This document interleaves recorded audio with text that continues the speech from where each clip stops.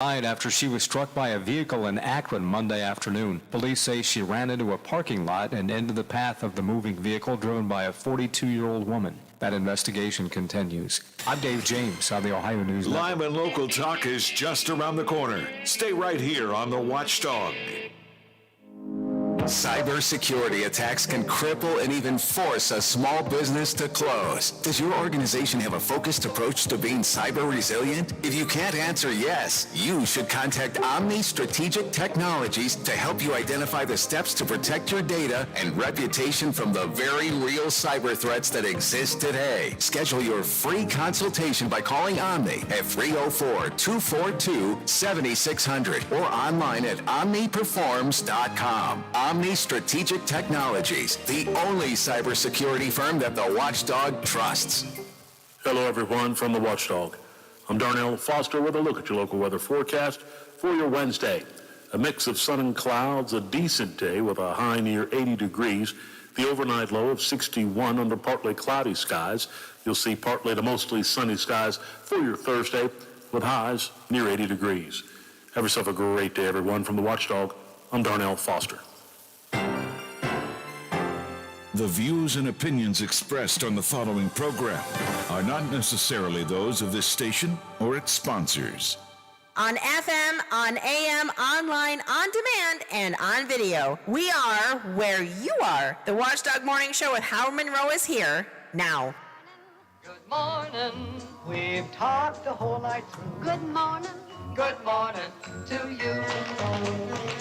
Good morning. Good morning. It's great to stay up late. Good morning.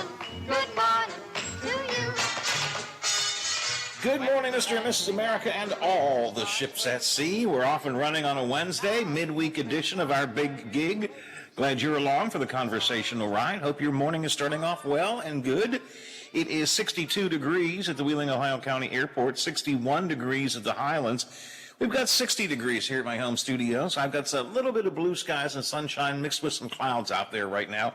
62 degrees at the Robinson Auto Group Studios, downtown Wheeling, in the heart of the Ohio Valley. It's going to be mostly cloudy, even a few rain showers possible throughout the day today, most likely coming up in the afternoon.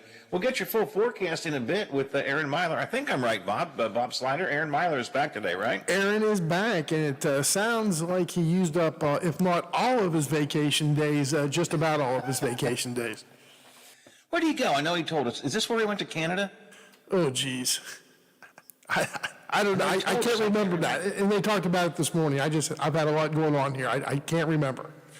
Well, we'll get a travelogue when Aaron joins us and see where he's been and what he's done and what kind of unusual stories and tales he has to tell when Aaron Myler joins us from the Big 7 for the Ohio Valley forecast coming up half an hour or so from now.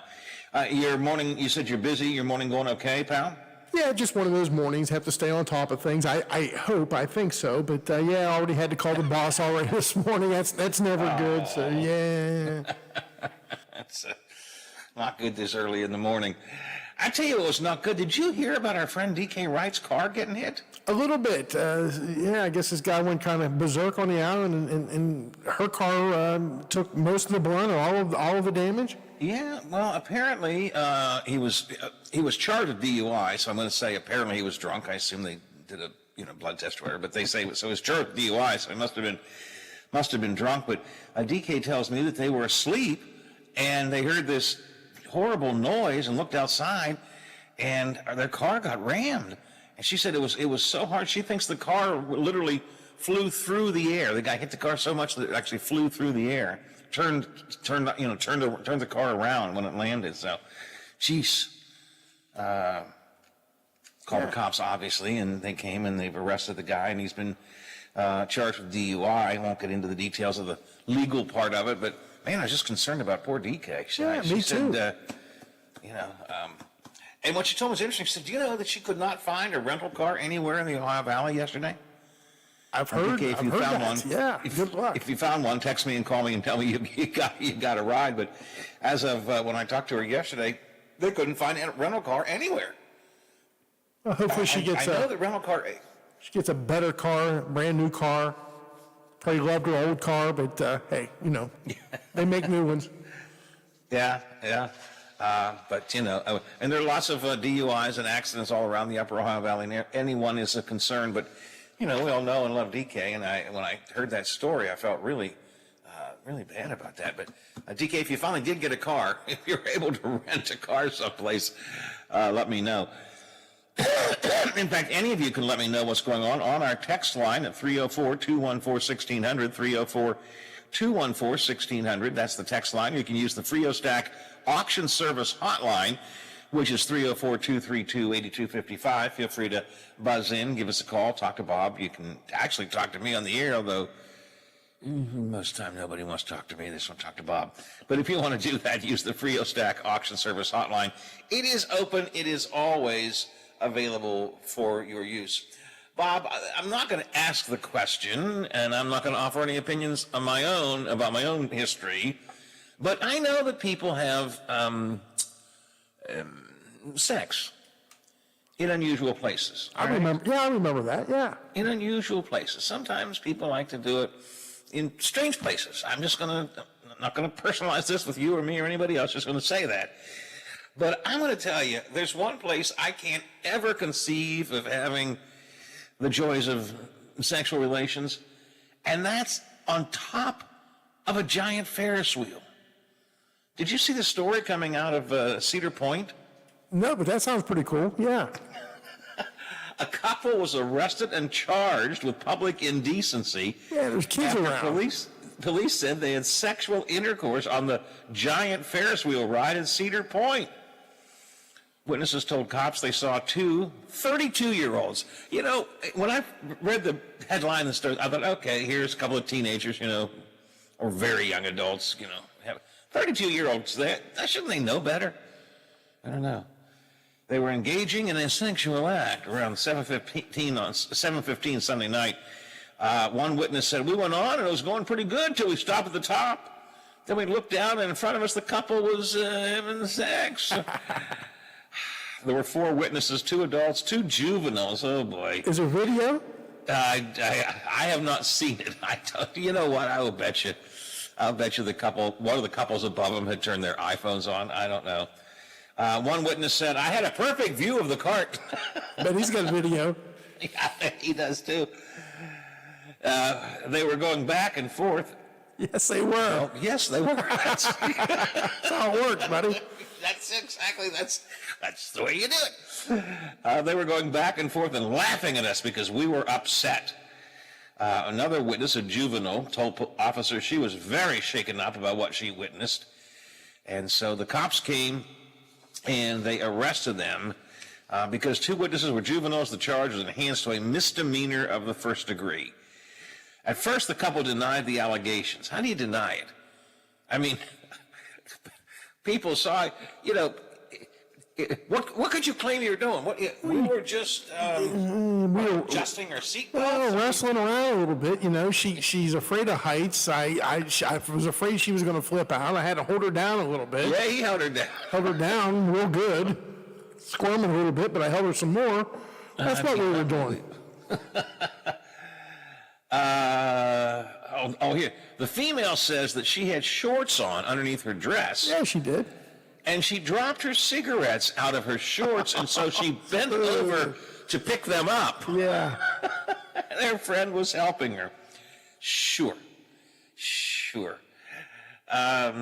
Sandusky police officer Nicole Kennedy Bogard said, I spoke to the couple again and told them that they were seen by several witnesses. Eventually, they did admit they were engaged in sexual activity. They were released on personal bonds, due back in court to face the charges. Well, it's just a funny story. No big deal there. Other for me to say, I hate to be on Ferris wheels anyways. I hate heights. I can't, man, it takes a lot of, I don't know what, to be up there, top of the wheel. I mean, the witnesses were on top and looking down in the cart right below them. Yeah, so it sounds like they were at the apex of the wheel. It takes a lot of something to, have sex there. Wow. They probably didn't think that part out, that actually someone would be above you looking down. Now, Howard, I don't know, when's the last time you were at Cedar Point? Oh, it's been a while. they have those, I think they call them gondolas, that'll take you from one section of the park to the next section because it's such a big park. I know what you're talking about. I would suggest that. You know, you may have a little more privacy. At least there's nobody above you there. Well, maybe privacy wasn't what they're looking for. You know, there are people who like to be seen. You know what I'm saying? And I do. And if it was just adults, you could chuckle. But you got to remember, hell, there's a lot of kids. That's what it's all about. Cedar Point's for It's kids. Cedar Point. Yeah, this is not. I'm trying to think of it. You know, this is not the Billy Joel concert or something, right? This is something that you expect a lot of kids to be at. So Did you hear DeFabio yesterday whining about working security up there for? Oh man, I'm going to butcher this. He was shocked of the crowd that this group generated, and I don't know if he was scrapping or somebody threatened to kill him or what, but he had his problems working security at this concert. what was it? Metallica was up there. I think it was Metallica, but see, they all sound the same to me. So, but boy, So Billy's back on security duty? it sounds like it. I mean, we sound old, and listening to him talk about the Metallica crowd. I mean, geez, I guess we are all getting old, Howard. No offense to our friend Bill DeFabio. Bill is getting old. He's older than I am, God, for God's sake. Thank God we have Bill working here, because that way I'm not the oldest person around, okay? Bill is older than I am, and frankly, and he's getting better, but frankly, I think he's sicker than I am. You know, I got all kinds of medical problems. I mean, but he does a good show. He's a hard worker. But think of him as security. He used to be security, and he was a big guy. But these days, I think of that episode of Seinfeld where they got a rocking chair for the security guard to sit in the store. He just fell asleep. That's what I think when I think of Bill doing security anymore. Who do you have on? Anybody good? Any interesting guests yesterday? Oh, you know, the usual guys. Had his bookie on, wrapped up the show with his bookie. That's always good stuff. But Oh, good. Okay. no, that's not the guys in the desert. That's his personal guy up there in Pittsburgh somewhere, Pennsylvania somewhere. Not FanDuel. No, not those guys. Guy's name, what's his name? Benny or something like No, that? I think they call this guy the legend. I got you. Okay. All right. Yeah. Bill DeFabio Variety Show every Tuesday and Thursday here on the Watchdog. I want to check that out. I guess when he's not on security duty, apparently. All right. All right. I think this group of Metallica might be pushing him towards, you know what? I don't know if this is worth it or not. Gotta love him. Gotta love Bill. He's gone through a lot of serious medical issues lately, and he's been in and out of the hospital and homes and all kinds of stuff, but he just keeps bouncing back for more, you know. I give him a ton of credit for that. Lots of credit. First sip of coffee there, that's good. 7:19 here on the Watchdog Morning Show. So, what do we got today? We're going to talk a bit about the election yesterday. Liz Cheney lost her primary election. Now, no great surprise. I think it was like 2-1 she lost by. Not surprising at all. She was a clear underdog, and that was because she had seen the danger of Donald Trump, and she shouts it loudly. Donald Trump is a danger. He's a con man. He's a crook, and he should never be in office. And Liz Cheney has made that quite clear. She voted for impeachment when the time came, and so on. And so it was not unexpected. She lost her office. I got to give her a lot of applause for standing up for what's right, knowing from the get-go it was going to mean she was going to lose her job, and she did. She lost the election yesterday, and we're seeing this a lot across the country in these Republican primaries. The folks who have questions about Trump, the folks who do not support Trump's big lie, the folks who are saying Donald Trump could be a danger to America, those Republicans are losing to MAGA Republicans, Trumpy Republicans, far-right Trump-supporting Republicans. Now, the question is that good or bad for the Republican Party? I mean, these GOP primaries, the ones that are showing Trump-endorsed candidates are winning. Is it a sign that Trump is absolutely in control? He's on his way to a win if he runs for presidency again? Or is it a sign that the Republican base, which is what controls the vote in primaries, left-wing based controls the Democrat primaries, right-wing based controls Republican primaries, Is this a sign the Republican base is out of touch with reality? They keep putting these big lie supporters as their nominees, but come election time, come general election time, when Democrats, Republicans, Independents all have to vote, will the MAGA Trump big lie candidates actually draw the votes? Or will mainstream America say, sorry guys, you're crazy?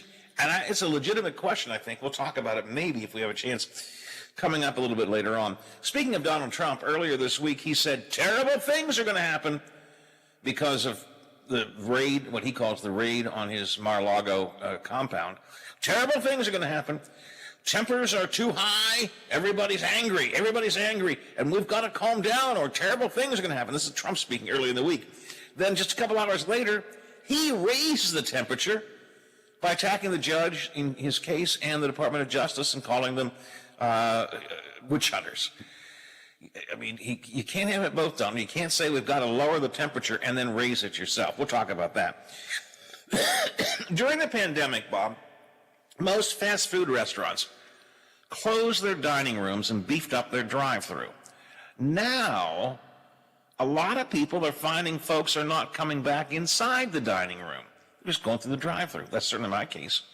So what about you? I thought we'd talk about that in a minute or two, maybe get some texts or calls about it. Are you going back inside fast food restaurants, or are you sticking with the drive-thru now? What technology is making the new school year more successful for students and families who this season?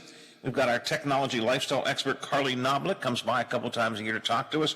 She'll begin to discuss that. And, of course, the legislative watchdogs are here at 9. Now, that's what I have on my list to offer you. You may have some things to offer Bob and I. If you do, text us or call us. Frio Stack Auction Service Hotline 304-232-8255. The text line 304-214-1600. It is the Watchdog Morning Show for a Wednesday. Pine Room Podcast is coming right here to the Watchdog every Monday at 2 o'clock. Covering sports from around the region, we'll be taking deep dives into your favorite high school, college, and NFL teams. On WKKX and WVLY, tune in to the Pine Room. Over the years, you've brought opioids into your home. They helped when you were in pain, and you held on to them just in case. But holding on to opioids puts your family at risk. Learn more at www.fda.gov/drug disposal. Welcome back to Ohio's newest game show, Beat the Stigma. Final question. Drug addiction is often the result of what? A, genetics, B, mental illness, C, traumatic experiences, or D, all of the above. Beth. E, none of the above. There's no E. Ooh, changing my answer to because they don't know right from wrong. That's a stigma, and that's what we're trying to beat. I'm sorry, you did not beat the stigma. Ohio, challenge what you know about addiction.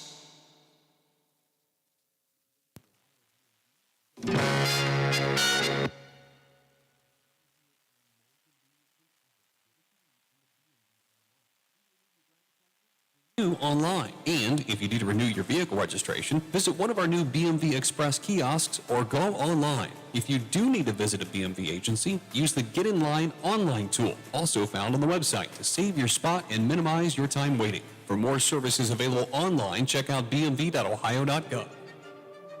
We are compassionate. We are focused. We are confident. We are dependable. We are resilient. We are skilled. We are empathetic. We are knowledgeable. We are respectful. We are here. For you and your family. We are close to home. We are WVU Medicine. Are you concerned about losing your home or automobile if you file for bankruptcy protection?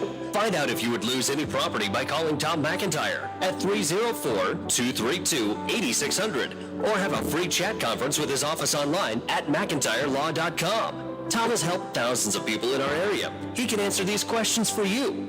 Call 304-232-8600 or check him out online and have a free chat conference. Variety is the spice of life, and you get plenty of variety on our midday, midweek merry-go-round of hosts. Wheeling's mayor and vice mayor on your wheeling. No two ways about it. Plus winging it with Sonia and Olivia, and Butch Maxwell's complete waste of their time. Every weekday at midday on The Watchdog. The possibility of lung cancer can be pretty scary, especially if you're one of approximately 8 million current or former smokers at high risk. That's why SaveByTheScan.org wants you to know that now there's a breakthrough low-dose CT scan that can detect lung cancer early, and it only takes 60 seconds. You stop smoking. Now start screening. For an easy quiz to see if you're eligible, visit SaveByTheScan.org. It could save your life. SaveByTheScan.org is brought to you by the American Lung Association's Lung Force Initiative and the Ad Council. Great conversation continues now on the Watchdog Morning Show with Howard Monroe, brought to you by WVU Medicine.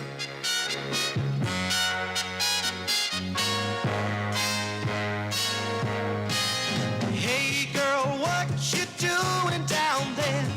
Dancing alone every night while I live right above you.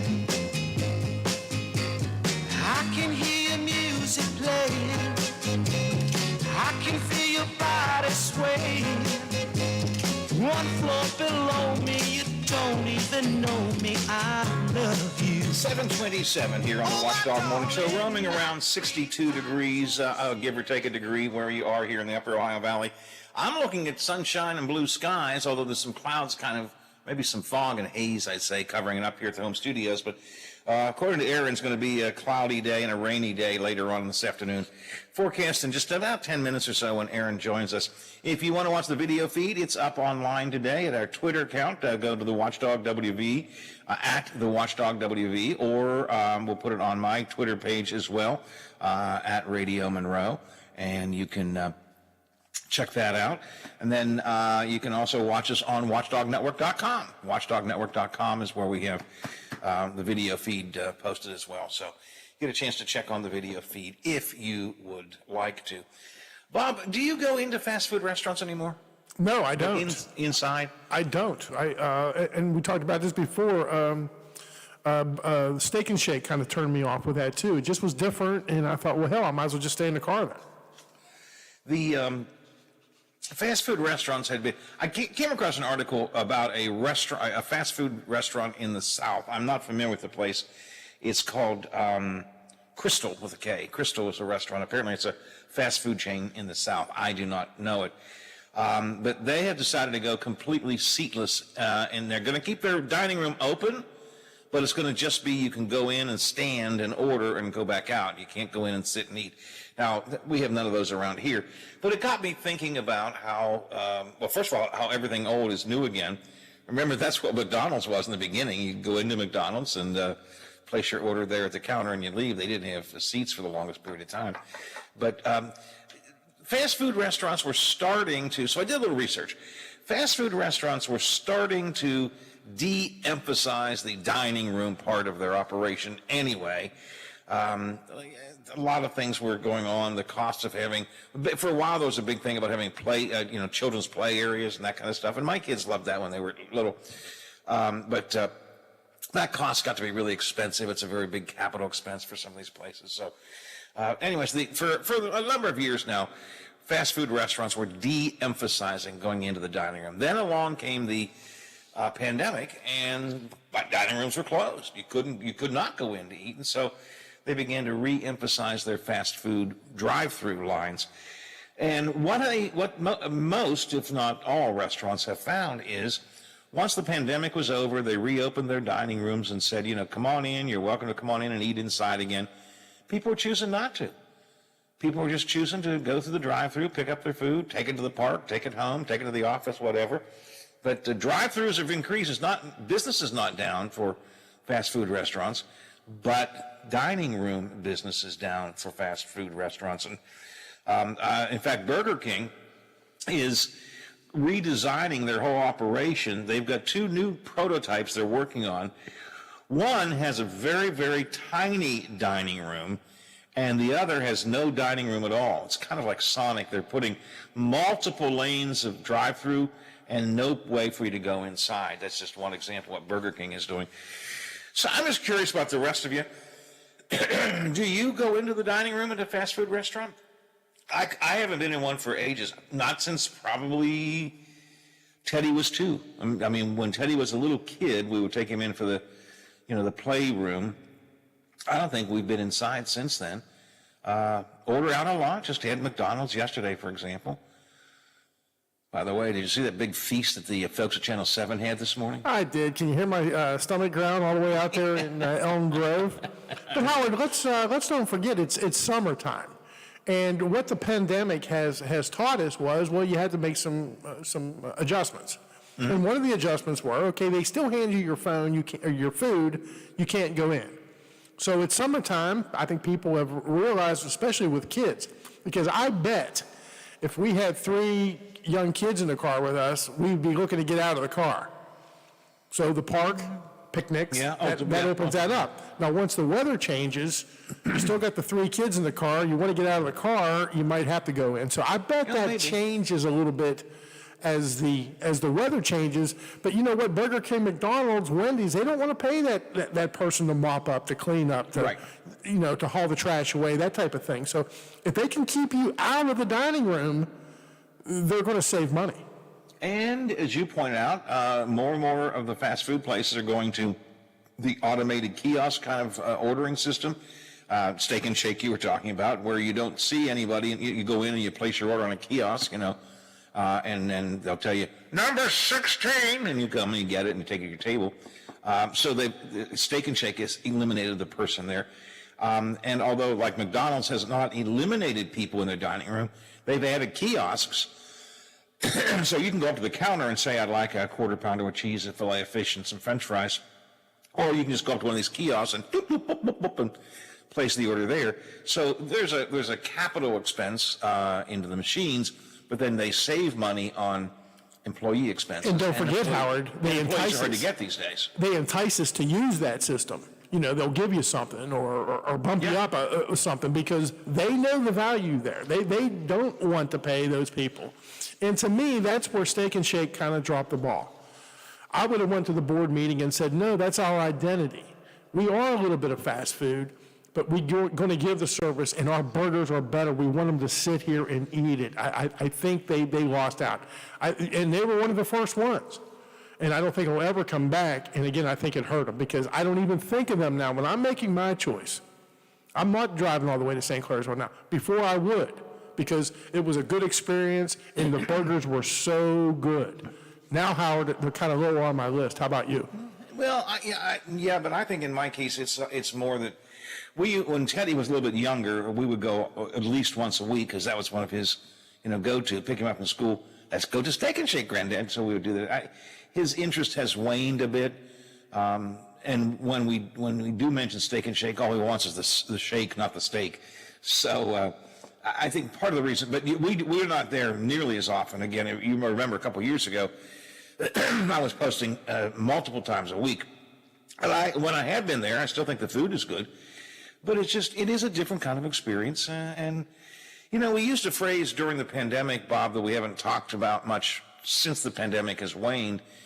We talked about, was there going to be a new normal? Things were never going to go back to just the way they were before the pandemic. But how did we adjust during the pandemic and come out of it with a new normal? And I think the new normal may well be that we're just not going to go into the dining rooms nearly as much. I think that fast food drive-thrus, quick service drive-thrus, whatever you want to call them, have become more the staple. We drive through, grab something, like you said, on a summer day, take it to the park, or often we just bring it home, eat it here.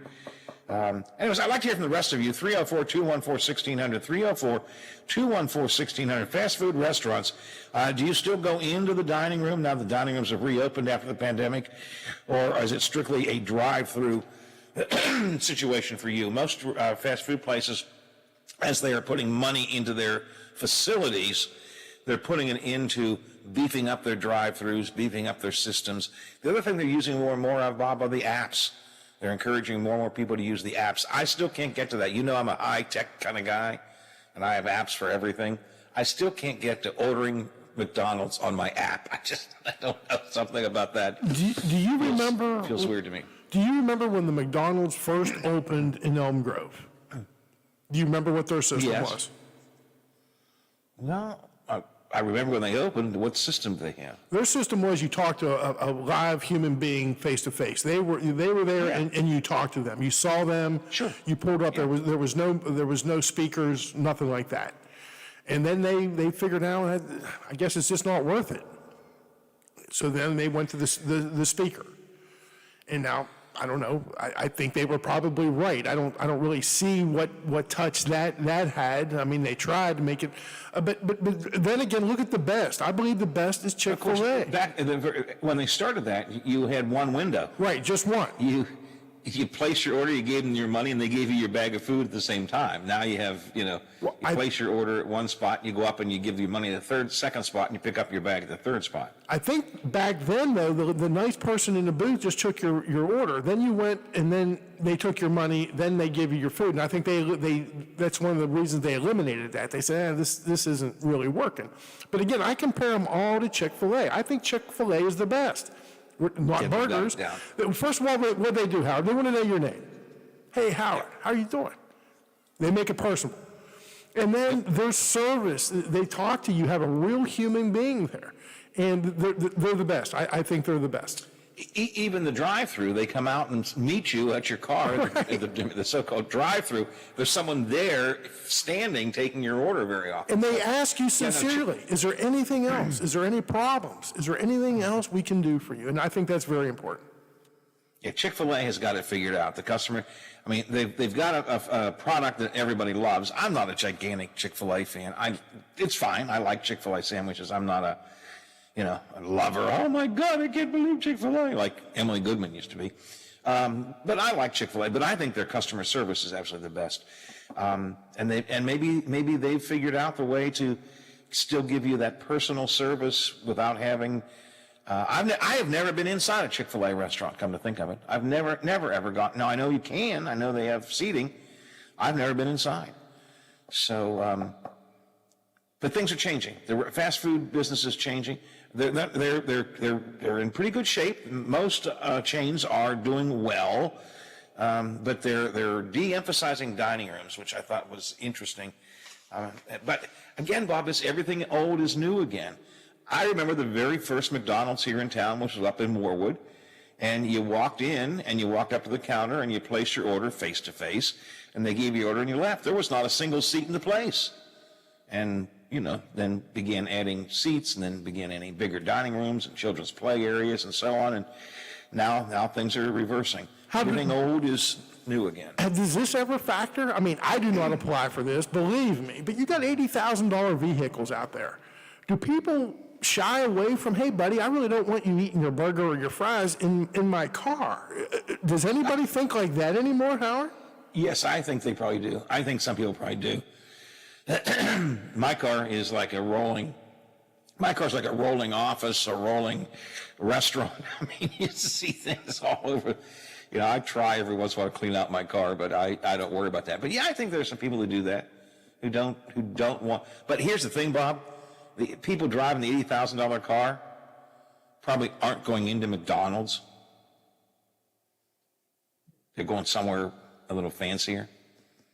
Kind of my guess. All right, so a little behind time here. 7:40, 22 of the hour on the Watchdog Morning Show. Aaron is back from vacation. We'll be talking to him in a minute or two. Yeah, we'll get the forecast, but I want to see how his vacation was. That's coming up in a minute. But first, we're going to head into the news desk of WTRF-TV. Stephanie is here with Ohio Valley Headlines. Good morning, Stephanie. Good Wednesday morning, everyone. I'm Stephanie Grinley with your 7 News headlines for August 17th. It has a price tag of $17.9 million. It involves electrical, painting, and some support cables. The stone piers are actually in good shape.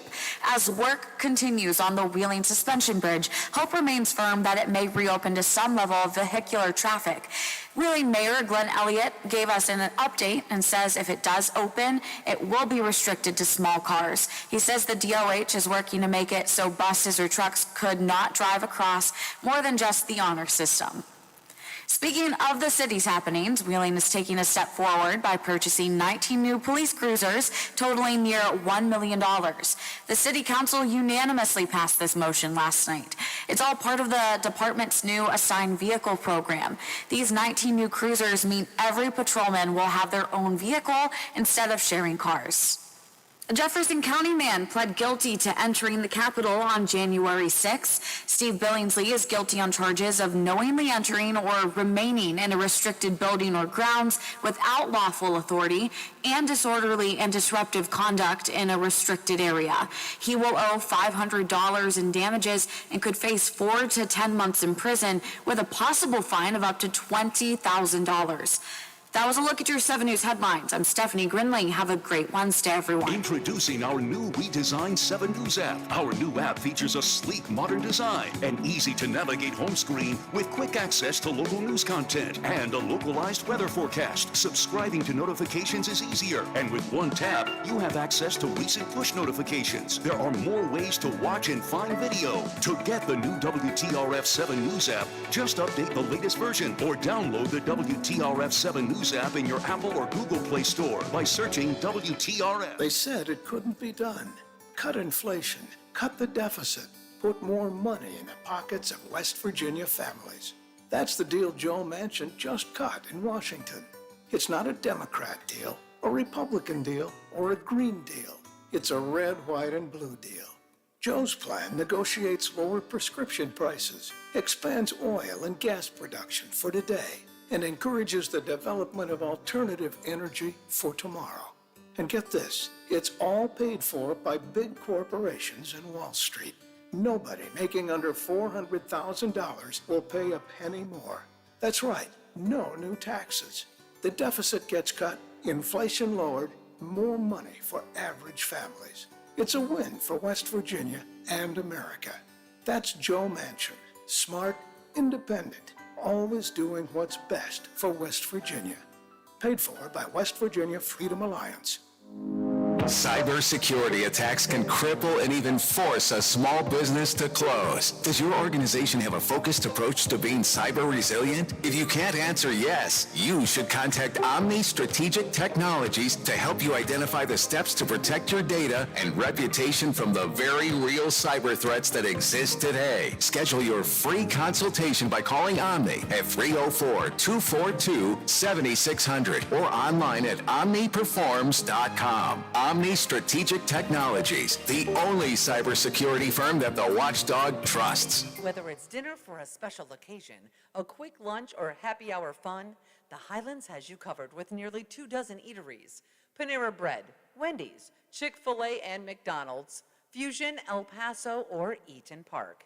All just minutes away off I-70 on the hilltop at the Highlands. Frio Stack & Associates Auctioneers, Realtors, Certified Appraisers specializing in antiques, business liquidations, multi-parcel land auctions. Frio Stack & Associates is a regional business offering the executor, attorney, agent, and other individuals the most comprehensive and technologically advanced auction and appraisal services available. For information on our service, call our office at 304-233-3168 or email frioauc@aol.com.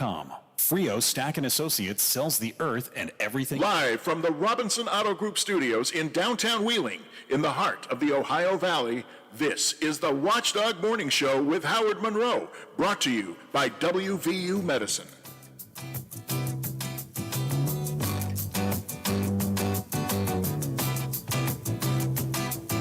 Sometimes late when things are real and people share the gift of gab between themselves. Some are quick to take the bait and catch the perfect prize that waits among the shelves. Well, he's back, rested and relaxed and ready to roll with the weather. Aaron Myler is here with us in the Big 7, WTRF TV. Welcome back, Aaron. Good to be back, or moderately good to be back. I love your honesty all the time. It's moderately good to be back. So how was the trip? It was great. It was nice to be around. I think the best part of the whole trip was just having a lot of time with my family. So we had a big Airbnb that we got So we all got to kind of spend all day with each other, for better or for worse. Got to go to some wineries, went to the falls, did the Maid of the Mist, dealt with Border Patrol, which was very annoying, it just takes forever. But yeah, it was a nice trip. It was nice to get away. Highlight? Were the falls the highlight? Sure. I think they're so hyped up, and they were definitely very cool to see. So I think obviously that's probably the best part. It's like something you haven't seen, but I feel like you're there and you can't really fully grasp that you're actually seeing something in person. But I'd say other than the falls, the favorite part was just we had a lot of game nights at home, because we would we're not all doing stuff all night long with going out. We just have at night, but we would come back to the house and we just continue the night at the house and play games with all of us. And it was a lot of fun doing that kind of thing because we don't get to do that very often. So I guess overall the family time was the best part, which it was all together, so it was a good time. That's good. Did you eat anything good? Did you go to any good restaurants or any good food, or did you stay in and cook at the Airbnb? We did that a couple of nights. We went to this pub the first night and tried shepherd's pie for the first time ever. It was good. So it was a fun little pub. The winery, we did a chocolate pairing with some wine. So that was a lot of fun. I think there's special food. Tim Hortons, people love. I didn't think it was all that special. You got one here on National Road, but okay. Oh, I know. Well, it's my brother, I love him to death, but him and his fiance were obsessed with Tim Hortons, and they were like, oh my gosh, Canada. And I was like, I literally have one in Wheeling. I was like, you can come anytime and get... I was like, but I think it's I don't think it's like a Canadian Dunkin' Donuts. I think people have this grandiose idea of what they hear about it, and then you're like, oh, it's just like Dunkin' Donuts. It's exactly what it is. You're right. Absolutely right. It's like a Canadian Dunkin' Donuts. I like that. So all in all, a good time was had, huh? Yeah, I like embarrassing people because my brother, when we went through Border Patrol, I've learned with customs and Border Patrol, you just have to, I myself have to be myself and just act stupid. Because the first time I ever went through customs, I didn't realize they were customs, and they're asking me all these questions about what I was doing in England and all these things. And I'm just this stupid American being like, oh my gosh, I had to see the palace, and the Queen wasn't there, but I just kept talking. And then this time they were like, oh, what are you here for? And I kept being like, we're here to see Justin Bieber. Where's Justin? Your sense of humor doesn't always play well, Aaron. I just want to point that out. I think every time they just kind of we're like, just what these stupid Americans go through. Or the one time they asked if we had any guns or anything on us, or personal protection stuff. And my one brother was so paranoid about the whole thing. I guess he got really squirrely every time we had to go through Border Patrol. She was just really nervous that he had nothing on him. He's just nervous for no reason. So the guy he was like, any guns or anything? And they're like, no, we don't have anything. And I hit my other brother in his arm. I said, just Caleb's guns over here, just motioning to his muscle. My brother almost cried. He looked so stressed out because he was like, Aaron, you can't do that. They don't have a sense of humor here about this.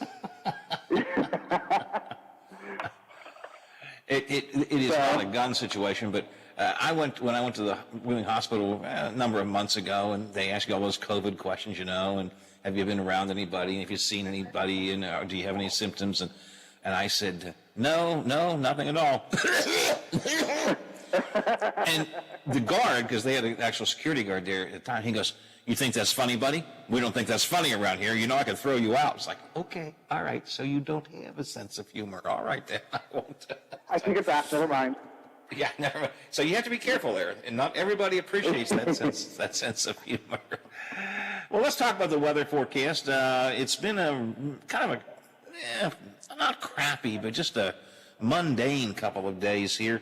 It looks like we may be getting a little bit better as we go through the rest of this week, but your forecast still calls for kind of a blah sort of day today, I guess.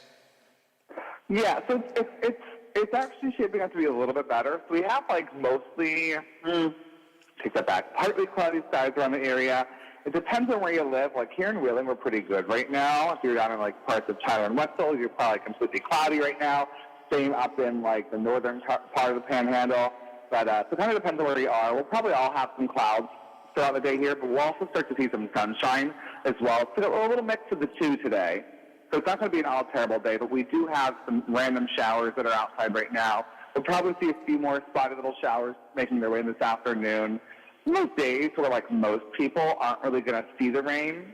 So like I wouldn't concern yourself with it majorly, but I also wouldn't be going out cutting your grass today. I'd wait until tomorrow or something.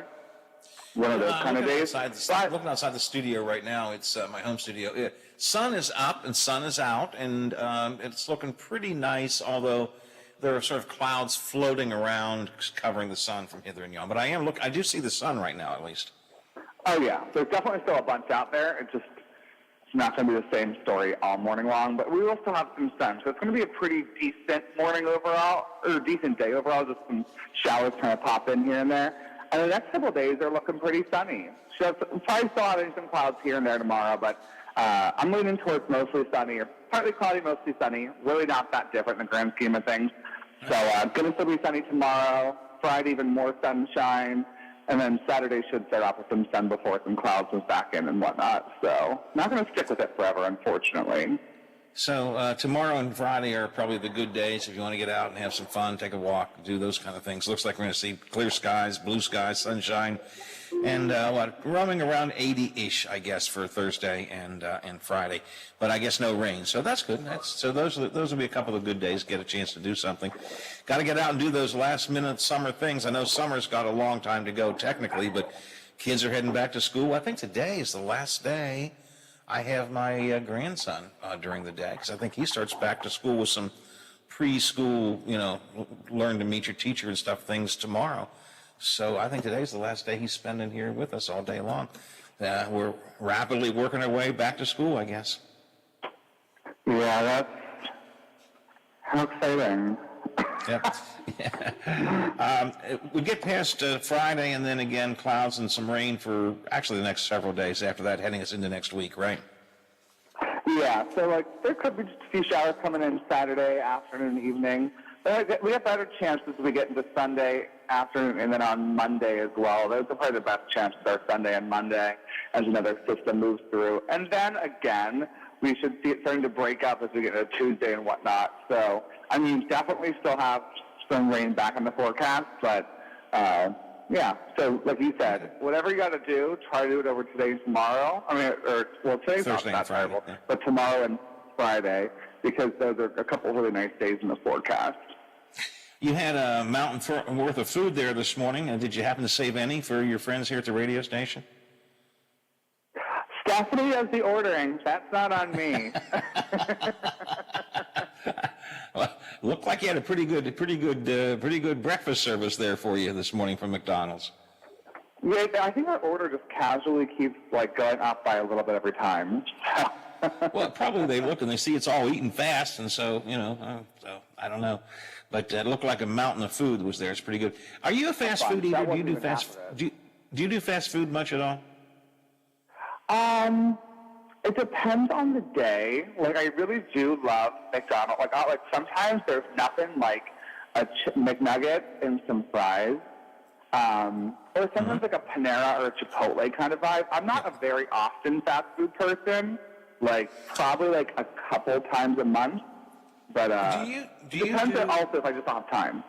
Are you a drive-through kind of guy, or do you go into a fast food restaurant to sit down and eat? 100% a drive-through kind of guy. I would much rather just drive through and not deal with it. We've been talking this morning about, during the pandemic, of course, the dining rooms were closed for all these fast food places. All of them beefed up their drive-throughs.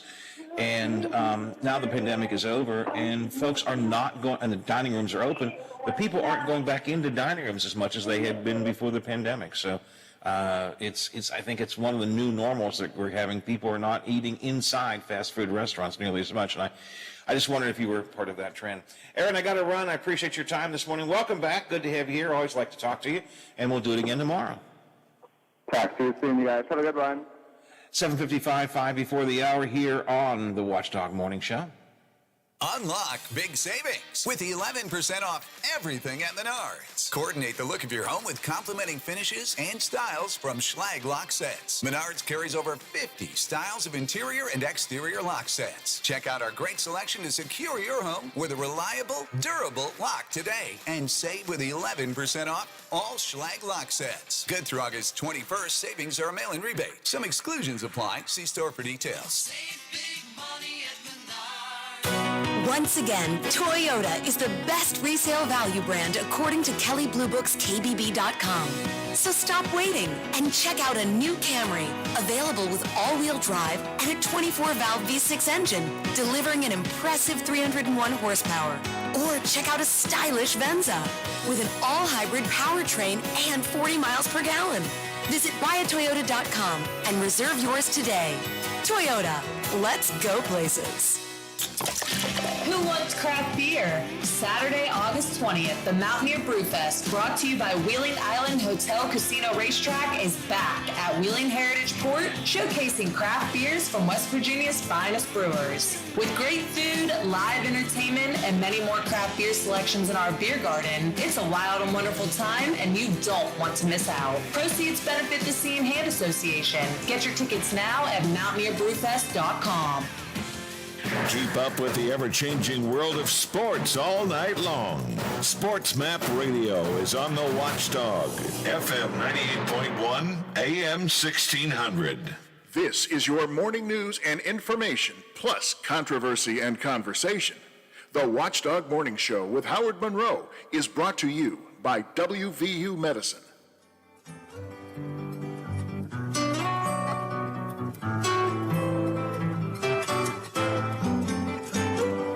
Operator, or could you help me place this call? See, the number on the matchbook is old and faded. Well, our number's not old or faded. It's new and shiny and bright and ready for your use. The Frio Stack Auction Service hotline is available here at 304-232-8255, 304-232-TALK. Our operator standing by to answer your calls is Bob Slider, behind the board, behind the glass, ready to act as the operator if necessary. Call the Frio Stack Auction Service hotline. Tell us what is on your mind. You can also text me directly if you'd like to, 304-214-1600, 304-214-1600, the Watchdog Radio Network text line. Coming up in the next hour of the show, we're going to talk a little bit about high-tech technology and gadgets and what do you need for back to school in the technology field. We talked about back to school supplies last week in terms of pens, pencils, crayons, and calculators and what have you. But what are the high-tech things that kids need today heading back to school? And we are heading back to school. It's a back to school the next couple of weeks. Corey Knoblich is with us. She's been here before. She's a lifestyle reporter. In fact, she was on the Today Show yesterday morning, so she's stepping up in the world now. Bob, on the Today Show yesterday, on our show today. Moving on up. She's moving on up. So she'll be with us next hour to talk about that. I want to talk some more about this. Also, the fast food thing. And since we've been in the food arena, I came across some interesting stats and figures and some fun stuff about soda drinks. America's favorite sodas, pop, if you prefer to call it that way, colas, and which ones are the most favorite, which ones have changed over the years, and a little bit of history about them, too. I'll do that next hour. Lots to do, lots happening here on the Wednesday edition of the Watchdog Morning Show. ABC covers the world. That's next, right now. No one there I really wanted to talk to. Thank you for your time. Oh, you've been so much more than kind. You can keep the dime.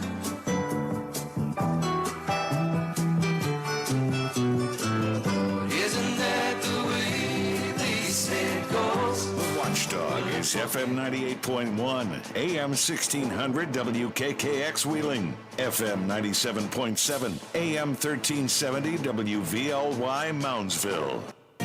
From ABC News, I'm Sherry Preston. Congresswoman Liz Cheney refusing to back down in her criticism of former President Trump, and the voters of Wyoming refusing to back her because of it. ABC's Alex Stone is in Jackson with more on a primary day loss. Liz Cheney accepted the loss here, saying she will not be contesting anything because Harriet Hageman got more votes. But she seemed to tease future political ambitions through Abraham Lincoln. Abraham Lincoln was defeated in elections for the Senate and the House before he won the most important election of all. Cheney's concession speech blasted President Trump and the Republicans who support him. Cheney saying Trump's lies threaten democracy. Alex Stone, ABC News, Jackson, Wyoming. The Justice Department continuing to insist that unsealing the affidavit involved in the Mar-a-Lago raid would seriously jeopardize its investigation in the case. The judge expected to rule tomorrow on a request filed by media outlets, including ABC News, to release the documents, but ABC's Terry Moran says the department will go into this hearing in a strong position. Courts routinely defer to the government on its claims and concerns about classified material, and these kinds of affidavits are often sealed in order to protect the integrity of an investigation. Government officials are warning that if water levels in the West continue to fall, they may have to impose new, stricter rules. ABC's Stephanie Ebbs with more on the shrinking Colorado River. This announcement marked the end of a deadline that the Bureau of Reclamation gave to states that use Colorado River water, basically saying, you better come up with an emergency plan as quickly as possible, because if not, we're going to step in as the federal government and make those cuts for you. What has been called the Inflation Reduction Act, signed into law. Among other things, it'll allow Medicare to negotiate drug prices for the first time ever and will spend $350 billion on climate change initiatives. You're listening to ABC News. How long does it take to tackle a home project? With Angie, you could cross it off your list before this ad is over. Just tell us what you need. Indoor or outdoor, repair or redesign. And we handle the rest, sending a top pro to get it done. You don't have to lift a finger, except to tap the screen or click the mouse. Plus, Angie is free to use. So bring us your next home project, and we'll bring it home. Download the app or go to Angie.com. That's ANGI.com to get started. It's not easy being the one everyone counts on to keep the facility running, no matter the weather or supply chain hiccup. But we get you, Raymond in Buffalo, and Maria in Miami, Jules in Minneapolis, and Stan in Central Indiana. Taking control of everything that's under your control. At Grainger, we're here for you with experienced branch staff at over 250 locations, so you get the product you're looking for. Call clickgrainger.com or just stop by. Grainger, for the ones who get it done. 4 arrests in Tokyo over suspicions of bribery around the Summer Olympics there. They're a former member of the Tokyo Olympic Organizing Committee, and 3 people connected to the clothing company that was picked to outfit the Japanese Olympic team are all facing charges. Japan is trying to win the rights to host another Olympics, the 2030 Winter Games. With the Little League World Series getting underway in Pennsylvania, one team is preparing to play after an accident involving one of its players. Easton Oliverson, the Snow Canyon, Utah Little League team's starting left fielder, fell 6 feet off a bunk bed Sunday night while staying with the team in Williamsport, Pennsylvania for the Little League World Series. Easton was rushed to a hospital with a skull fracture. Head coach Mark Entz says Easton and his dad, who's also an assistant coach of the team, want the young ball players to carry on and go all the way. He made it a point to say, we want you guys to focus on the baseball part. The Snow Canyon Little Leaguers are the first Utah team to make it to the Little League World Series. That's ABC's Derek Tennis. In a British court this morning, a man who made it onto the grounds of Windsor Castle armed with a crossbow last Christmas. Prosecutors say he wanted to kill Queen Elizabeth, who happened to be there at the time. And slowly rolling to a launch pad at the Kennedy Space Center, Artemis 1, the giant rocket being prepped for a launch later this month for an unmanned trip around the moon. This is ABC News. Mr. Clean, Mr. Clean. Of course I use Mr. Clean Magic Eraser to clean tough messes off my stovetop and bathtub. But then I discovered I can also use it to easily clean my patio furniture and even my shoes. I'm hooked. And when wipes won't cut it, I use Magic Eraser Sheets. They're thin and flexible erasers, perfect for everyday messes, like gunk on my counters and sinks. They really are magical. The reviews are in. Mr. Clean Magic Eraser and Sheets make cleaning look easy. I'm Sherry Preston, ABC News. This is S-O-N-N. I'm Dave James on the Ohio News Network. Sports betting starts in Ohio January 1st at hundreds of locations around Ohio. Bars, restaurants, bowling alleys, even grocery stores have been approved to take bets. You can find a list at the Ohio Lottery's website. At the top, you'll see a link for sports gaming, and then below, click on Gaming Hosts for the list.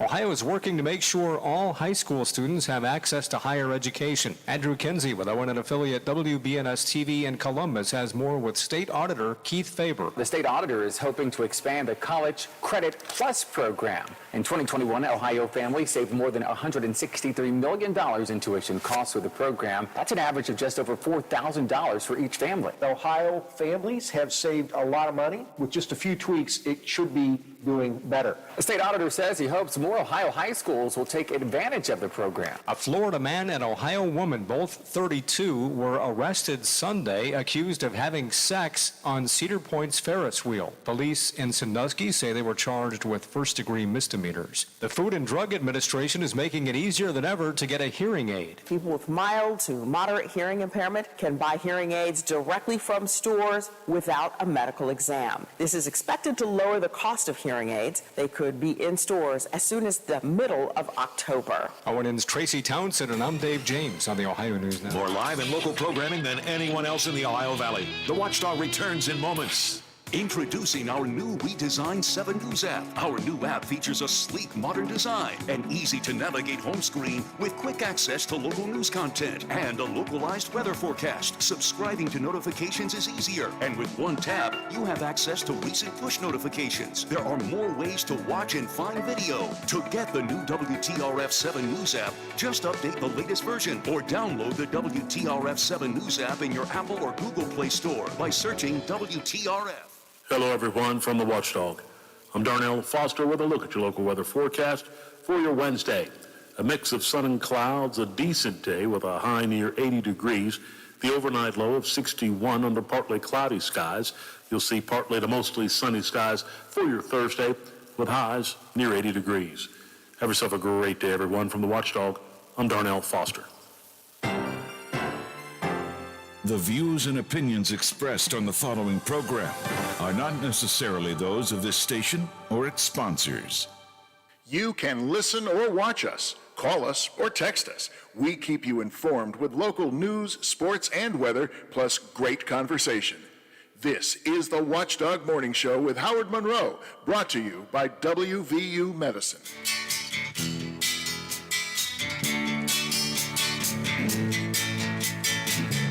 Oh, it's so nice to be with you. I love all the things you say and do. And it's so nice to hear you say you're gonna please me in every way. Honey, I got the notion you're causing commotion in my soul. Always nice to be with you every day, Wednesdays or Thursdays, Mondays or Fridays, whatever it is, we're happy to be here. Bob Slider is with me. I'm Howard Monroe. Glad to have you along on this midweek edition of our show. You're welcome to join us if you'd like to on the phone line at 304-232-8255, 304-232-TALK. It's the Frio Stack auction service hotline. You can text me directly at 304-214-1600, 304-214-1600. Any way you want to get involved with us, we're happy to have you do that. You can just sit back and listen. That's what most people do, but certainly want to get your involvement as well. 63 degrees at the Wheeling, Ohio County Airport. It is 61 at the Highlands, 65, a little warmer here at my home studios in the deck at Elm Grove, and 62 degrees at the Robinson Auto Group Studios, downtown Wheeling in the heart of the Ohio Valley. I'm looking at sunshine.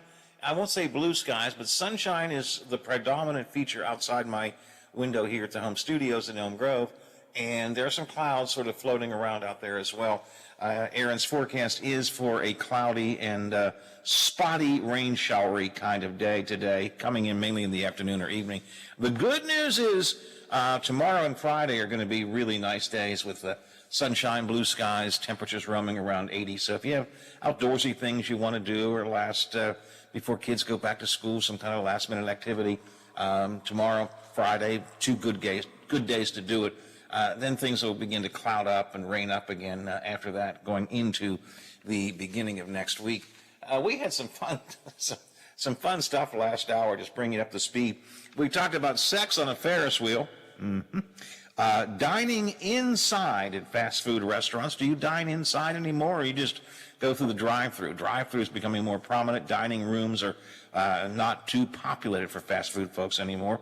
Aaron Myler's travelogue from his Niagara Falls vacation last hour, and our friend DK Wright is searching for a rental car after her car was hit by a drunk driver. She wasn't in it. It was nighttime, so no problems for DK, but I worry about her, so she's searching for a rental car. Now, coming up today, in this half hour, Liz Cheney lost her primary because she saw the danger of Donald Trump. Now, are the GOP primaries a sign that Trump is on his way to a win, or are they signs the GOP base is too far out of touch with reality?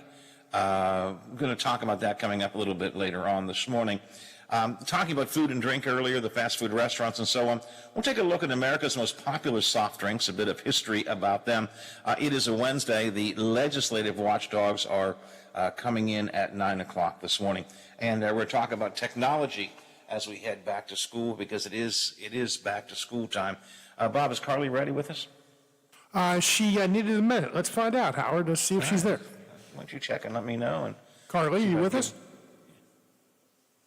I guess not. Okay. All right. Well, we'll talk to Carly Knoblich here in a minute about back to school, high-tech back to school kind of stuff.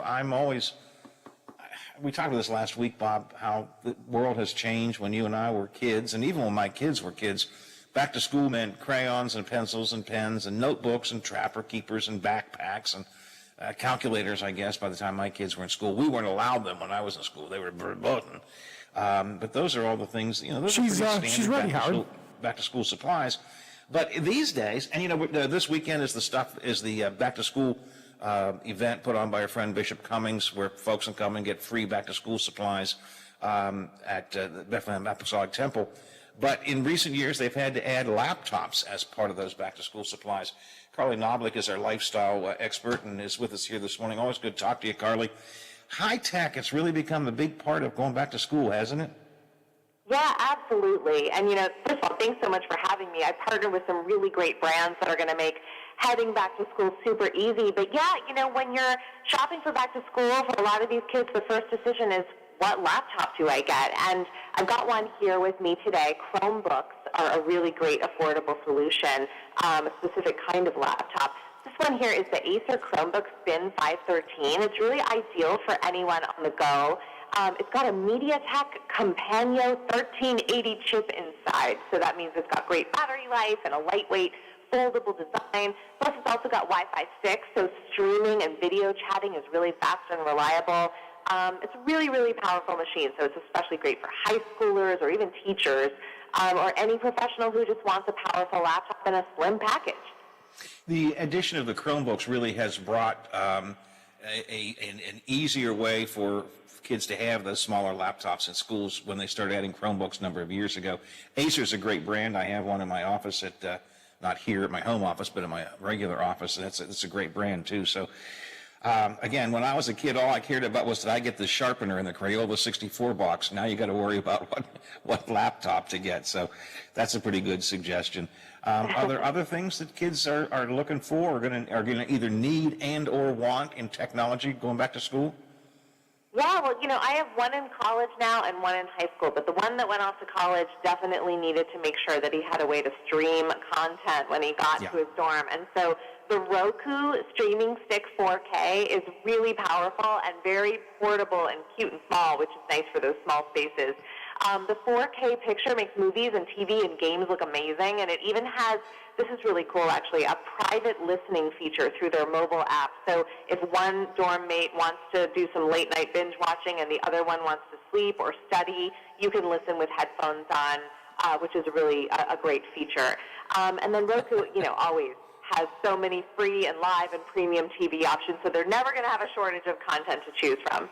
I'm thinking about that privacy feature, though. When I was in college, I can't tell you how many times one or another of my college dorm mates would say, "Will you turn that thing off? I'm trying to sleep." Exactly. Now they've solved the problem. Look how far we've come. Technology to the rescue in all things. That's good. You know, a lot of things kids need, technology-wise and otherwise, particularly if you're maybe an older kid and you're going back to school, college, or whatever, or I guess even parents probably. What's an easy way to purchase them? You know, do you suggest using credit cards, or, you know, cash is king, I guess, or how do you recommend people do it? Yeah, well, you know, again, with laptops and some of the tech that kids need, you know, headphones and things, it can all really add up. And so it can be overwhelming for some families. I have a product I want to share with you called Pay Later with PayPal. I like the sound of Pay Later. I like that. I always like Pay Later. Yeah, and this is a fantastic product from PayPal. It lets you pay over time in a way that works best for you and your budget. So if you spend $30 to $1,500, you can use something called Pay in 4 to break the cost into 4 interest-free payments, with the first one due when you buy. And then if you spend more than that, larger purchases, you can use Pay Monthly to make monthly payments over a long period of time. Either way, you just have tons of flexibility for all your back-to-school shopping, which I know it can be a relief for families. I know a lot of folks get nervous about PayPal. They worry about, is it secure? So let me ask you about that. Do they need to worry about that kind of thing if you're using a PayPal or a PayPal service? I really don't think so at all. I mean, PayPal actually, its origins came from being an escrow service for trading, money for goods. Back in the early days of eBay, I mean, I remember just being so relieved to use a service like PayPal to make sure that nothing happened to my money when I was dealing with, strangers on the internet. And so that's the origin of the company, that's the pedigree, and that's the kind of safety and security that you can count on. And that's their whole business, is the safe transfer of funds back and forth. So I use PayPal all the time, and I think it's a fabulous product. And just having these, ways to pay over time products with PayPal just adds to the functionality and the convenience for consumers. I bring it up because people do worry about that. I know that I have PayPal. I use it from time to time, and I have had a couple of problems, and PayPal has been very quick to resolve the problems. And I've never lost any money. I've never lost any data. They've been very quick. If something shows up it shouldn't, I call and they go, we'll take care of that for you. So I just wanted to point that out. I do know that's something people worry about. Yeah, no, I completely agree. And I think that just like a credit card, which I think is more easy for people to understand, and maybe PayPal is something that still feels foreign or novel to some people, but they both, cyber fraud and cyber problems are the new normal. I think what matters is what happens when that does happen to you. And when you're using a product like PayPal, you can always feel safe and there'll be a swift resolution, just like you said. Carly, you always give us a good roundup of things to look for if we want more information about these things, or I'm guessing you probably have more items available for people to consider somewhere online at your website or what have you. Where do we go to get some more info? Yeah, for more information on everything I covered today, you can go to inthenews.tv, and then you can always find me online at carlyk.com, and it's Carly with a L-E-Y at the end. So it's a C and a K and an L-E-Y. Yeah, how about I just start from the beginning? C-A-R-L-E-Y, the letter K.com. There we go. All right. Carly, always good talking to you. I appreciate your time this morning. It's back to school day. Today's my last day I get to spend with my grandson. Summer vacation's over for him. We watch him during the summer, and he's heading back to school starting tomorrow. So he's a little kid, so he doesn't have to get a laptop. I don't know. Come to think of it, maybe he does. They start probably pretty young these days. So, they do. Unfortunately or unfortunately, they start pretty young. But that's wonderful. Enjoy your time with him, and thanks for having me. Thank you, Carly. I appreciate it. Always good talking to you. Have a good day. Carly Knoblich is one of our high-tech lifestyle experts. Yeah, we have a couple of these folks who come by and join us to talk about things at certain times of year, Christmas and the different holidays, and certainly at back-to-school time. Carly comes in almost every year back-to-school time and talks to us. And she makes the rounds of a lot of the shows. As I said, she was on the Today Show yesterday. She's done most of the national television networks, and yes, does us as well, which I kind of appreciate. Back to school. You didn't have laptops when you were in school, did you, Bob? Or did you? Maybe you did. You're younger than I am. Really, Howard? I'm 60. Well, you're still younger than I am. What's the things that the Chinese use with the beads, and you pull them over here, you count with them? The abacus? Yeah, that's what I had, yeah. And you use the abacus. All right. I'm trying to think, when did laptops come in?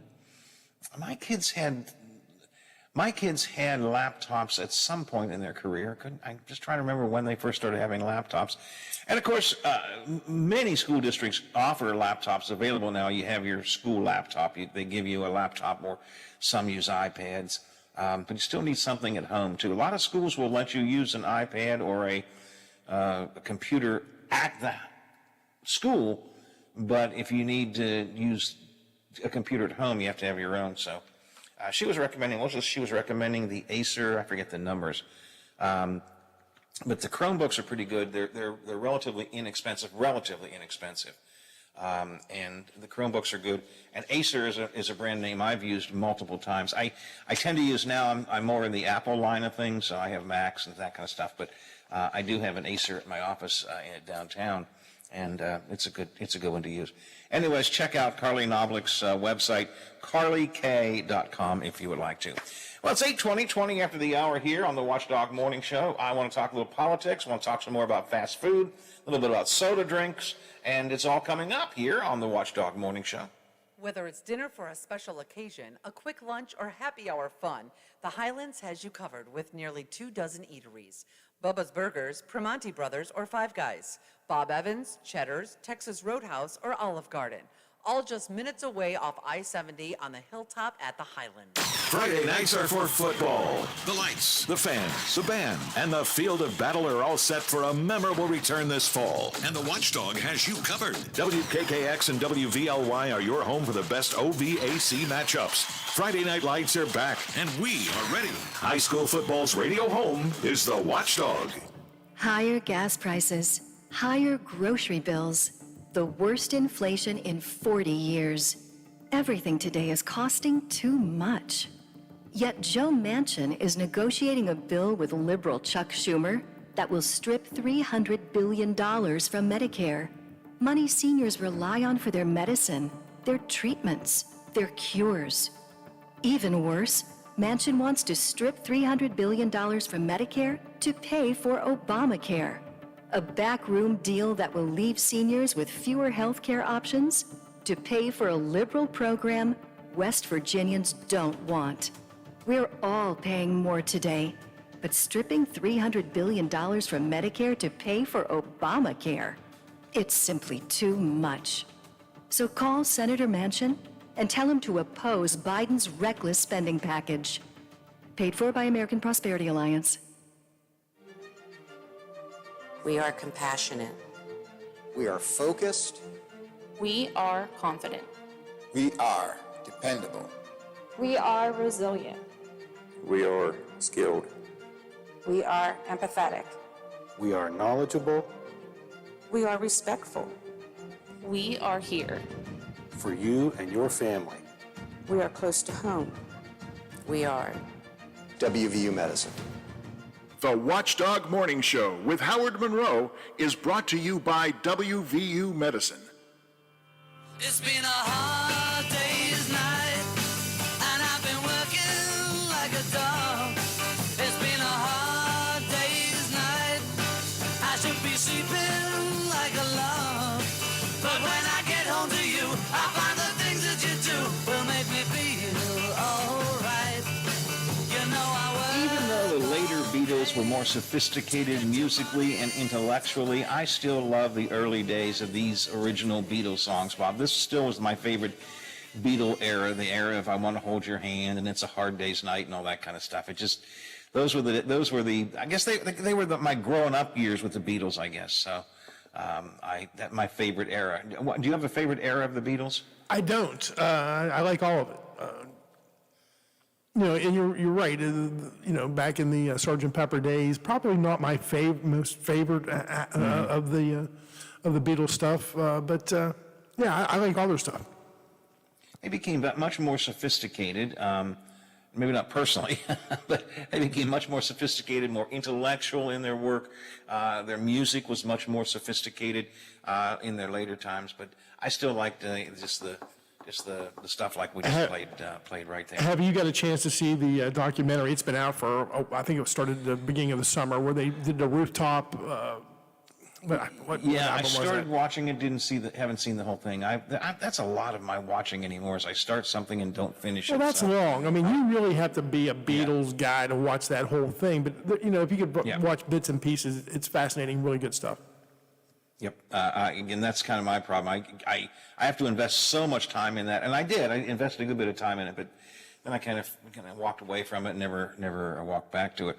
8:25 here on the Watchdog Morning Show. We mentioned at the beginning of the show our good friend DK Wright, bless her heart, sleeping last night before last, hears a big bang, looks out the window, a guy hits her car while it's parked. The guy is arrested for DUI. DK said the car literally went through the air, spun around, and so she needs to get that either repaired or replaced. In the meantime, she's looking for a rental car. Told me yesterday she couldn't find a rental car anywhere in Wheeling. DK just now tells me, DK, I hope it's okay if I share this with the audience. No rental car yet. She's still trying to find a rental car. But nothing is ever easy, Bob. We have discovered that, right? Nothing is ever easy. It never is. A friend offered. But Howard, I started. A friend offered to lend her a car that she doesn't drive anymore. So she said, we went over to jumper cables to make sure the car could start, opened up the hood, and found a wasp's nest inside. So they came out and started attacking her husband. He was stung. I shouldn't laugh. She says he was stung badly. That's not good. No, but in her words, the saga just keeps getting crazy. But I was thinking, Howard, I start early. DK starts early. I can swing by the Allen, pick her up. Bring her to 16th Street, drop her off. Absolutely. You could be her chauffeur. That's something to think about. And I guarantee you, Bob will be happy to do that, DK. So just let me know or let Bob know. He'd be happy to be out front. Your morning chauffeur to work, And then you got company Keep cars. them damn dogs and cats, DK. I got to put my foot down there. Leave the dogs and the cats at the house. Anyways, hopefully she gets a rental car soon. Hopefully she gets her car fixed or based on the way she talked about it, it may be a total loss. I'm not sure. But hopefully the insurance takes care of it whichever way. Anyways, we're worried about you, DK. We care. 8:27 here on the Watchdog Morning Show. It is football week. Today's Wednesday. We're only 2 days away from the start of our football season here in the Upper Ohio Valley and of our broadcast as well, Bob. Friday, we're kicking things off at 12 o'clock. The Donnie Gilbert Show will be broadcasting live from the Tiger Pub. That's in Shadyside. We'll be there from I've already messed that up. From noon to 3, Donnie Gilbert Show from noon to 3. And then a couple of the guys will be there chiming in with the other guys here in the studio for the walkthrough. So we're kicking everything off this Friday, again, from 12 to 3, the Donnie Gilbert Show. Coaches, I know, will be there. I don't know exactly what times, but Don from 12 to 3. And then the guys doing the walkthrough, some will be there on location, and the other guys will be here in the studio. But yes, Howard, we're 2 days away. Friday afternoon walkthrough begins this Friday, and then as a regular feature every Friday afternoon. We'll be out on location sometimes, or partly on location sometimes, in the studio sometimes. I've always enjoyed the Friday afternoon walkthrough. It's just a nice, good grouping of the guys getting together and talking about, what they think the weekend is going to be like in all forms of sports. But we kick off high school this weekend. There are other games besides our game this Friday night. Did I see Wheeling Park starts this weekend too? I can grab my paper back out of the trash, Howard, but I don't know for sure the answer to that. No, I know the answer. No, this is Ohio. I think it's strictly Ohio comes in the week before. So I'm going to go out on a limb here and say Park is not. And I also want to thank our fine friends at Gumby's. They're really giving us the opportunity to be out there with the people this year. It took a couple years with the pandemic, wasn't able to be out as much. But because of Gumby's, we're going to do several games. We'll be there close to the game, broadcasting the game, the walkthrough involved, all that stuff. But I want to thank Gumby's again. Really supported the Watchdog in high school football. And again, we kick things off on Friday, the walkthrough. Well, we kick things off Friday with Donnie Roberts at 3. What's he, Roberts or Gilbert? Who is he now? That was back in his DJing days. I think it's Don Gilbert. Donnie Gilbert. He's Gilbert now. All right, I get it. All right. Got to make sure. All right, Donnie Gilbert from noon until 3, and then the walkthrough at 3 o'clock. So, and then the game at 7 o'clock in the evening. So that's our beginning. And the NFL is not far away. The NFL Week 1 odds are out now, so you can actually start to bet on the NFL if you'd like to. It's time to try the FanDuel Sportsbook if you haven't done so already. Get in on the action early this season. Right now, FanDuel is offering one of their deals for new customers. If you're a new customer, you can get what they call the no sweat first bet. I just like to say that, Bob. The no sweat first bet. It's up to $1,000 for new customers only. So you can check the odds. The first week odds are up and available. The futures odds are there. If you have some future things you want to bet on, thinking ahead to the Super Bowl or the playoffs, what have you, you can place your bets on that as well. Bob was suggesting any other bets you're thinking of, Bob? You talked about the Steelers being in the playoffs. Anything else striking your fancy that you think the season might bring? Well, I heard the odds yesterday on Bill's show. If you wanted to bet the Steelers to win the division, the AFC Northern Division, if you put, I think the odds are right around 10-1, something like that. So again, I think that's a reasonable bet. Things happening. The Steelers are, again, my opinion, have gotten better. The Browns have their quarterback issues. The Bengals don't have their same team back. Again, I think the time to bet right now is on the Steelers before the line changes too much. And again, I'm a homer. Absolutely, I love the Steelers, but that's what my brain's telling me right now. I'm going to kind of sneak up on some teams this year, Howard. All right, well, put your money where your mouth is on FanDuel. The new FanDuel Sportsbook customers have the no sweat first bet. So sign up using my name as the promo code, Monroe. Place your first bet. Then FanDuel will give you up to $1,000 back. It depends on how much you bet, but whatever you bet, if you win, you'll win. But if you lose that first bet, they'll give it to you back in site credit to use for a second bet. No better place to get ready for the football season than on FanDuel, America's #1 sportsbook and official sports betting partner of the NFL. As always, I have to remind you, you must be 21 years of age or older. You must be physically present in West Virginia. It's for the first online real money wager only. The refund will be issued as a non-withdrawable site credit that expires in 14 days. Restrictions do apply. See terms at sportsbook.fanduel.com. If you have a gambling problem, don't download FanDuel, but rather call and get some help. It's important. Call 1-800-GAMBLER or visit www.1800gambler.net. FanDuel Sportsbook, the official sports betting partner of the NFL. 8:32, 28 till the hour. I want to pick up on this fast food drive-through thing again because I got a couple of little tidbits I want to share with you, and maybe a look at the most popular soda drinks in America as well. Came across that yesterday. And if I have time, I want to talk about Donald Trump, too. I don't really want to talk about Donald Trump, but I think maybe we need to. So I've got all of that coming up, and we only have half hour to go because the watchdogs are in at 9 o'clock. It's 8:33, 27 till the hour. Time for Ohio Valley headlines. Stephanie is here with that. Good morning, Steph. Good Wednesday morning, everyone. I'm Stephanie Grinley with your 7 News headlines for August 17th. It has a price tag of $17.9 million. It involves electrical, painting, and some support cables. The stone piers are actually in good shape. As work continues on the Wheeling Suspension Bridge, hope remains firm that it may reopen to some level of vehicular traffic. Wheeling Mayor Glenn Elliott gave us an update and says if it does open, it will be restricted to small cars. He says the DOH is working to make it so buses or trucks could not drive across more than just the honor system. Speaking of the city's happenings, Wheeling is taking a step forward by purchasing 19 new police cruisers, totaling near $1 million. The city council unanimously passed this motion last night. It's all part of the department's new assigned vehicle program. These 19 new cruisers mean every patrolman will have their own vehicle instead of sharing cars. A Jefferson County man pled guilty to entering the Capitol on January 6. Steve Billingsley is guilty on charges of knowingly entering or remaining in a restricted building or grounds without lawful authority and disorderly and disruptive conduct in a restricted area. He will owe $500 in damages and could face 4 to 10 months in prison with a possible fine of up to $20,000. That was a look at your 7 News headlines. I'm Stephanie Grinling. Have a great Wednesday, everyone.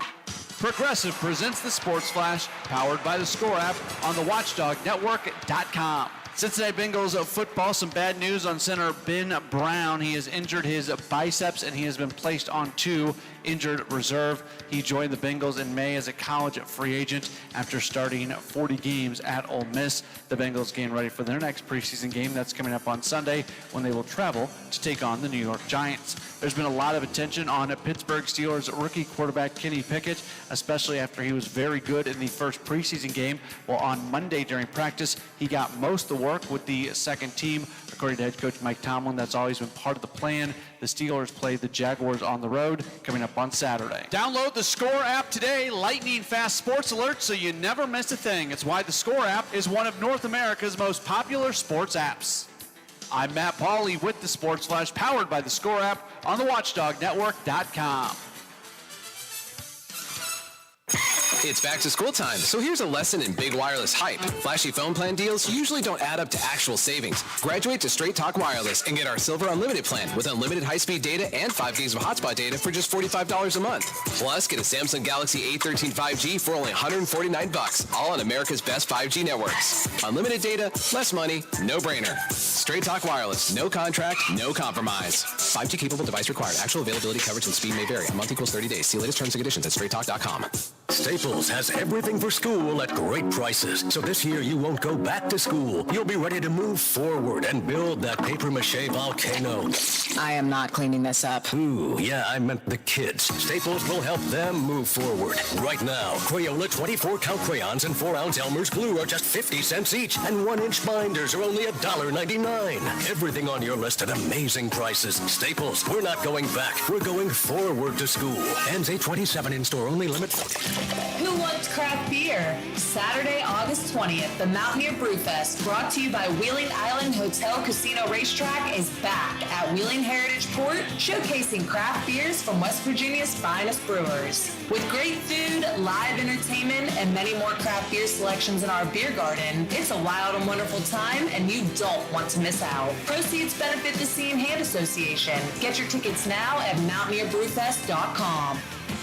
Introducing our new redesigned 7 News app. Our new app features a sleek, modern design, an easy-to-navigate home screen with quick access to local news content, and a localized weather forecast. Subscribing to notifications is easier, and with one tap, you have access to recent push notifications. There are more ways to watch and find video. To get the new WTRF 7 News app, just update the latest version or download the WTRF 7 News app in your Apple or Google Play Store by searching WTRF. A serious injury from an accident can be just the start of your worries. What if you cannot return to work? How do you take care of your family if you're disabled? At Gelner Law Offices, we represent seriously injured people and understand their problem. We know how to get you fair compensation. We will work hard to make sure you get the money you deserve for your losses. Don't go it alone. If you're hurt in an accident, call us at 304-242-2900 or visit us at gelnerlaw.com. We'd like to help. You can listen or watch us, call us, or text us. We keep you informed with local news, sports, and weather, plus great conversation. This is the Watchdog Morning Show with Howard Monroe, brought to you by WVU Medicine.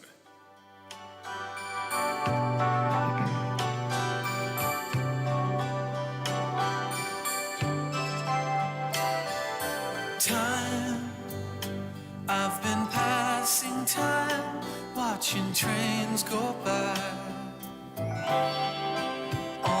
We're passing the time here this Wednesday morning at 8:38, 22 till the hour, looking at 63 degrees at the Wheeling, Ohio County Airport, 61 at the Highlands, 65 here at my home studios in Elm Grove, and 62 degrees at the Robinson Auto Group Studios, downtown Wheeling in the heart of the Ohio Valley. Aaron Myler says we'll see mostly cloudy skies and a few rain showers throughout the day, probably the showers in the afternoon or evening time. But right now I'm looking outside the window here at the sunshine is the predominant feature, I think. Some clouds are out there. It's getting maybe a little bit cloudier, but I do see some sunshine still here this morning at my home studio. Bob, we were talking earlier about back to school stuff and Carly Knoblich was offering some advice on laptops, and she mentioned one that she was promoting this time was an Acer Chromebook, and I said that I have an Acer at my office downtown, and I get a text because everybody has criticism. Really? Why do you need an office downtown? Don't you work from home? Well, I do work from home. I have the home studio here. I was in the office late last night for several hours doing some work here at home, but I also have an office at the radio station where I'll be today. Come down after Wednesdays as my visit into the radio station to physically meet with the folks. And I have an office up at the Board of Trade building so I can have privacy. So, yeah, I know y'all think I don't do anything. I know that. Y'all think I don't do anything. And the truth of the matter is, well, I really don't do that much, actually. It's a good point that you make. But nonetheless, I still have an office. Carly was talking about back-to-school items that you need.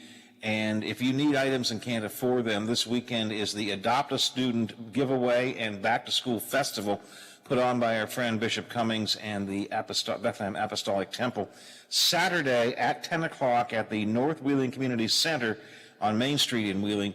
They will be offering school supplies, food, clothes. I believe he said, Bob, did he not tell us last week they have laptops available? They're going to be having a limited number of those as well? He told us, and he also mentioned that with Bill yesterday, limited amount. Limited numbers, so there will be laptops for kids who need them, all kinds of school supplies. They do have food, they do have clothes available. That'll be Saturday, 10 o'clock at the North Wheeling Community Center.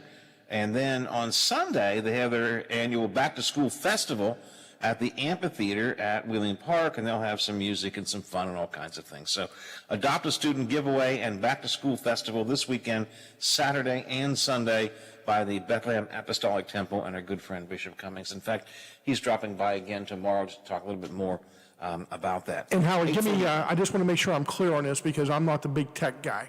I don't know if laptop is the right word to use. He described them as it would be like a bigger tablet, like a Chromebook, a smaller version. Well, So Chromebook is a tablet. I just didn't want to describe something that he doesn't have. So that's why I said that. Yeah, and I'm not sure what we'll talk. He's coming in tomorrow for another couple of minutes, so we'll double check on that. I think he's offering. I think probably what they have are Chromebooks and small laptops of that nature. Many school systems are going to iPads and other kinds of tablets, and they may be using those as well. I don't know. We'll find out. But I got the impression. I think he's talking about Chromebooks, just like Carly Knoblich was talking about last hour. They're smaller. They are more portable. Yes. They're cheaper in general. They're not cheap, but they're cheaper, and they serve a good purpose. If you're doing high tech work, or if you're doing video editing, or if you're using it for a lot of work, then you need a maybe more intensive computer. But for what students need, and frankly what most people need at home, a Chromebook is a good choice. Chromebook is sort of a generic brand name, and then there are different. Dell has a Chromebook, and Acer has a Chromebook, and so on. So look them and check them out. But I know he's got some computers of some kind, laptops, I think, at the back-to-school giveaway this weekend. We'll talk about it more with him later on. Tomorrow, he's going to drop by for just a couple minutes. 17 to the hour here on the Watchdog Morning Show. Last hour, Bob and I were talking about the trend in fast food restaurants. And they were beginning to de-emphasize dining rooms already, but when the pandemic came, dining rooms were closed. All fast food places had to shift their attention to their drive-thrus and their pickups, and most people adjusted to that, adapted to that. And then when the pandemic was over, the dining rooms were opened, and there's not been a huge flood of people back to the dining rooms. Now, I'm not saying nobody's going inside. They are.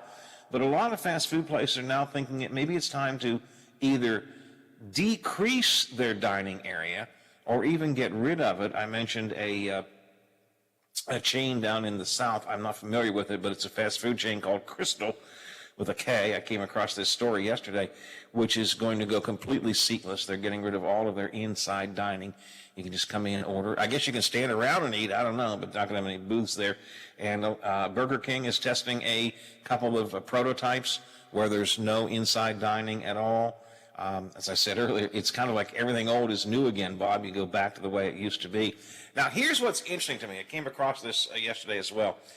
So the trend in fast food restaurants is to de-emphasize inside dining and increase attention to the drive-thru. That's where they're making their money. That's where people are going. People are going through the drive-thru more, going inside less.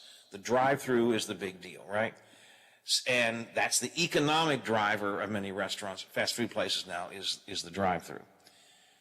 In Minneapolis, and this is an example, and I'm a city planner, I'm on the planning commission, you know, I believe in regulations and city planning codes and so on.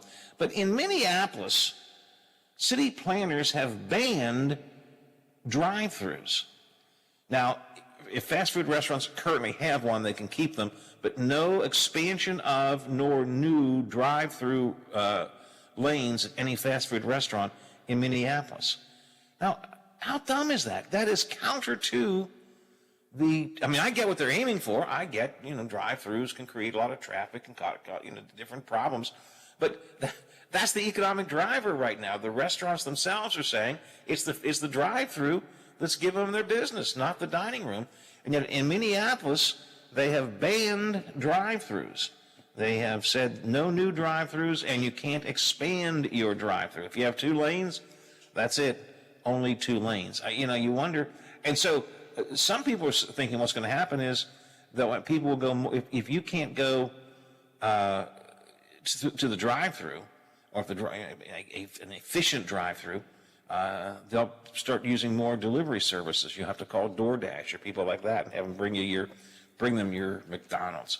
I have never done that. I use the delivery services, delivery.com or DoorDash, those Uber Eats. I use that to bring food home.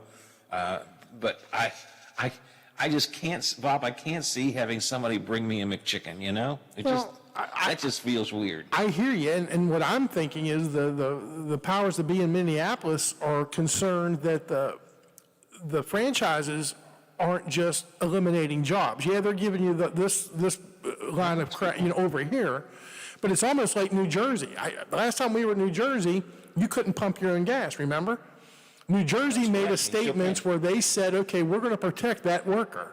Because, you're going inside, and it makes more sense now because you're buying groceries inside, but New Jersey didn't look at it that way. They said, you're going to hurt our workforce if you get rid of all these people, so you can't do it.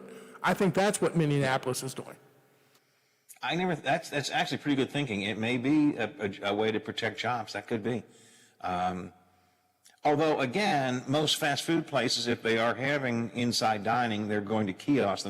They're probably cutting back on jobs there as well. But your point's, that's a good point. They may be trying to protect jobs. I remember the first time I was leaving New York City, actually, and I was with another guy, and we stopped at a gas station in New Jersey to fill up. And I'm filling up, and this guy comes over and says, "I'll take care of that for you, sir." And he takes the pump out of my hand. And I thought, well, how nice is this? Isn't this nice? He was trying to be nice to me. What a nice fella. And then I found out, no, he wasn't being nice to me. That's the law in New Jersey. You can't pump your own gas. So, and there are 2 states like that, New Jersey and one other, and I can't remember what the other one is. I should know it. I guess I could look it up. There are 2 states that have a law that says you can't pump your own gas. Somebody else has to. You never liked it, Bob, when they went to where you had to go inside to pay. Does it bother you that you have you like to pump your own gas? Is that okay with you? Well, I remember the time. It did bother me because what you're saying is I can't trust you. And at the time, I bought gas at just about the same place every day. I knew everybody in there. They knew my name. So that kind of added to it. But again, what they were saying was, no, I'm not turning this pump on until you pay me for it. And I did take a little exception to that, but times have changed, it doesn't work like that. And it's a great marketing thing, with whoever come up with that idea, you want them to come in the store. You don't want the guy out there pumping the gas and they drive away. They didn't spend anything inside. So I get that too. The margin on gas itself is so small that gas stations have a hard time surviving. They survive on having their little convenience stores and so on inside that you stop and get gas, and then you get snacks and the sandwich or what have you. That's my understanding of how the dynamics of the economics of the gasoline game works, because the margin on a gallon of gas is so small, it's hard to, unless you're a gigantic station, it's hard to make up. Off the text line, a question: did you tip the gas guy? Well, no, it was no, I didn't. I don't know. Now it's a good. Should I tip the gas guy? I bet there's some that do. In New Jersey? Well, especially, but think about it. In bad weather, you pull up there, you don't have to get out of your car if you don't want to. He pumps it, you hand him the money, you say, yeah. Again, if we're going to tip the lady that hands you the bag to go, you're going to give her a couple bucks. You got to give the guy that's outside shivering, pumping your gas, checking your oil, right? You got to tip him. All right. I guess I remember the old days, you can trust your car to the man who wears the star. And they would come, remember the commercials? They would all come running out, a team of people would come running out, and they'd check your oil and clean your windows and check the tires for air pressure and fill up your I never tipped anybody back then, did you? Well, that was different. I was like 6, so no, I did not. I kept my quarter, Howard. I did not share my quarter. But the times are different. Right. That's an added service now. That's a service you don't get. Back then, the old days, hell yeah. Some gave better than others, but that was expected service. Now try that. I would tip somebody if they would check the tires and clean my windows. I mean, I don't mind pumping my own gas, but I don't like to get down on the ground and check the tires and stuff. If somebody would come out and check the oil, remember they check the oil and everything? Well, here's the trouble with that. Okay, let's say you and I, Howard and Bob's filling station. When we hired a guy, said we want to offer full service. We want to offer that.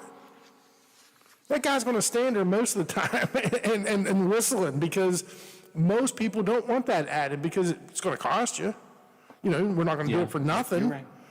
So it would be great if you could hire somebody if the work was there, but he's going to be standing around and looking around, reading the paper. Yep. Text line is New Jersey and Oregon, Howard, that have requirements that you can't pump your own gas. Somebody has to do it. So, all right. Appreciate that. Text line is open, 304-214-1600, 304-214-1600, or you are welcome to call in on the FreoStack auction service hotline, 304-232-8255.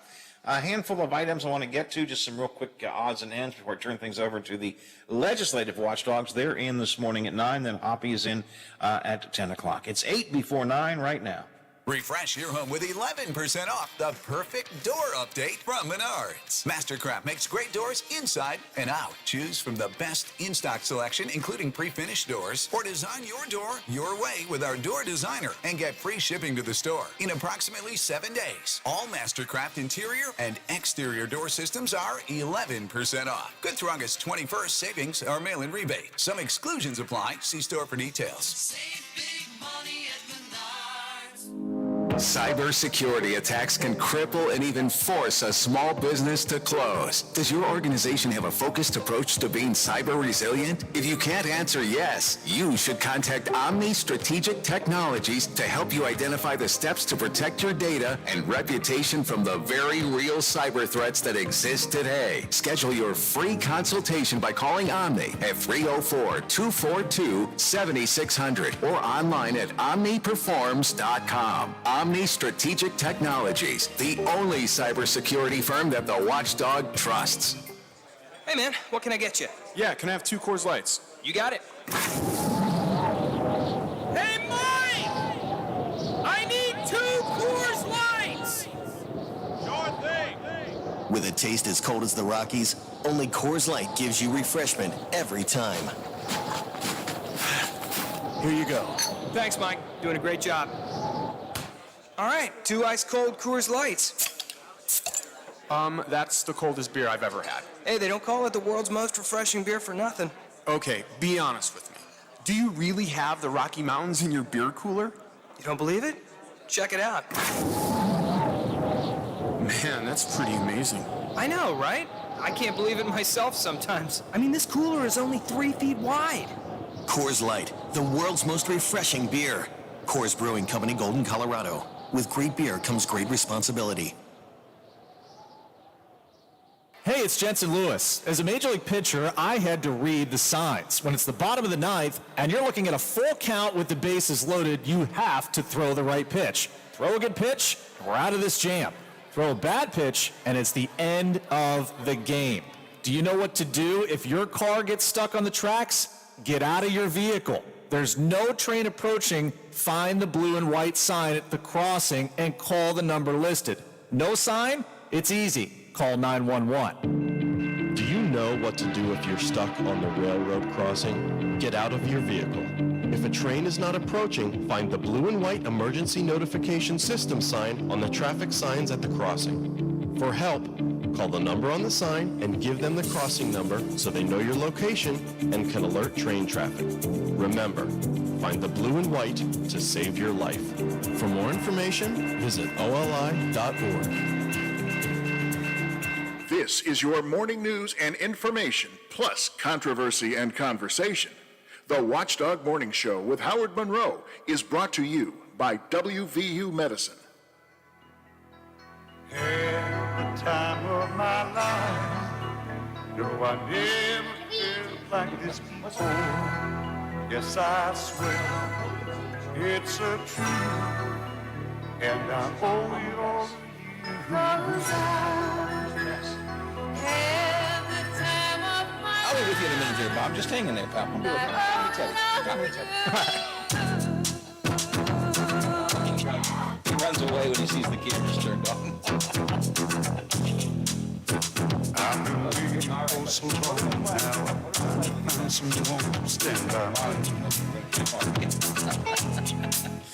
Sorry about that, folks. Teddy came for a quick visit during the commercial break, and so that really brought me in. He's got Luigi. Luigi, his Mario character. We're going to play Luigi. We're going to play Mario Brothers apparently today. I never know what the day is going to bring. It's kind of like planning for the show. I never know what we're going to do sometimes. I never know what the game plan is going to be for playtime when Teddy gets here. I know that he stands here at the doorway as soon as the show is over and just waits. He knows when the show is over, and he waits. Granddad, are you done on the radio now? Let's go to play. So we will go play. Hey, I gave you bad information right before the break, Bob. I said coming up at 9, the legislative watchdogs, which I assume to be true. And then I said Hoppy is in at 10. No, he's not. Apparently Hoppy's on vacation the rest of this week. So Dave Wilson is filling in on Statewide Talk Line beginning at 10:06 today. Among other things, some more talk about the flooding down south in southern West Virginia. Also some talk about the elections from yesterday, Liz Cheney losing her elections. Marshall's football coach will be in to talk about Marshall football, obviously. And let's see, what else do we have here? And Brad McElhenney will be in. Clearly, Dave Wilson doesn't have any idea what Brad's going to talk about. He just says, and Brad will be in here somewhere as well. So that's coming up today. Statewide Talk Line, but Hoppy is... maybe CBS News called him again. I don't know.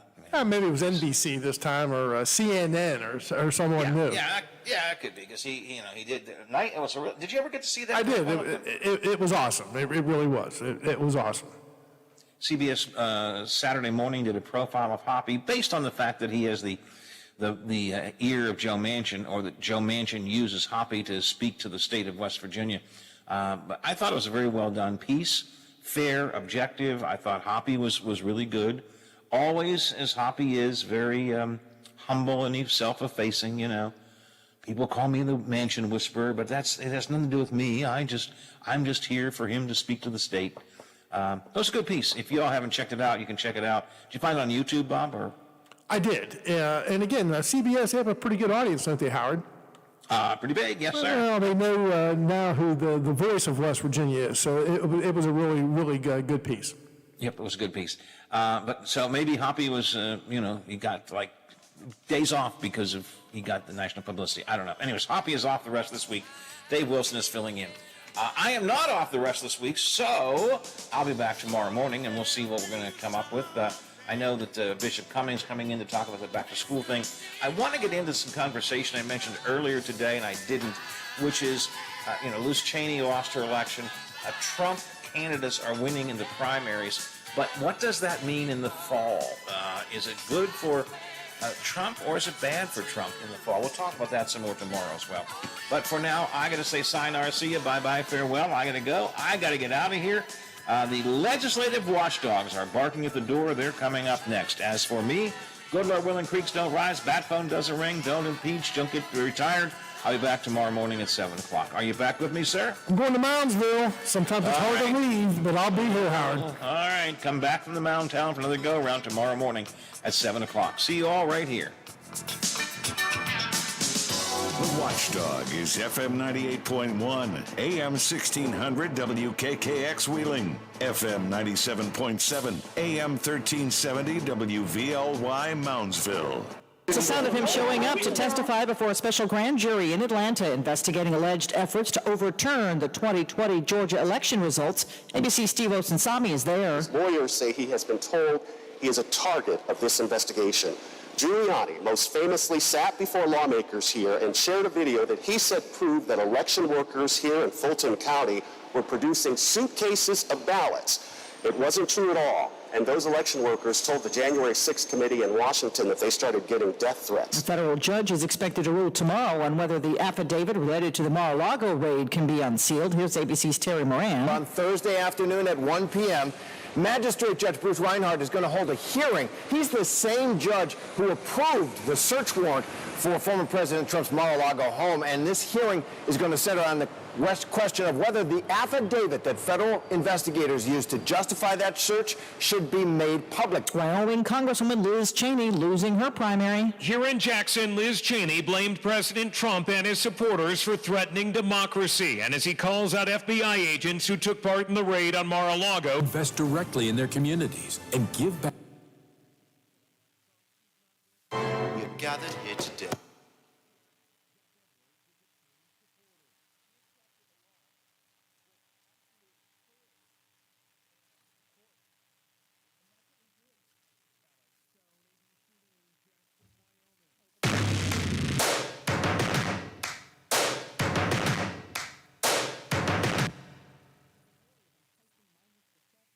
Lesson from the brain, seeing the beauty through the...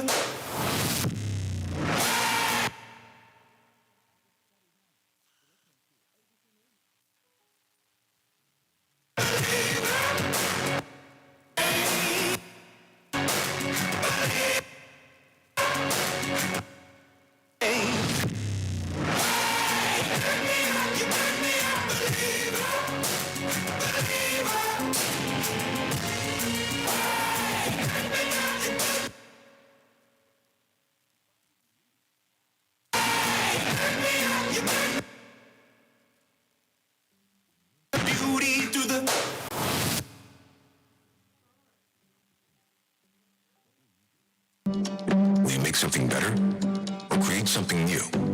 Our Dell Technologies advisors provide you with tools and expertise to do incredible things. Because we believe there's an innovator in all of us. For advice on smart PCs powered by Intel V Pro that's built for business, call a Dell Technologies advisor at 877-ASK-DELL.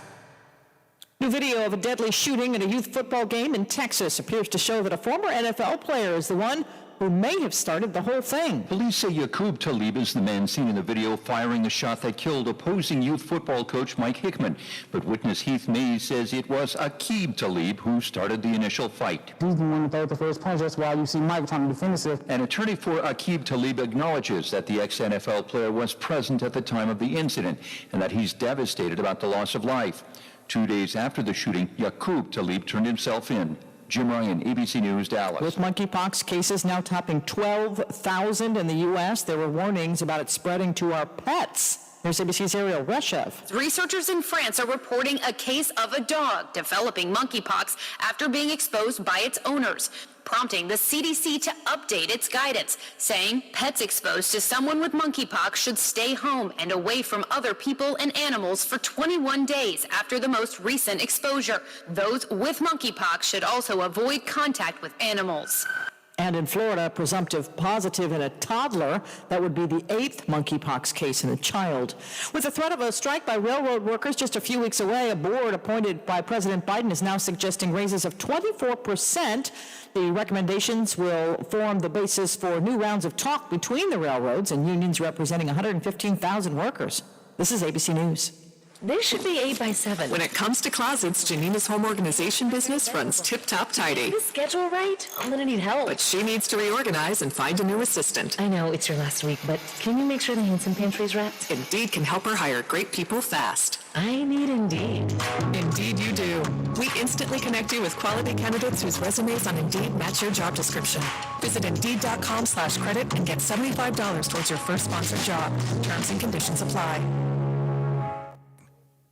I'm Sherry Preston, ABC News. This is ONN. I'm Dave James on the Ohio News Network. To the south of Columbus, a woman in Circleville pled guilty in the death of her 20-month-old son. Yolanda Harris with ONN affiliate WBNS TV in Columbus has details. Back in January, Brianna Roush's son tested positive for fentanyl at the hospital. She was charged the next day with attempted involuntary manslaughter. She was sentenced to 19 years in prison. The boy's father, Nicholas Lee, will be back in court for a plea hearing next week. I'm Yolanda Harris. E. coli is a concern in Wood County in northwest Ohio. Amanda Fay with WTOL-TV in Toledo has more. The city of Bowling Green says an E. coli outbreak is not due to the water. BG's health commissioner now reports 18 cases last week with at least 6 people in the hospital. The Ohio Department of Health is doing testing to determine whether the illnesses are connected. We expect those results this week. I'm Amanda Fay. Transportation of pieces of the Blue Origin spacecraft is causing some road closures near Sandusky today. It did yesterday as well. Oversized loads of Blue Origin spacecraft components are being moved from the NASA Neil Armstrong test facility just south of Sandusky to the boat docks in Huron about 7 miles away. It should be completed by mid-afternoon today. Blue Origin is a private U.S. space company owned by Amazon's Jeff Bezos. I'm Dave James on the Ohio News Network. The best in live and local talk returns momentarily on The Watchdog. Highland Sports Complex is the coolest destination for sports and entertainment the Ohio Valley has ever seen. Pop in for some open basketball in our field house or reserve some turf time for your next practice or game on our synthetic fields. Online registration is open for development classes and leagues for youth and adults. Highland Sports is also the hottest destination for birthday parties and other events. So come challenge yourself on our play climb and enjoy your favorite virtual reality game in the arcade. No memberships required, so visit highlandsports.com to find your next entertainment experience and get ready to reach new heights. We are compassionate. We are focused. We are confident. We are dependable. We are resilient. We are skilled. We are empathetic. We are knowledgeable. We are respectful. We are here. For you and your family. We are close to home. We are WVU Medicine. Hello, everyone, from the Watchdog. I'm Darnell Foster with a look at your local weather forecast for your Wednesday. A mix of sun and clouds, a decent day with a high near 80 degrees. The overnight low of 61 under partly cloudy skies. You'll see partly to mostly sunny skies for your Thursday with highs near 80 degrees. Have yourself a great day, everyone. From the Watchdog, I'm Darnell Foster. The views and opinions expressed on the following program are not necessarily those of this station or its sponsors. You make me a believer, believer. You make me not, you build me a believer, believer. Hey, let the waters fly, let them rain. My life, my love, my time again. Good morning, Ohio Valley. It's time for the Legislative Watchdogs on the Watchdog. I am Rocky Fitzsimmons, and with me today in studio, Mr. Fuzzy LaRue. And of course, the Legislative Watchdogs are produced by Mr. Bob Slider. Good to be back here for another Wednesday in the dog days of August. We've talked a couple times, though, even though it's August, it feels every day more and more like fall. Football's in the air. I know we have high school football action coming up on the Watchdog. Bob, you excited about that upcoming high school football action? I am. Every Friday night, starting this Friday, Shady Side at Martins Ferry. Jerry Ames and the crew will be there, and we will be broadcasting live from the Tiger Pub in Shady Side, kind of kicking off things all off. The Donnie Gilbert Show from 12 to 3, and then, of course, the walkthrough from 3 to 5. Sounds like a Friday to me. That takes me back to the old days that we remember we had formerly broadcasted from the Tiger Pub. Getting back to our roots here on the Watchdog, Shady Side and Ferry to Eastern Ohio, just old school programs. That's going to be a great game and a great way to start off the high school football season. Small schools. Well, It is nice. yeah, No, small schools with big programs and traditions, those two right but there. they've been rivalries for 1,000 years. They've played against each other, and they've all had their ups and downs, but they've always had some good players come through there. Absolutely. Fuzz, we have some politics to get to here nationally first. I thought we'd do a little national politics first, and then there are a couple things. It's a little quiet on the political front here in West Virginia, but there are a few things to talk about, and I think some predictions to make. But nationally, I don't know if you were following the primaries in Wyoming and Alaska. Some interesting tidbits there. Where U.S. House Rep Liz Cheney, probably the most famous Republican who has resisted and been kind of the opposition of Trump, and one of, I think, 10 House Republicans who voted to impeach Trump, she lost her primary election in Wyoming by a Trump-endorsed candidate. That was kind of one of the marquee races of the night. And it was an interesting battle, and I think reminiscent even of some old school politics here in West Virginia. She went down swinging. A lot of people. It'll be interesting to see what her political future holds, if any. But right down to this is a state we talk about Wyoming. When you look at results for Trump, I mean, it may be the only state that could rival Trump's success in that state is West Virginia. I mean, I know that originally when he ran, it was one of the largest margins of victory in Wyoming. And Liz Cheney famously, she holds that seat in around the Jackson Hole area. But so it was an uphill battle, I think, for her to begin with, taking some of the stands that she had taken. And a lot of people say that, that it goes courageous politics. And that's why I'm really interested to see where she'll go. But kind of in an old school tactic, reminiscent of some judicial races around here back in the 2000s, we had the Mizone-Rizovich infamous race in West Virginia politics. I was just out. I was in, I think, my junior year of college. And, I remember coming back when I would come back for break and or before leaving for school, during that election campaign. I just remember everybody talking about it. I remember radio played a big part in that election. It was infamous. But one of the tactics that was there, because, the political landscape in West Virginia was obviously very different then, where Democrats, they held every office, decisive majorities in the legislature, and they still held a distinct advantage in voter registration at that time. Everybody was a Democrat. It was the exact polar opposite it is today. That, at that time, people who leaned very conservatively, they still would register as a Democrat because really it was the only game in town, right? You didn't have primaries on the Republican side. You had primaries on the Democratic side. So in that Mizone-Rizovich primary for circuit judge, what had happened then, a lot of Republicans registered as Democrats so that they could vote in that primary. And of course, we had partisan judicial races at that time, which we no longer do.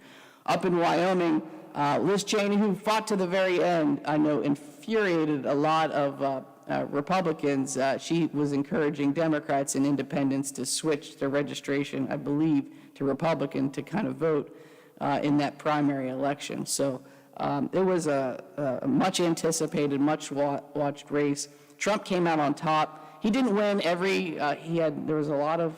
he's about 50-50, I'd say, on his races. Yeah, I think he was 8 of 10 on open seats last night. He did lose. I think there were some special elections in Georgia where statewide officials who had, not supported him in his bid in the Georgia election down there, they held off Trump challengers. But other than that, he was pretty successful. I think it was like 8 of 10 on open seats. And then the other interesting thing from last night's election, the results, I think, from Alaska, I think are still coming in. Senator Lisa Murkowski, she was kind of known as a moderate in the Senate. She faces a Trump-endorsed challenger there. And I think they are going to have a runoff of some type in Alaska. But the real interesting thing, Fuzz and Bob, from Alaska last night was former Governor Sarah Palin, former candidate for vice president on the McCain-Palin ticket. She is back into politics. And Alaska is, population-wise, such a small state that they have only one House seat, I think, for the entire state. And she is running for that House seat. So may see Palin back on the political scene, and you add her to the mix, it just seems like in the House of Representatives now, there's even more kind of extreme views and personalities on the edges. You have Marjorie Greene Taylor down in Georgia, to add Sarah Palin back in the mix certainly would at least create for entertainment. Any thoughts on those results? Has Trump come out and endorsed Sarah Palin? I didn't see that. That's interesting because she was on the McCain ticket. I know he was bitter rival. Yeah, not exactly warm and fuzzy there in the, no offense, Fuzz. But then again, I don't think things ended well for Palin and McCain. I think that there was some internal friction there at the end, and I think their relationship was fractured. But the other thing that jumped out at me was, that Cheney name goes way back to Nixon. Yeah. Her daddy was a pretty powerful guy, ended up being vice president under George Bush the younger. Right. That's a powerful, powerful name.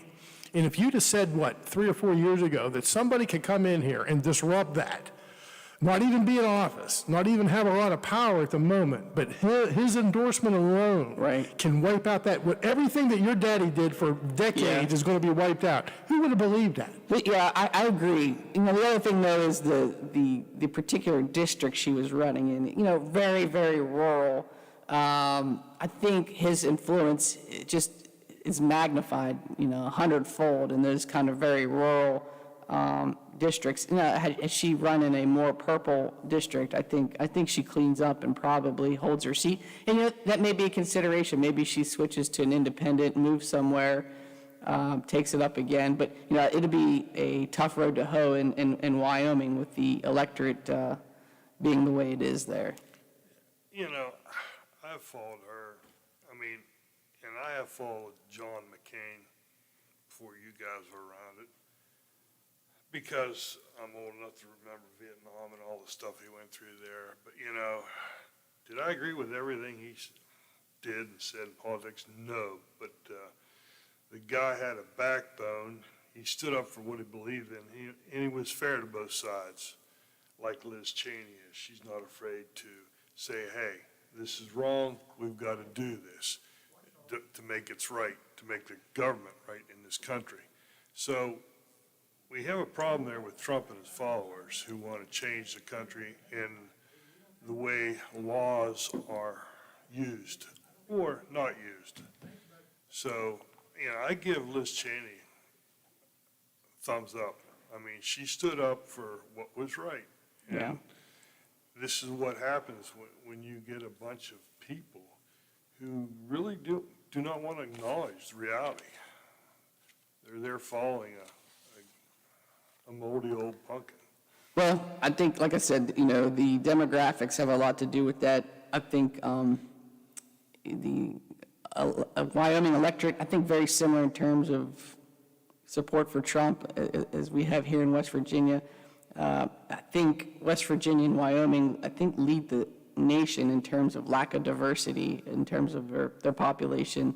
I think they're 1 and 2, or maybe north. 7.5 white compared to Yeah. everything else mixed in at 2.5%. And think of the timing also, the week before that. The raid. The raid, Yeah. that's terrible timing, but it didn't hurt anybody. No, absolutely.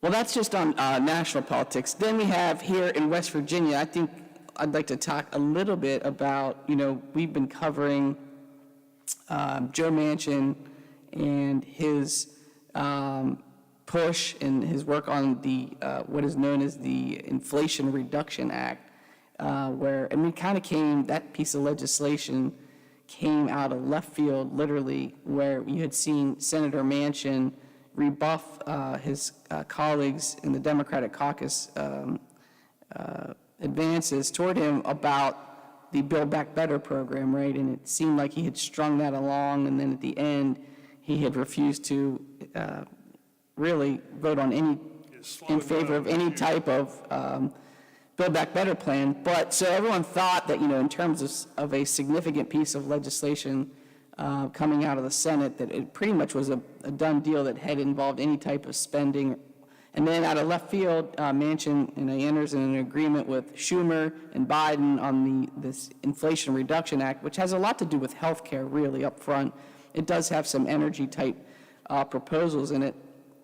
But it was passed by the Senate, 50-50, with Kamala Harris, the vice president, being the tiebreaker. I believe because of, the way that piece of legislation affected the budget, it went through the budget reconciliation kind of route where you can avoid the filibuster. That's really how that got through. But it passed the Senate, and then the House passed it along a party line vote, 220 to 207, and all three West Virginia reps, who are all Republicans, voted in opposition to that act, McKinley, Mooney, and Miller. And I believe Capito did too. and then Capito on the Republican side in the Senate, right? So, following that, it kind of sets off a showdown, and Mooney, who was one of the no votes, said, he's already got a commercial out, I guess, and accusing Joe Manchin of, let me find the exact quote here.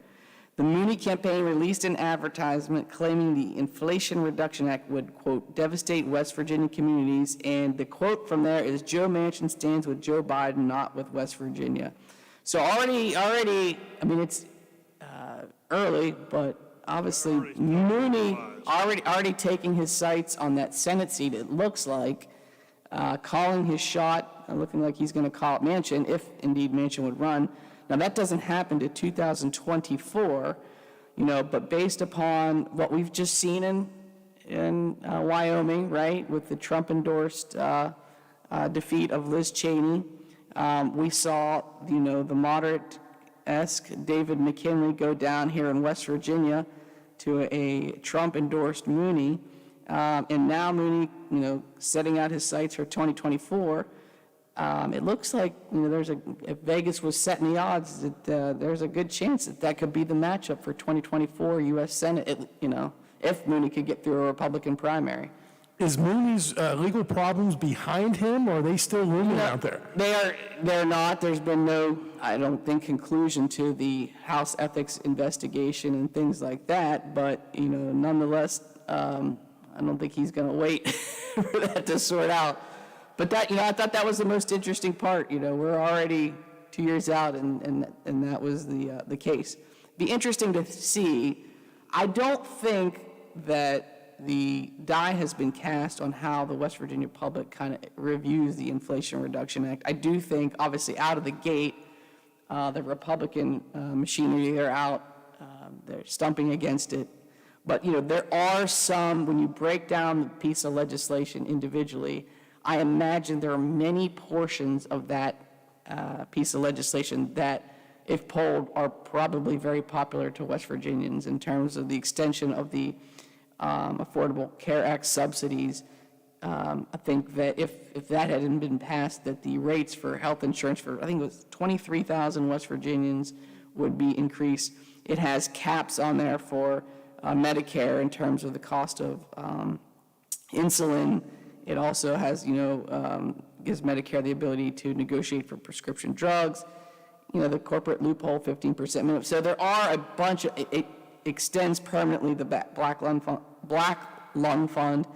I see Manchin always has this catchphrase. He says, if I can't come home and explain a piece of legislation, I'll never vote for it.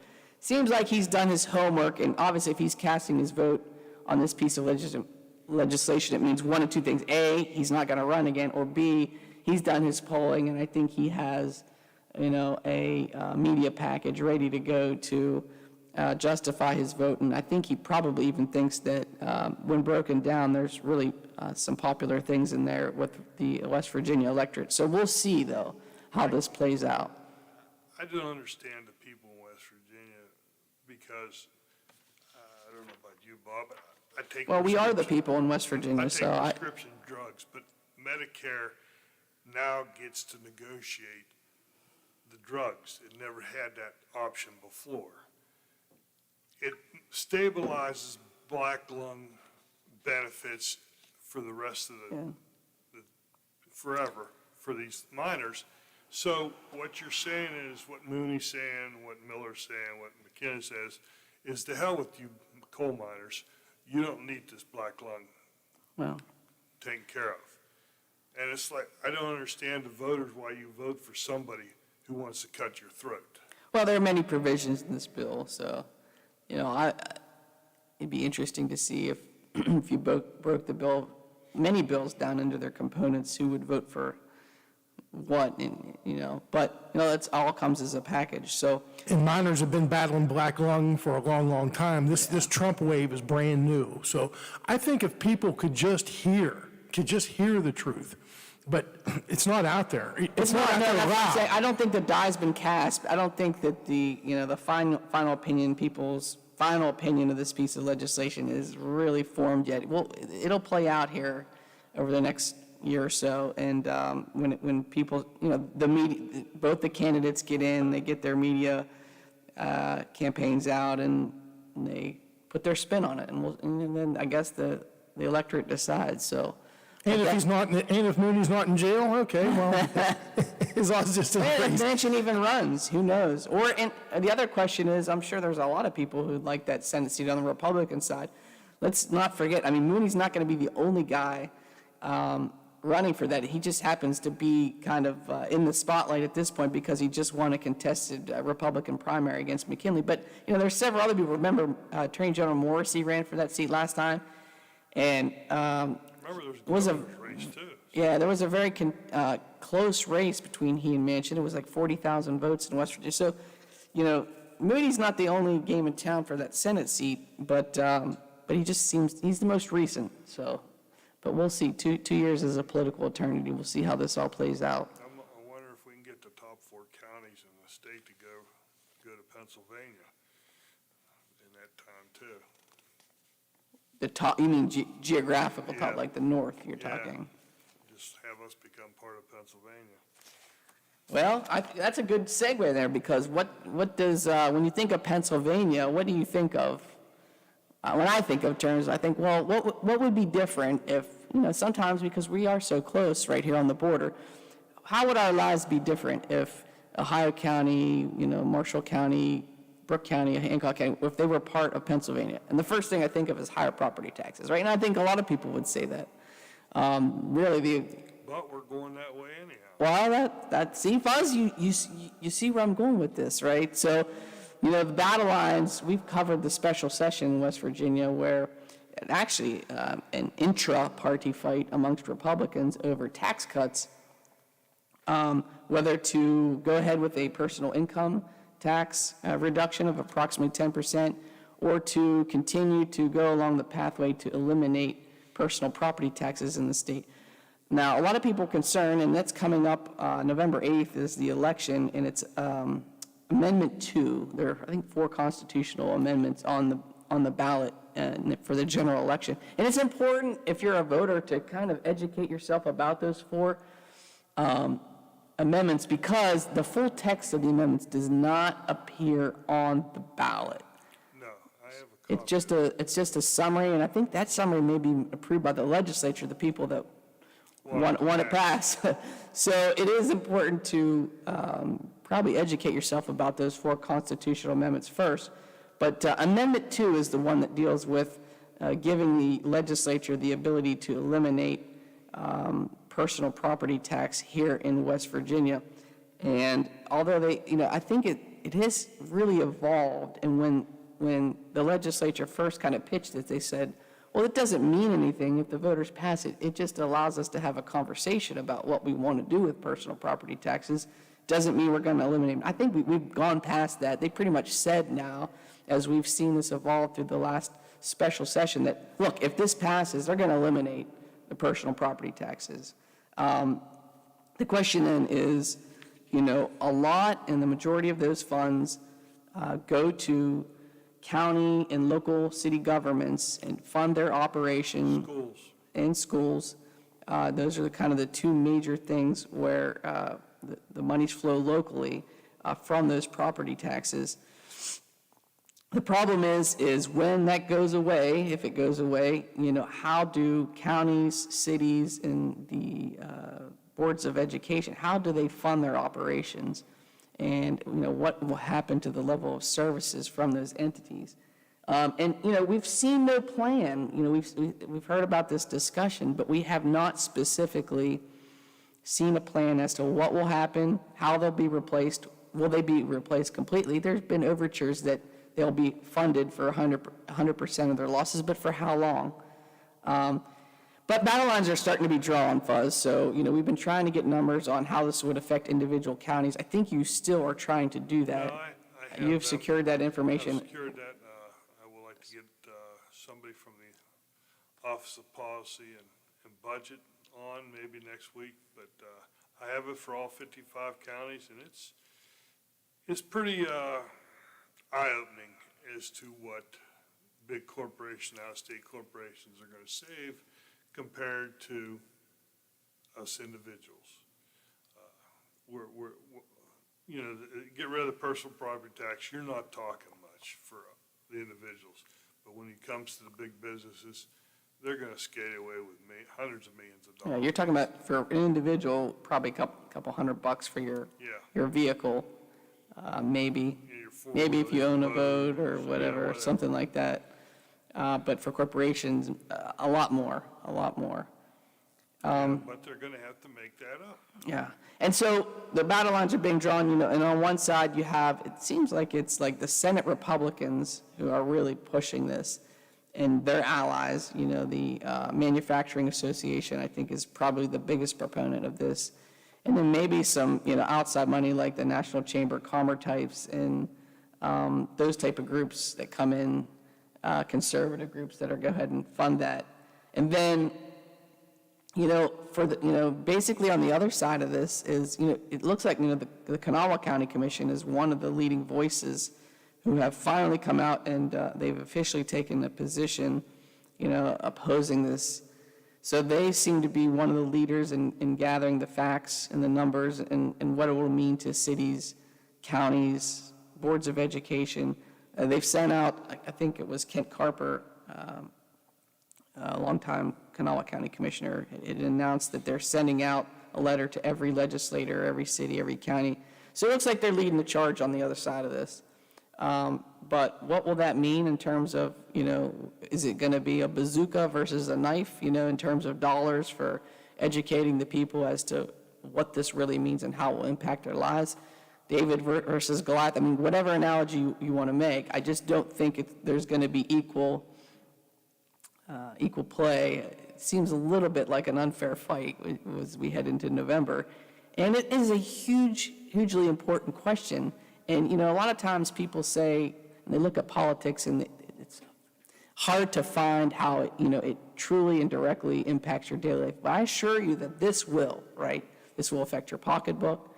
And when the funds come in and county governments can't pay for anything, one of 2 things is going to happen. Either you're going to cut your services, or raise your taxes in the form of your real estate taxes, your real estate.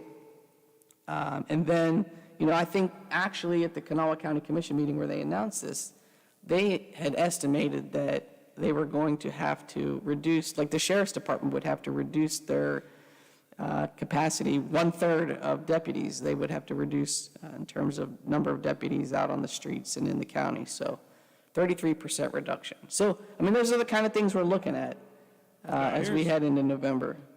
Now, here's another thing, maybe you can explain a little bit more. The way I read this Amendment 2 is, this opens the books to every tax in West Virginia, does it not? No, I don't think that. I think it's just not every tax. I mean, TIF, it's going to affect TIF programs. I don't know. I know that, anything that relies upon funding from personal property taxes, it will give the legislature the ability to, and flexibility to, there are, we talked about it, after the legislation for the income tax stalled in the special session, which is in limbo, right? Both chambers have adjourned indefinitely. They could come back at any time. They wasted about $250,000 of our dollars for nothing. Abortion issue and a tax issue, nothing. You didn't do nothing. But, there was a talk, when those talks stalled, there was a talk of some type of hybrid plan where you would not, if the constitutional amendment passes, you would not completely eliminate personal property taxes in only certain categories of personal property. So it gives the legislature the authority to, they don't have to do it wholesale. They could target specific types. It could be just business inventory and not necessarily the business equipment or something like that. Couldn't it be the value of your personal property? Again, every West Virginian almost is going to benefit from this. The guy that has the four-wheeler or the old pickup truck is going to save some money. But what about the wealthy with all these wonderful toys that they now don't have to pay any tax on? Well, that's true. But I think the vast majority, and that is true. So, you probably have high wealth individuals. Couldn't you do it like if your personal property wealth is higher than this, you do have to pay a little bit. You mean just like we do on income tax? Sure, have absolutely. brackets? I think basically the Constitutional Amendment gives the legislature the authority to do whatever they want. So, something like that, like a graduated... I gotta think Jim Justice has a lot of nice toys out there somewhere. But that's right around the corner in November. It'll be here before we know it. And the other thing I'd have to see, like Fuzzy brought out, a lot of pickup trucks throughout the state. How do you get that number back? I'd like to see exactly what that number is you're talking about, and then tell me how you're going to replace it. Well, that's the thing. They have no plan. They have no solid plan to replace it. This is right now we're sitting on a pot of money that came in, a lot of it from the COVID money, federal money, and gas and oil and coal is picking up. So we're getting severance tax. But with the energy stuff, that goes up and down. You've lived long enough to see it. We've all in this room seen it goes up and down. So you can't depend on that. Where's it going to come from? They have no plan. And I'm all for. I've been around long enough. Okay, that's fine. But show me what you got to replace it that isn't going to screw everything up. But and they can't. Well, that's the unfair thing. We're asked to go in and make a vote on something that's going to hugely impact our way of life in counties and cities. You're being asked to buy something, and you don't even know what you're buying, right? There's no plan. Like, how do you do that? Bob might remember it, but there's an old saying, buying a pig in a poke. And that's exactly what this is. You have no idea what you're getting in that bag you're paying for. That's all I'd like to see. If we want to have a fair vote on this, let the legislature come out and say, here's our plan, here's what we're going to do, here's what we're going to do for the cities and counties, here's how we're going to make up that revenue, or we're not going to make it up, but at least let us know so we know what we're voting on and what the real world impact is going to be. So the fact that they're not doing that, that means a lot to me, right? The fact that they're holding that information, which they had to have had for years. This is a project they've been working on for years, year after year.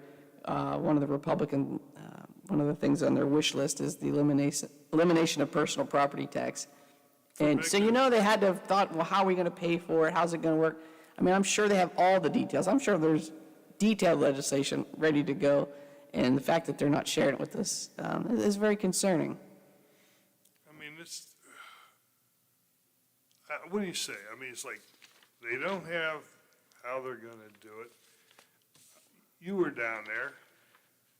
If you got a bill that's got over 120 pages in it, more than likely there's a lot of stupid stuff hid in it that screws over people.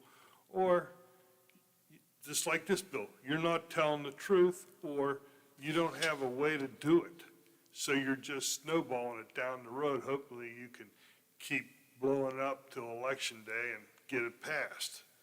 Like a balloon with a bunch of holes in it. You keep adding air to it, hot air to it, it'll stay up for a while, but eventually it's going to come down. Here's the scary part, guys. So despite all that, the fact that we don't know what the plan is, if I had to ask me to set odds on the constitutional amendment passing, when enticed with the fact the average West Virginia voter saying you don't have to pay your automobile personal property tax, right? That's going to go away. Your trip to the DMV is going to go away. You don't need that to renew your registration anymore, obviously, because if it doesn't exist, they can't make it a requirement of renewing.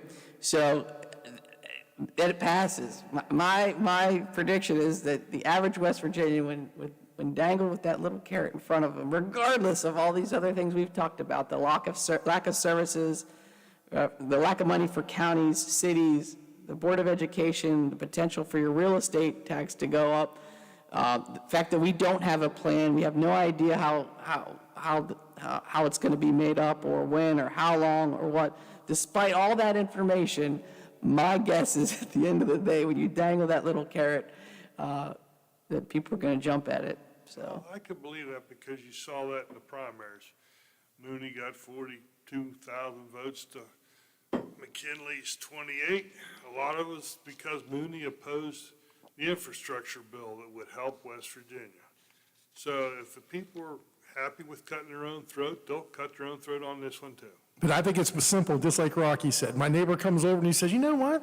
You'll never have to go down to the DMV again. What? Can't wait. Never trip to the DMV. I can't wait to go and get my yeah. In your four-wheeler, in your boat, you don't have to pay tax on that anymore. Right. I think it's a done deal, Rock. I agree.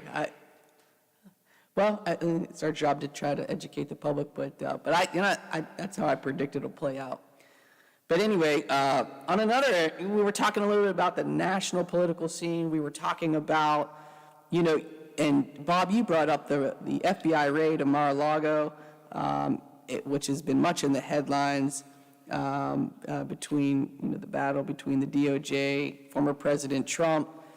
Talk about releasing search warrants, and now there's questions about releasing the affidavit which was used to support and secure the search warrant. But at the heart of it all, I think one of the main justifications that's being sold are that at the heart, some of these documents were related to national security, potentially the nuclear program or arms or some aspect of that. But I don't know if you guys know this, but it's playing out. There's a portion, in West Virginia, and people say this isn't real, right? That's never the case. There's actually a couple, did you know this, being prosecuted over in the Eastern Panhandle. Yeah, it was in a nuclear engineer for selling, attempting to sell secrets from our nuclear submarine fleet to a foreign power. They haven't identified that, but he actually out of D.C. The reason the case is in West Virginia is they had contacted a foreign country and it said that we have these secrets on the U.S. nuclear submarine program we'd like to sell. The country apparently, they have not named it, actually contacted the FBI and said, hey, these people are trying to sell us secrets. So FBI agents, posing to be foreign agents, talked with these people, and they arranged for these drop-offs over in the Eastern Panhandle. And it was bizarre. I think they would shove these computer chips in. I read a peanut butter sandwich was one. I think one was like a box of crackers or something. And they were doing these drop-offs over in the Eastern Panhandle, trying to sell these secrets. But it recently came in the news They tried to cut a plea agreement where I think the max that they could get, or the main culprit, the husband was the main culprit and the wife was just the lookout. And she was supposed to raise her arm if someone was coming, like back in the old spy movies. But he was going to at most get, I think, 17 and a half years, and she was going to get 3 for just being the lookout. And the U.S. District Judge, Gina Groh, she rejected that. Said she wasn't going to accept it. I was going to say, that's a hell of a deal. Remember, before my time, weren't they the Rosenbergs? They took them out back, they handed them a cigarette, then they shot him. Yeah, they got proven that his wife was a lookout like this lady. Yeah, and they shot him. But no, I think he faced up to life, but they wanted to cap it at 17. The judge said, no, we're not going to accept that. So they're headed they're headed to trial now, I think in January. But I mean, I guess they could always come back with another plea. But this is real world stuff. Sure it is. And I just thought that was interesting that all the focus is that we have stuff like that going on here in our West Virginia courts right here related to that. So. I've been, my 60 years, I've been afraid of some things. Nuclear war scares me. Mm-hmm. The pandemic certainly scares you. But what really is scary is the folks that after this all comes out, they still have sympathy for that man. They still get in their pocket and they say, man, can we help out in any way? Sure, send me money. And they fall for that. You talk about scary. That is scary. It's real scary. I mean, you could think about You talking about this case here or Trump? I'm talking about Trump. Can you think of anything really worse than trying to betray your country and giving away secrets that could lead to the death of allied countries, your U.S. soldiers, your friends, your family, You're selling out your destruction country. of our way of life. I mean, think about how heinous that is, really. And what they did was, it was weird in the peanut butter and jelly sandwich, I guess, along with the disc was a message that said, I hope your engineers will find this information impressive, and I hope to continue our relationship. And they were asking for multiple installments, and they wanted $5 million in cryptocurrency. That's all, $5 million to sell out your country. It doesn't take much. Some people, it doesn't take much at all. Oh, jeez. Yeah, I think that's a great deal they got. I hope that the judge does. The judge did reject it. I can't have it's that. Not there. Again, remember the Rosenberg is what I'd be telling them. That is funny. Interesting stuff there. Also, Fuzz. Also, so one of the other things in terms of politics, we're talking about constitutional amendments and things that go directly to the West Virginia voters. I mean, we have a representative form of government. Most stuff the legislature creates, there are some important policy decisions that there's a process to put things on the ballot where you can vote on it directly, like a constitutional amendment. But I guess Democrats have been on the abortion issue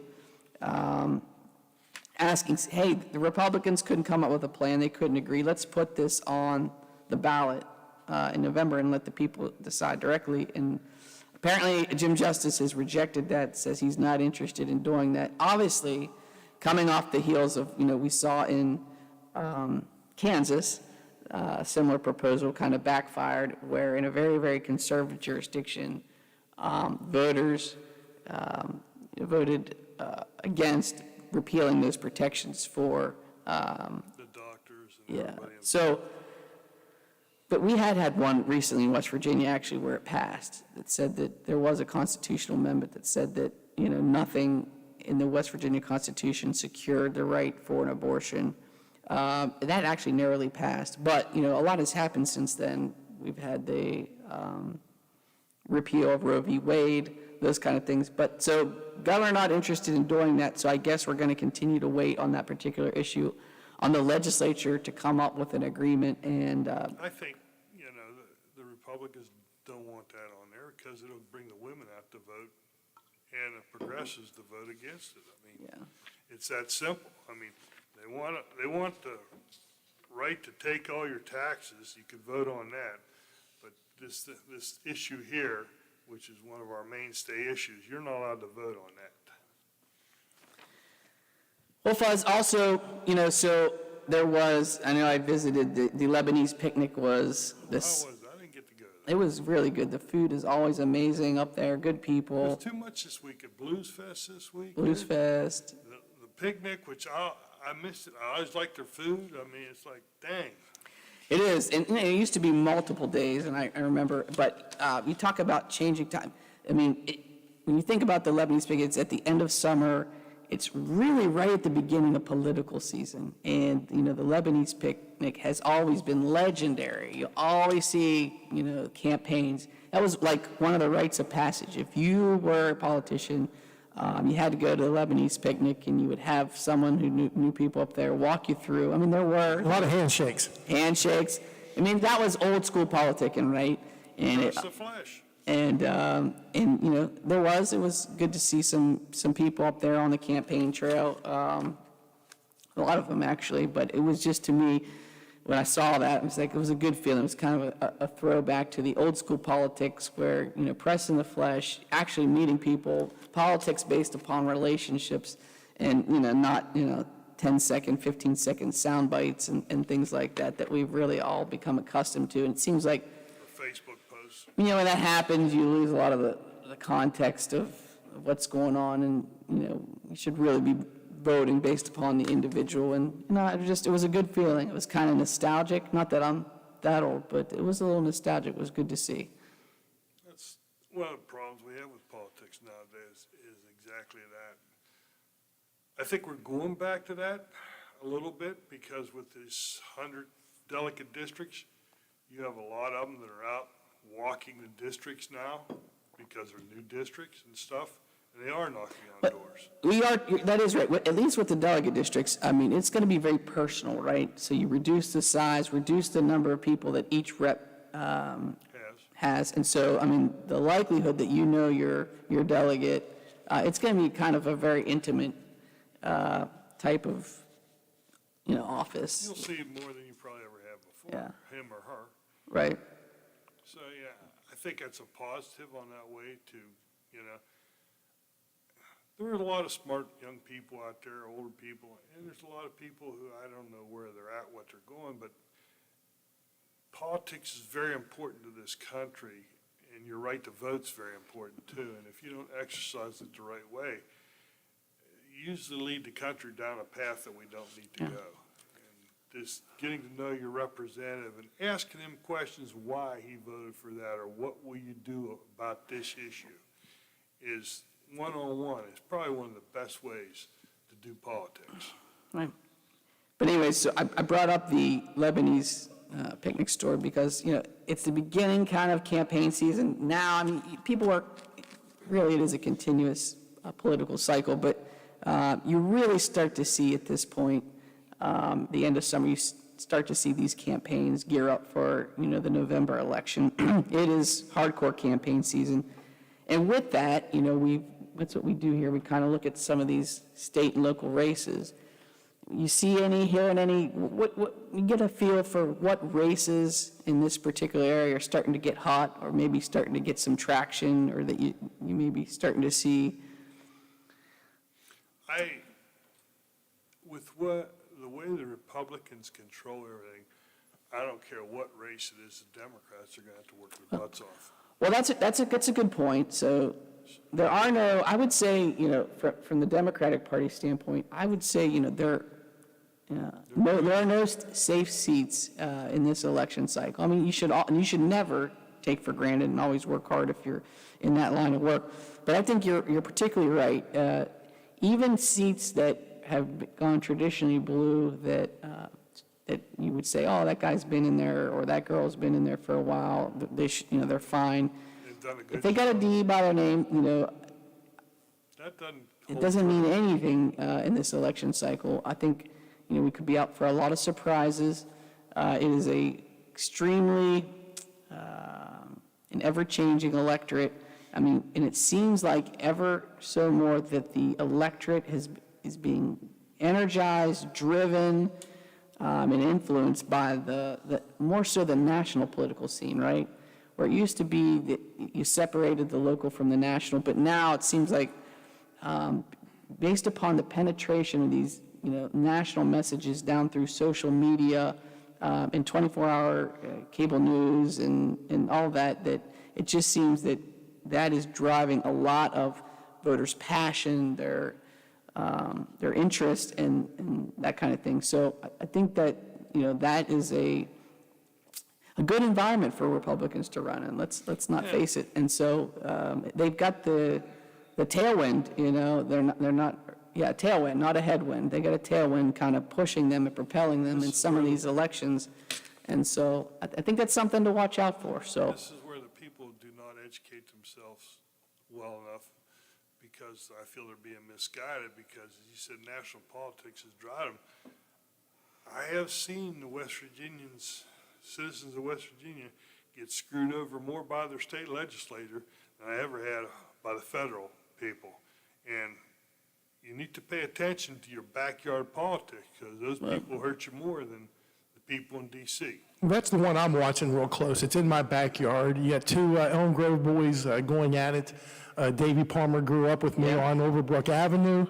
But one of my sons could be running from that post, and I'd look him in the eye and I'd say, I can't vote for you. I'm going to vote for Randy Horton, because how in the world can you tell me this guy hasn't done a great job? Right. So that's what it comes down to me. Look at what he has done. Davey and I grew up together. I can't think about voting for Davey Palmer, because Randy Horton, to me, has done the best job that you could possibly do. that certainly is an interesting race. Someone with a very, very accomplished resume in Randy Horton. And you would think, you know, someone that he'd given the voters absolutely zero reason to go away from it, and a bunch of positives to keep him in there, and all the things that they've done at that development. And you say Randy really is one of those that you mentioned, that old school kind of politics, kind of has relationships with people, very personable, out pressing the flesh. So yeah, that is an interesting race, and I But would. he still will have a hard race, because the Dave Palmer right. has an R behind Well, him. Absolutely. And that should have nothing to do with a county job like your commissioner job. How in the world could you tell me that has anything to do with it? It's not really policy-based, it's more administrative. But because he's right, it's going to have a lot to do with this race. That's an interesting one. No, that's certainly a race. Some of the other races, you know, I think contested races. Well, of course, all the legislative races, right? Every district is going to be tough. Yeah. So, you know, there's state senate in 1 and 2, both contested. All the House races will be pretty interesting. You know, what were the other contested? The circuit clerk is here in Ohio County is a contested race. I think that's going to test the R versus D. Longtime Democrat Brenda Miller has held that post forever, has been reelected numerous times by substantial margins. She faces a challenger in Republican Donna Vance. I think it's her first time on the ballot, maybe. My boy Joe Rookie has done a great Joe job. Rookie, yeah. Got to support Joe. So, I mean, there's, you know, there's some interesting races that are going to, I think, test our theory about.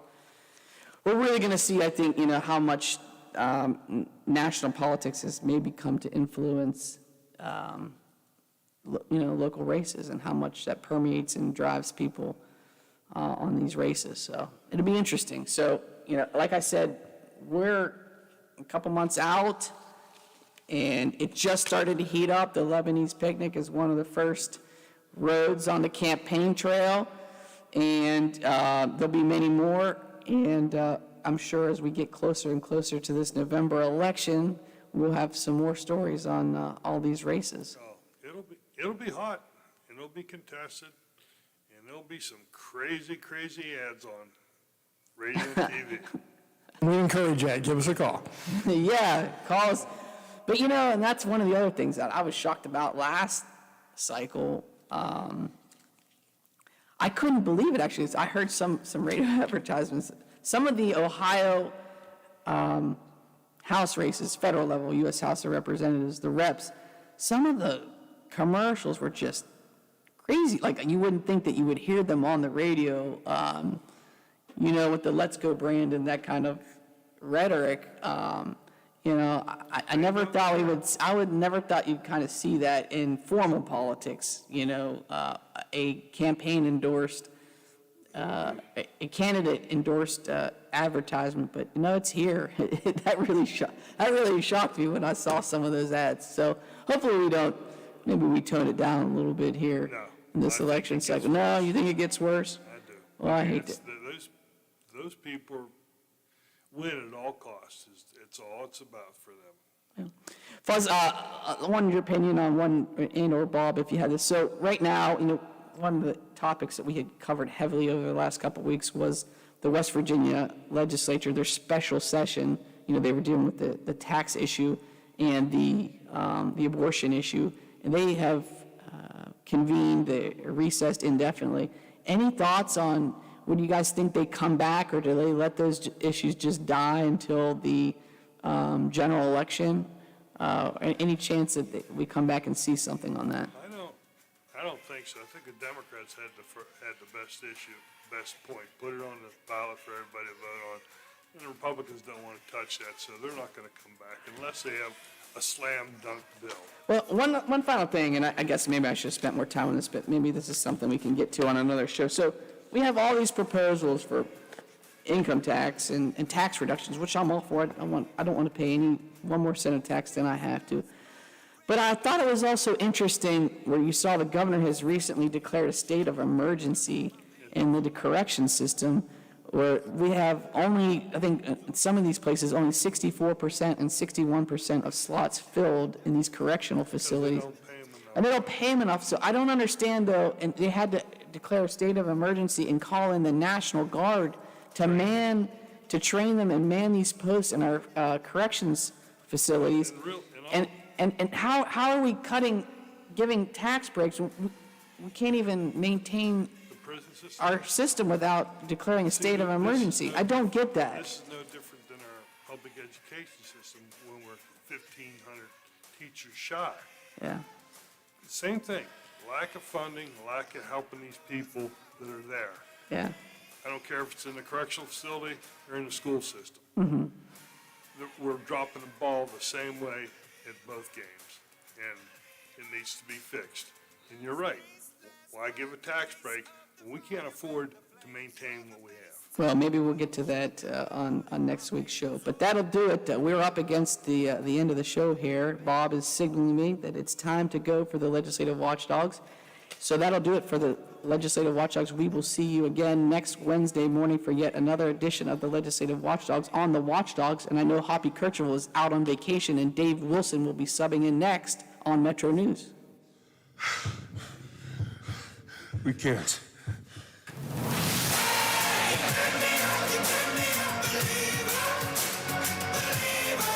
The Watchdog is FM 98.1, AM 1600 WKKX Wheeling, FM 97.7, AM 1370 WVLY Moundsville. 8% in June, or 0.8% in June, according to the Commerce Department. COVID booster shots developed by Moderna and Pfizer that offer protection from the BA4 and BA5 Omicron variants could be available in as little as 3 weeks if the FDA and CDC authorize them. We're hoping everyone who wants a shot will be able to get one, including those under 50 who haven't yet gotten their second booster. You're listening to ABC News. Do you know what people see when they Google you? Search engines don't always get it right. And when they're wrong, it's your reputation on the line. So what do you do when you don't agree with your search results? Call Reputation Defender at 800-401-6681. Reputation Defender by Norton is one of the most trusted names in online reputation repair. We have over a decade of experience in fixing people's search results, and we can help you too. Using cutting-edge approaches, Reputation Defender pushes unflattering information down to lower pages of your search results, where few people ever look. We also promote the good stuff so that it rises to the top, letting you put your best foot forward. Your good name is too valuable to leave to the whims of a Google algorithm. You owe it to yourself to take control with Reputation Defender. Visit www.reputationdefender.com or call 800-401-6681 for free advice on your situation. 800-401-6681. Opening statements today in Chicago in the trial of singer R. Kelly on federal charges of having sex with minors and producing child pornography. Officials now say the long western drought has pushed the Colorado River to a tipping point. States that rely on the river for water are being told to come up with plans to cut back on consumption. That river is a major source of water for about 40 million people. Anger in Israel over comments by the leaders of the Palestinians about the Holocaust. ABC's Jordana Miller is in Jerusalem with that story. The Palestinian president providing a clear example of what experts call distorting and trivializing the Holocaust, what is rapidly replacing outright Holocaust denial. Mahmoud Abbas accusing Israel of committing, quote, 50 Holocausts against Palestinians over the years. His false comparison between the Nazis' systematic murder of Jews and Israel's conflict with the Palestinians, uttered on German soil in a press conference with the German chancellor. Israel's Prime Minister Yair Lapid, who is the son of a survivor, calling Abbas's remarks a, quote, moral disgrace and a monstrous lie. Jordana Miller, ABC News, Jerusalem. And he says it was just a joke. Elon Musk tweeting that he plans to buy one of the most famous soccer teams on the planet, Manchester United. Later, however, he replied to a question about it, saying it's just a long-running joke on Twitter. He won't be buying any sports teams. This is ABC News. Mr. Clean, Mr. Clean. Of course I use Mr. Clean Magic Eraser to clean tough messes off my stovetop and bathtub. But then I discovered I can also use it to easily clean my patio furniture and even my shoes. I'm hooked. And when wipes won't cut it, I use Magic Eraser Sheets. They're thin and flexible erasers, perfect for everyday messes, like gunk on my counters and sinks. They really are magical. The reviews are in. Mr. Clean Magic Eraser and Sheets make cleaning look easy. I'm Sherry Preston, ABC News. Hey there, Dave Weekley here. Metro News Hotline presents what's trending in sports, music, movies, tech, television, and more from a Mountain State point of view. Renowned local and national guests pepper the daily lineup with authoritative insights and commentary on a wide variety of topics from West Virginia high school sports to the financial markets. Join the fun. Every day, Coop and I dip into irreverent discussions with calls, texts, tweets, the question of the day, and the always popular In or Out. Metro News Hotline, weekdays from 3 to 6 on Metro News, the voice of West Virginia. Hello, everyone, from the Watchdog. I'm Darnell Foster with a look at your local weather forecast for your Wednesday. A mix of sun and clouds, a decent day with a high near 80 degrees, the overnight low of 61 under partly cloudy skies. You'll see partly to mostly sunny skies for your Thursday with highs near 80 degrees. Have yourself a great day, everyone. From the Watchdog, I'm Darnell Foster. This is what having local hosts really means. Howard Monroe, Hoppy Kercheval.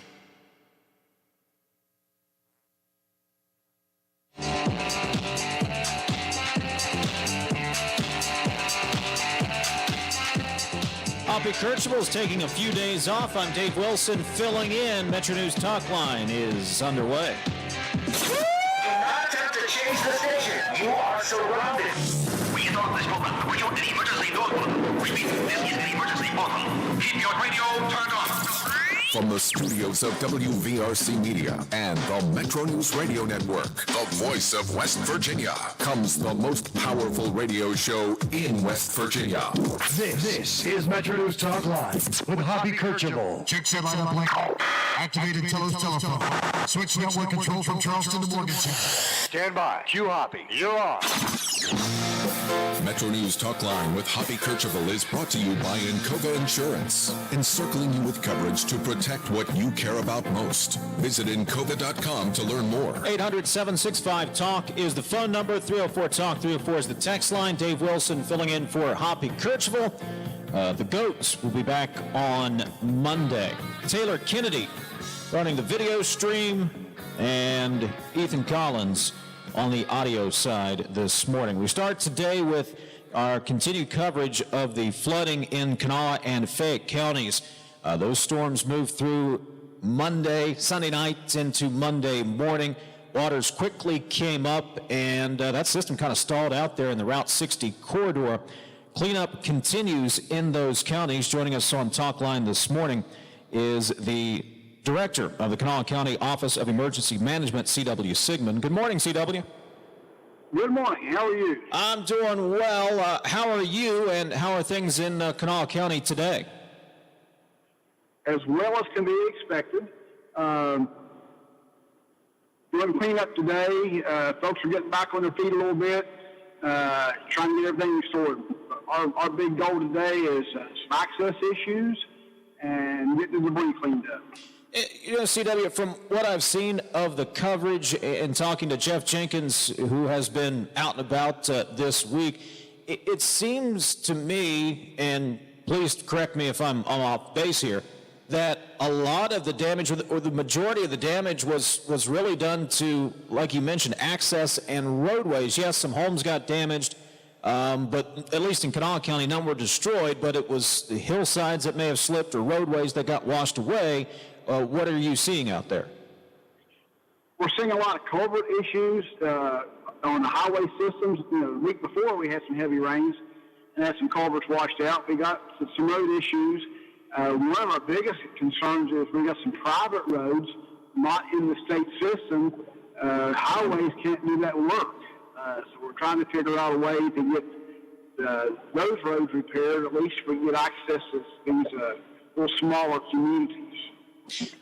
Has there been a particular area of the county that you've really had to focus more on than others? Yeah, we got some. It's widespread. It's all along these little tributaries there that all connect in the same area.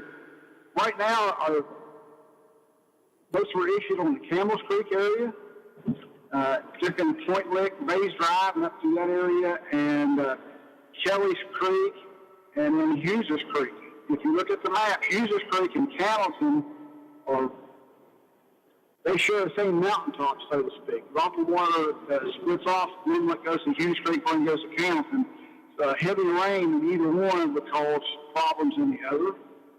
So Hughes Creek is issued, and we have a bridge out, or a bridge that's maybe damaged.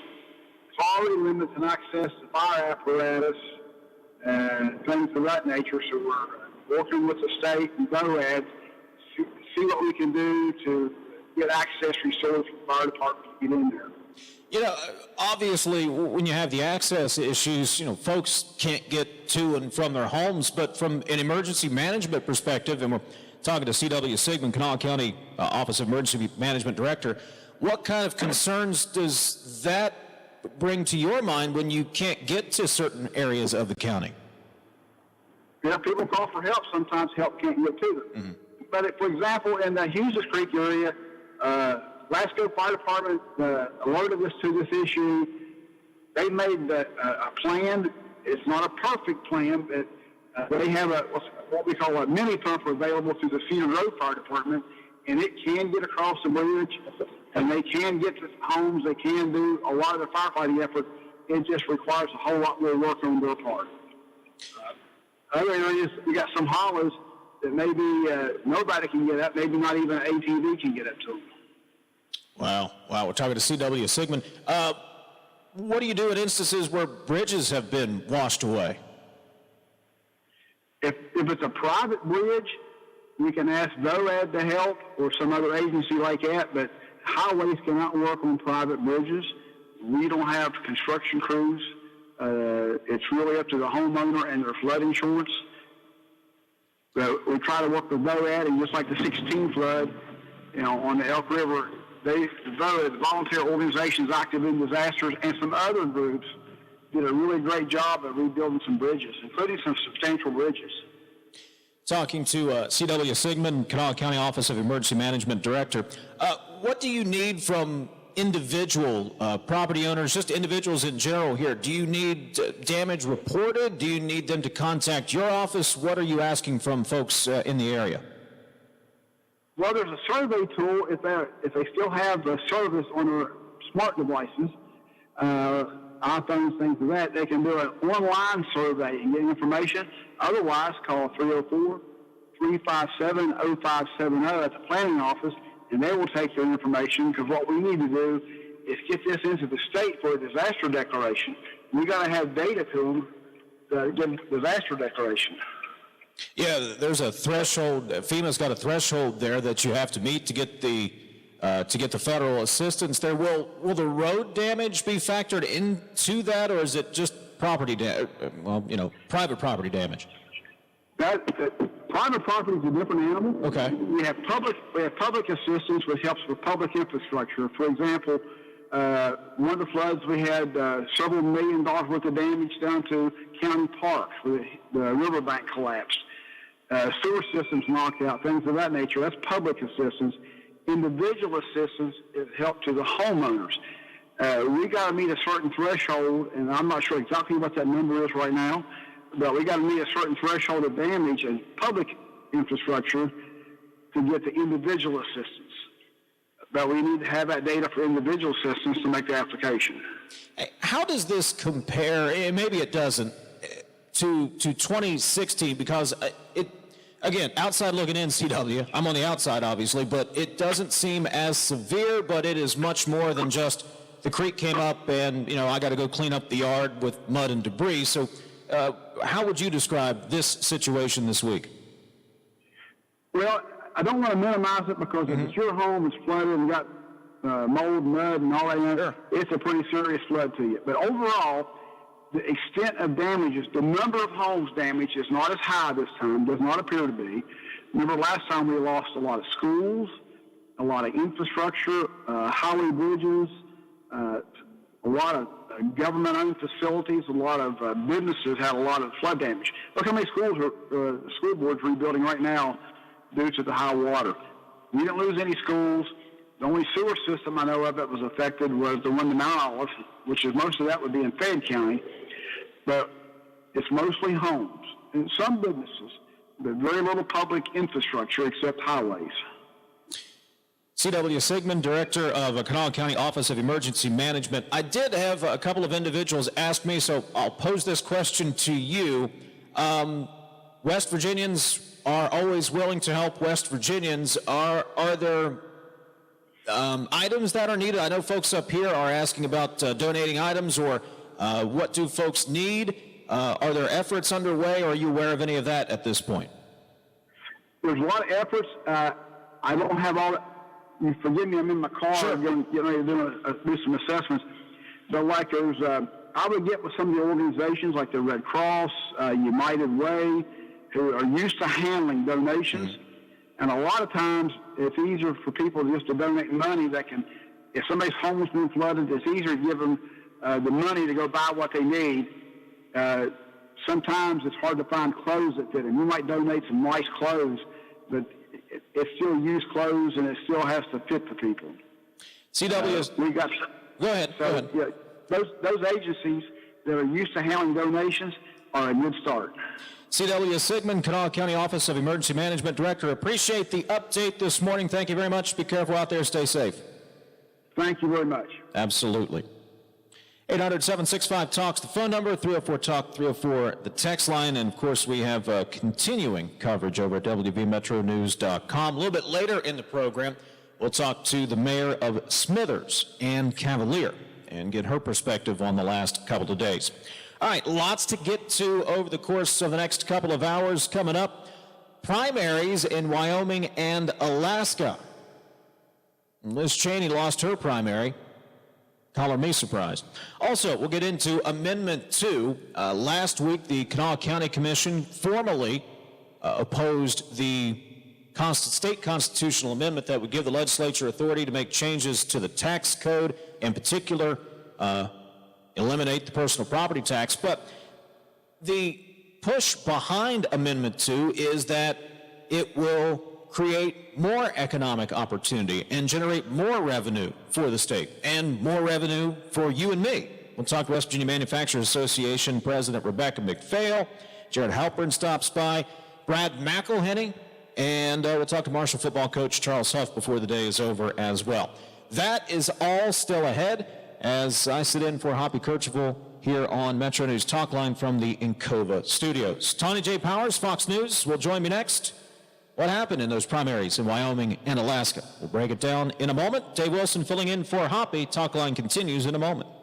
Energy policy in the United States and around the world is like the good, the bad, and the ugly. Global demand for coal has increased dramatically due to the war in Ukraine and the inability of renewable power sources to meet energy needs. The good? Here at home, this has resulted in more jobs for our mining ecosystem and record-breaking budget surpluses for West Virginia. The bad? Unfortunately, President Biden, his administration, and extreme liberals in Congress continue to impose regulations to remove coal from our energy mix. The ugly. The result of these decisions and the forced retirement of coal-fired power plants has left 2/3 of the country exposed to energy shortages. Experts predict the potential for brown or blackouts in major population centers this year. America must employ a common-sense energy strategy and unleash the power of coal to fuel a stronger nation and more secure global community. Like the famous line in the movie, I'll sleep better knowing my good friend is by my side to protect me.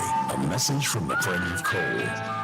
Senior citizens face a variety of challenges, everything from declining health to fixed income. But thanks in part to your tax dollar, the West Virginia Department of Agriculture Seniors Farmers Market Nutrition Program is helping. Seniors can go to their local senior center to sign up and receive the vouchers, then visit their local farmers market that accepts the senior farmers market vouchers to redeem for West Virginia grown fresh fruits and vegetables. Go to agriculture.wv.gov for more information. The West Virginia Department of Agriculture, an equal opportunity provider. This is Talk Line on Metro News, the voice of West Virginia. Hi, it's Hoppy Kercheval from Talk Line on Metro News. We're here weekdays, 10:06 till noon, always talking with the biggest names in politics in West Virginia, like Governor Jim Justice. Now, I'll tell you this, Hoppy, I'm a Christian through and through. And if God above, if I am telling you any word that is wrong in that, I want him to send me to hell right now. Keep up on what's happening in West Virginia. Talk Line, weekdays at 10:06, right here on this Metro News radio station. We'll talk to you then. Hey, it's Jensen Lewis. As a former Major League pitcher, I tried to throw a no-hitter every time I stepped on the mound. Every pitch counts. Sometimes I got away with a bad pitch, and my defense bailed me out. I got a second chance, a new life. But if you cross railroad tracks illegally, you might not get a second chance. At an active railroad crossing, you have 20 seconds minimum before the train crosses the road. Don't risk it. Make every crossing a no-hitter.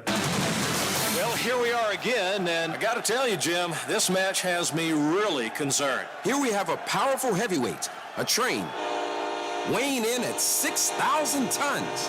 And this hasty lightweight challenger, a car, at just 1.5 tons? This does not bode well for the car or the people in it.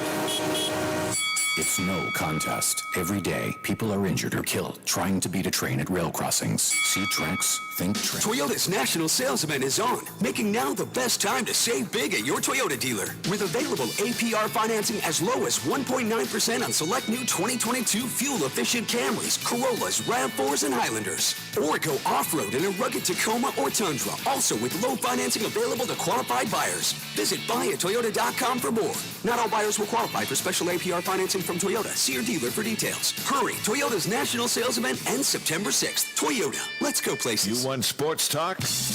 We got the goods all night long. Tune into Sports Map Radio. Evenings and overnights on FM 98.1, AM 1600. We are the Watchdog. And with Hoppy Kercheval is brought to you by Encova Insurance, encircling you with coverage to protect what you care about most. Visit Encova.com to learn more. 304 Talk 304 is the text line. 800-765-TALK is the phone number. Coming up, we're going to talk to Rebecca McPhail. She is the president of the West Virginia Manufacturers Association. And Amendment 2 will be on your ballot in November. Amendment 2 is the state constitutional amendment that would give the legislature authority to make changes to property taxes. And ultimately the goal is to eliminate the personal property tax on, your vehicles, but also get rid of that pesky business machinery and inventory tax, which is regressive and is anti-business. I don't like it. Businesses don't like it. Even county commissioners that I have spoken to, who aren't really warm to Amendment 2, to put it mildly, will admit that is a bad tax.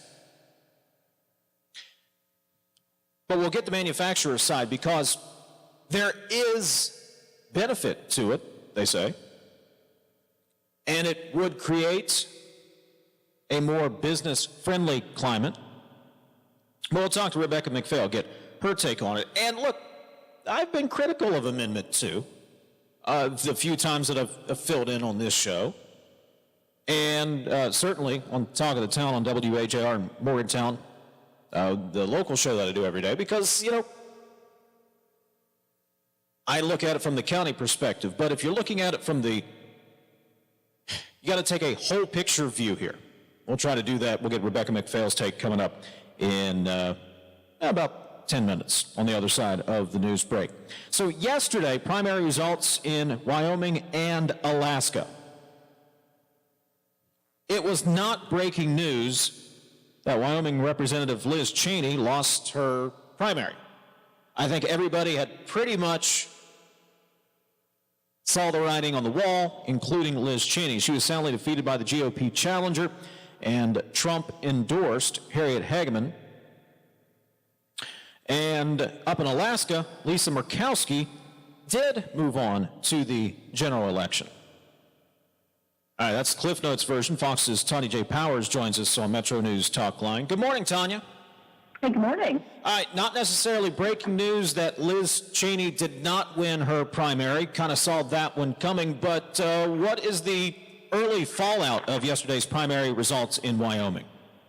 Well, that's a good question. Obviously, she was, I think, trounced is probably the best way to put that. She got 29% of the vote, 66% for Hageman, her challenger, who was backed by Trump.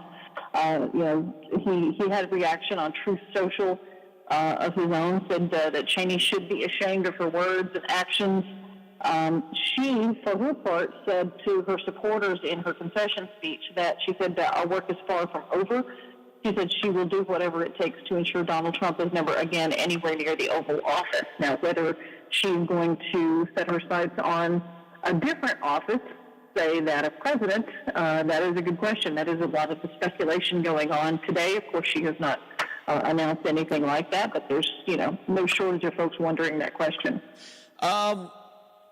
I have seen that on the news channels this morning, that idea and that possibility explored. But would she run as a Republican, run as an independent? I can't imagine she would have any chance of winning the nomination or actually being a serious candidate for the GOP. So what's the thought out there right now? That's a good question. I think it's maybe a little too soon to tell how much of a chance she has, who could back her. I mean, she has more of the, establishment, if you will. I guess what you would normally think of as a Republican that is not necessarily a Trump Republican. As we know, there is sort of a divide in the party at this point. So I don't know. There may be people out there who want to see her run. Like I said, that primary is pretty handily won by Hageman there. It's a winner-take-all primary, not to be confused with the one in Alaska that was also held yesterday. That one is a ranked choice primary. The top 4 vote-getters in that one, regardless of what their party affiliation is, they advance to the general election. So you have Lisa Murkowski, the senator. She was running in that primary yesterday. She will advance to the November general election, but so will her Trump-endorsed GOP rival in that, because they were the top 2 vote getters. Murkowski getting about 4% more of the vote than the candidate that was endorsed by Trump. Like I said, there are 2 of the 4 that will go on to the general. In the House primary, you had the Democrat Mary Peltola got 38% of the vote. Sarah Palin got 32% of the vote in that race, as well as another Republican got 29% of the vote there. So they will, as well as one more person, go on to the general election in November. And I'm just trying to make sense of all of this. It seems like we're in a never-ending election cycle. There's a primary every couple of weeks, it seems like, Tanya. Big picture, should we take anything away from this, or just chalk it up to, we knew this was coming, and this is kind of the direction everything is headed? Yeah, this seems to kind of be it. I mean, I think one of the most interesting things about election years, be it presidential, midterms, whatever, is we talk about all these primaries as they come, like you said, week after week after week, and it just seems like it's never ending. I think one of the most interesting pieces of all of this besides the political standpoint of all of it, is exactly how different states go about choosing their representatives. That's one of the things that always fascinates me whenever there's an election cycle, and we talk about how votes are cast and how many, there's winner-take-all primaries, there's ranked choice primaries, there's, there's other ones where if you don't get a certain percentage of the vote, there's an automatic recount, or they have to have, a runoff. Or I find that very fascinating with the way that states do everything differently. Tanya, I find it fascinating and exhausting all at the same time. And that's fair. That's absolutely fair. Yes, I'll go with that. Fox News' Tanya J. Powers. Tanya, thank you for the perspective. Sure, thank you. Appreciate it. Yeah, I heard Steiwalt yesterday on Talk Line with Hoppy, and I read his commentary or column on the Dispatch about primaries and voter turnout, and it all makes my head hurt sometimes. All makes my head hurt. But, of course, it doesn't take much for me either. 800-765-TALK, the phone number, 304-TALK, 304, the text line. No, Jerry, I'd get to you, but I would not be fair to you as I'm going to be pinched at the bottom of the hour here. I'll get to your calls. We got some open line opportunities coming up second half of this hour. Let me check the text line quickly.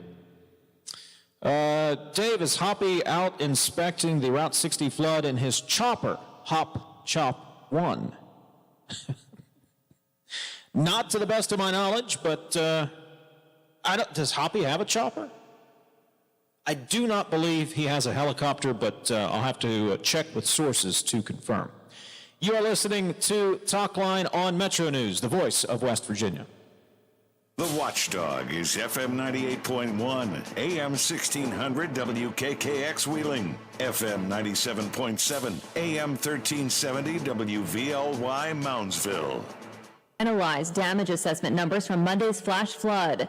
State Division of Emergency Management lead project specialist Jason Means says it's important that impacted residents take their time and get accurate assessments so the state can determine if a formal disaster request can be made to the president. We need to make sure before we jump that the information is accurate. The storm dumped 5 to 6 inches of rain. White House drug czar and former state health officer Dr. Rahul Gupta says there needs to be drug addiction services everywhere. I think one of the first things we do is we meet people where they are, provide them the help, support, and build that trust and engagement. Gupta will attend a high-intensity drug trafficking areas roundtable in Charleston this hour.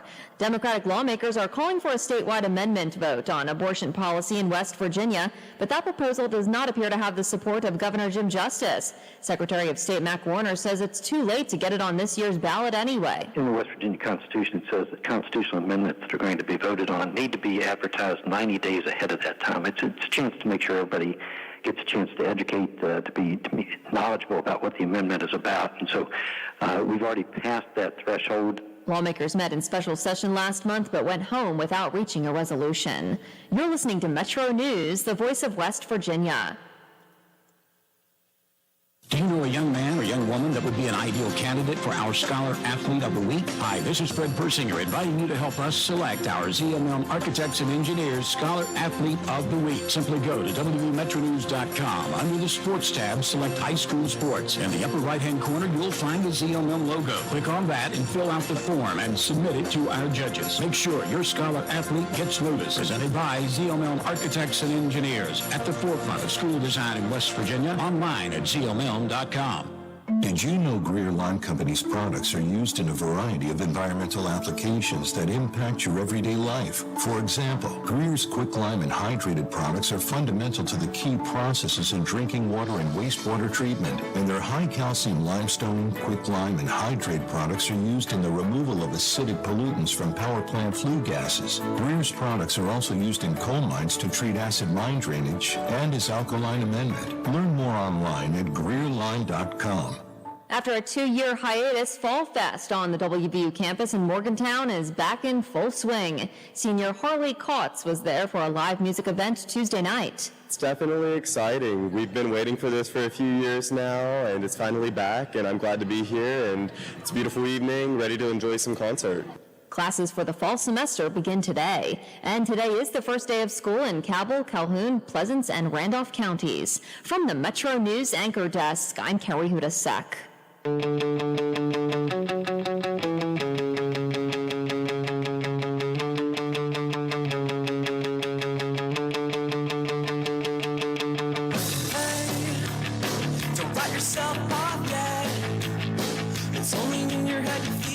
Just had a nostalgic moment.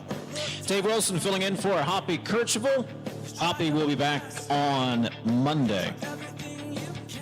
During the special legislative session earlier this month that was supposed to be about the income tax and quickly went off the rails, but during that special session, the West Virginia Manufacturers Association, I guess that might have actually been in end of July, but the West Virginia Manufacturers Association is put out a press release urging Governor Justice and the state legislature to continue on a path of reforming the state's property tax structure before altering other sections of state code.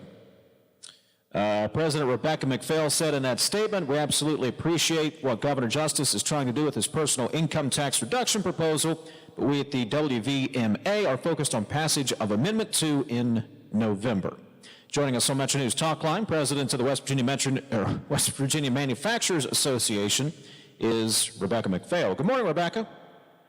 Hey, Dave. Good morning. Thanks for the promotion you almost gave me there. Yeah, you know, I almost bumped you up to Metro News there, host of Talk Line, accidentally. It just kind of rolls off the tongue every day, you know? So, yeah, it'll be a lot of fun, though. Rebecca, let's start here. I want to get into how the Amendment 2 and moving forward this plan can benefit the state of West Virginia, but from the Manufacturers Association's perspective, why the focus on the property tax proposal and Amendment 2 before we move on to income taxes? Well, Dave, I think our goal is pretty clear. The immediate goal for us is to clear the path for a robust policy discussion. We don't think we can really have that discussion until we get through November and give the voters an opportunity to possibly remove a barrier that has kept us from really delving into comprehensive tax reform, because we strongly believe that tangible personal property tax and the tax that our members pay on inventory, machinery, and equipment has to be on that tax reform menu. And of course, the constitutional barrier now that is in place really keeps us from looking at everything in a comprehensive way. And so we have no issues with broad tax reform at all, and looking at all of the different avenues to give taxpayers in West Virginia some relief. But we think that we're not quite there yet until we know how things shape up after the election in November. I've yet to run into a business owner who likes to pay the machinery inventory tax. So how will current businesses, current manufacturers here in West Virginia, how do they benefit if this tax is removed? Well, I think just maybe speaking in broad terms with regard to the manufacturing industry, these types of regressive tax on capital investment really are they disincentivize capital investment, or disincentive for capital investment. And, you know, among our members, among possible manufacturing investors in the state, there's no doubt at all that this tax influences investment decisions and can dissuade manufacturers and possible new manufacturers from making investments in the state. I mean, when you're looking at an industry that competes in a global economy, and a lot of manufacturers in West Virginia have operations in other states and other countries, you know, we're no longer competing with our competitors. We're competing internally with our different sites for where we're going to expand operations or invest in innovation, and this tax is a barrier for that in West Virginia. You know, you can't deny that it's one of the reasons, among others, and so we know there's no silver bullets, that we've seen such a reduction over the years in manufacturing in our state. When we're trying to increase productivity, some of that means bringing in new technologies and and it's not as feasible here as it is in other places. Talking to Rebecca McPhail, President of the West Virginia Manufacturers Association. The other side of the coin that I have heard from county commissioners in particular, Rebecca, is that even with that barrier in place, there are areas of the state that have been able to attract business. I'll use Montague County because that's where I am every day. As an example, the bottling company that will be opening probably this fall, I do believe they're scheduled to get their operation up and running. Even with that tax in place, even with that barrier, they found Montague County to be the best destination for them.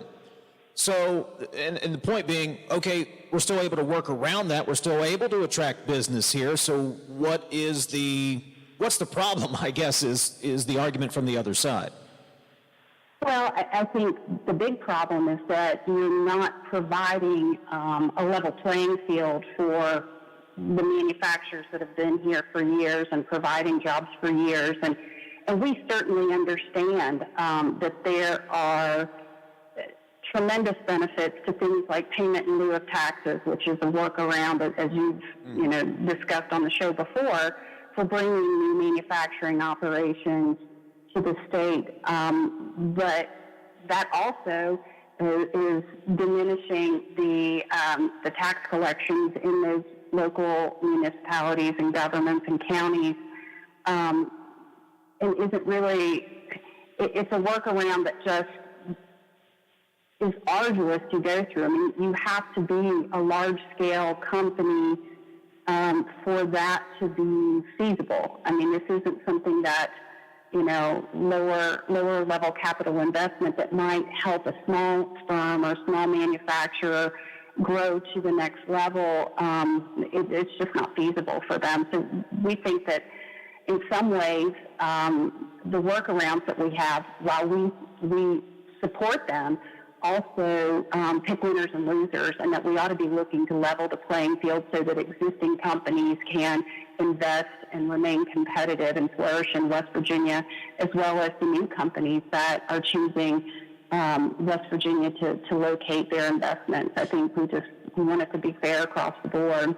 Got to be honest with you, Rebecca. When I think manufacturing, I do think big company, Toyota, the bottling companies, I do think big companies that can go through that whole process of figuring out payment in lieu of taxes. But can you give me an example of smaller manufacturers that you work with or that are part of the association that this really impacts them on and maybe even prevents them from expanding? Well, companies get really edgy when you talk about when you make public statements about them. But let me give you some examples of folks that we've heard from in certain sectors. Take a distillery or a beverage manufacturer, some of our breweries even. They are creating products that by their very nature have to be held for a while before they can profit from them. So they're paying year over year tax on inventory that they have to hold in order for it to be a marketable product. We visited a manufacturer in the Eastern Panhandle just yesterday that produces ammunition that is dependent on their ability to maintain a consistent supply chain. So during COVID and those sorts of things, the only way that they can kind of get ahead of a problem is to kind of stockpile some of the components that go into their process. And in doing so, they're dinged each cycle when they have to pay the inventory tax on that. Certainly in low margin industries with high priced equipment, you have to make a decision about whether or not you're going to invest in the plant or you're going to try to cobble along until it no longer becomes profitable and you either move or you close up shop and try your hand at something else or go into retirement, which is what we do see with some of the smaller companies. And I'm talking, 6 employees to 30 employees that are family owned and run. We've seen that over the years, especially in the southern part of the state. things get so antiquated and so difficult to maintain with the innovation that's coming to certain sectors that it's just no longer a profitable business. And rather than keep plugging away at it, they close their doors when it's time to retire. Rebecca McPhail, West Virginia Manufacturers Association president. What's your plan, or what's the strategy here over the next couple of months? This will be on the ballot in November. Be honest, again, I don't know that I have a pulse. I would think this passes because of the idea of not having to pay taxes on my truck or other vehicles, for that matter. It's pretty enticing to me. So, are you going to be out promoting, or what does the Manufacturers Association plan the next couple of months?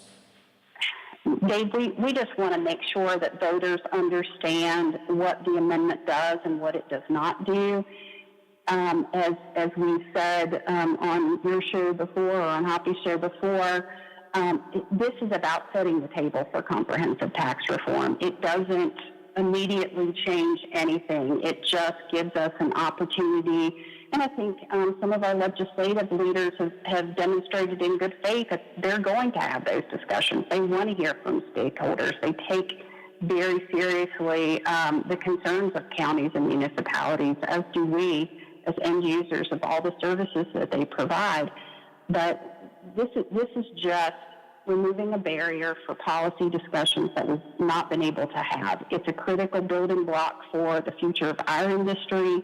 We've seen it in neighboring Ohio, where they've realized significantly increased capital investment, higher wages in the manufacturing industry, and job growth, because they've removed this barrier, and the manufacturers are coming to the state. So that's going to be our focus, the economic impact that we can realize as a state, the long-term benefits. You know, I think people need to understand that this isn't about reducing a tax. It's about growing our economy and being more competitive, and that creates more tax revenue in the long run. President of the West Virginia Manufacturers Association, Rebecca McPhail. Rebecca, thank you so much for the time today. I appreciate it. Thanks, Dave. Have a great rest of your day. You as well. Coming up, calls, texts. I'll check the Twitter as well. Dave Wilson sitting in for Hoppy Kirchville from the Encova studios in the Dale Miller building. West Virginians ages 6 months and older can now get their COVID-19 shots. COVID-19 vaccination is now available at many healthcare provider offices, local health departments, and pharmacies. Pharmacies can vaccinate kids ages 3 and up. For help finding a location, visit vaccinates.wv.gov or call the info line at 1-833-734-0965. Talk line continues in a moment. A congenital heart defect or disease is a life-changing condition. At the WVU Medicine Children's Heart Center, we offer life-changing care. We have the only pediatric cardiothoracic surgery program of its kind in West Virginia. We deliver innovative heart procedures in a family-centered environment for patients with congenital heart disease. Put your child's heart in the very best hands. Visit WVUkids.com. Mondays mean more. More days to play Lotto America. All-American Mondays from the West Virginia Lottery. You can now play Lotto America 3 days a week. Monday, Wednesday, Saturday. And an extra draw day means faster growing and bigger jackpots. Plus more chances to win. Salute your week with All-American Mondays from the West Virginia Lottery. Play Lotto America today. For more information, visit WVLottery.com. Please play responsibly. You're listening to Talk Line on Metro News, the voice of West Virginia. It's almost that time of year. With football right around the corner, the Pine Room Podcast is coming right here to the Watchdog to break down and highlight your favorite teams from around the region, from high school, college, and the NFL. We might not be experts on everything, but sports, that's a whole different ballgame, pun intended.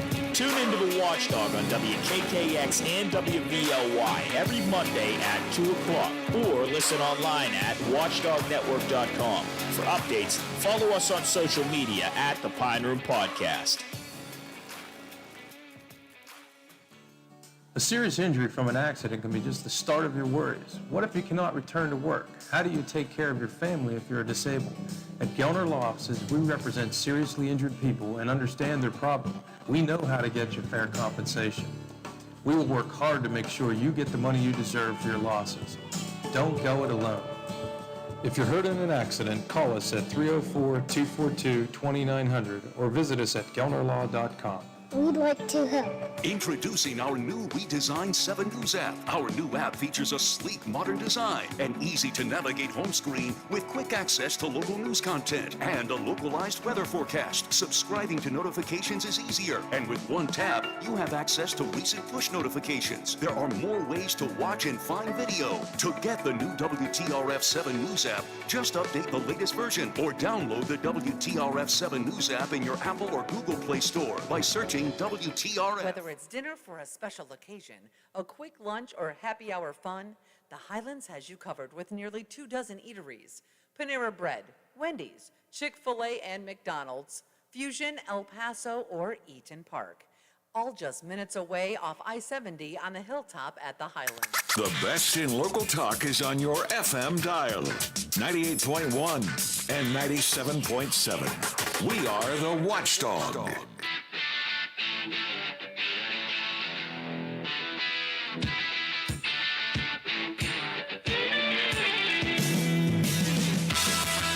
Metro News Talk Line with Hoppy Kercheval is brought to you by Encova Insurance, encircling you with coverage to protect what you care about most. Visit Encova.com to learn more. Got some open lines here for you. 800-765-TALK, the phone number, 800-765-8255, or you can text me at 304-TALK-304. Several of you on the text line curious about Hoppy's whereabouts. He just had some days off as far as I know. All I know is I was asked to be here the next 3 days. I did not ask where he was going. Not to be mean, I don't care. It's his days off. Go wherever you want. I have no idea what he's doing. We can come up with ideas if you'd, want to speculate what Hoppy does on his days off, by all means. But I have no idea. But he will be back on Monday. He's just got some days off. That's all. 304-TALK, 304, the text line. Dave, Liz Cheney should be ashamed? ? Give me a break. She never told violent rioters set on hanging Mike Pence that they are special and we love you. Those that embrace political violence and destructive lies are rewarded in the GOP. What is wrong with the GOP? ? Okay, did I say that? Did I say she should be ashamed?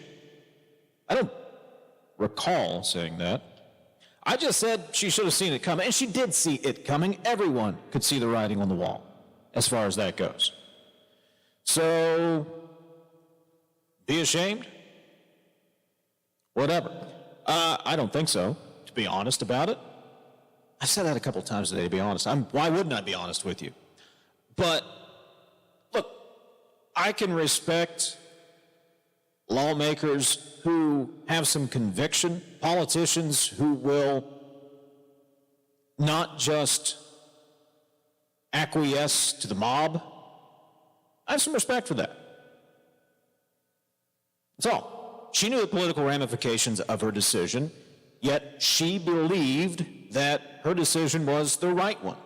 And I can respect that. Simple enough for me. 304-TALK, 304 is the text line. 800-765-TALK, the phone number. More Hoppy questions. Wow, Dave, Hoppy takes more vacations than President Biden. Hey, don't we all want to reach that goal where, hey, if I want to take 3 days off, I take 3 days off. I do believe he is complying with company policy, though. I'll check with HR during the break. Dave, just a question. How many more 50 and 100-year weather events is it going to take before Trumpers in West Virginia will admit that climate is different now? By the way, everybody knows Hoppy has a helicopter. 304-TALK, 304. Dave, number one, there is not a guarantee in this amendment to have to reimburse counties. Number 2, check kanawhacountysoftwaresystems.com.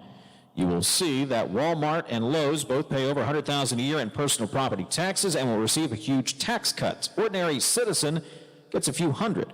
Number 3, always thought Republicans thought government closest to the people was better. Okay, I could argue both ways when it comes to the Amendment 2 and the personal property tax and the business machinery inventory tax. I could argue it both ways. I really could. I see the benefits to both sides. I see the reservations of the county commissions. I also see that you do lose local authority, and I understand that trepidation. I also understand the other side of the coin, that this is a regressive tax on business, it's a regressive tax on manufacturing, and if we are ever going to move forward with some sort of tax reform in the state, this has got to be part of it. But to do that, you got to amend the state constitution, and that's going to take a vote from you. So, and look, all the amendment does is give the legislature the authority to make changes. I know there's no guarantees. Certainly this is the road that Senate leadership wants to go down. They've laid out the plan. We'll see where it ends up. I could argue it both ways. Quite frankly, I haven't made my decision on how I'll vote. I got several weeks to go, though. I could go both ways. All right, got to squeeze in a break.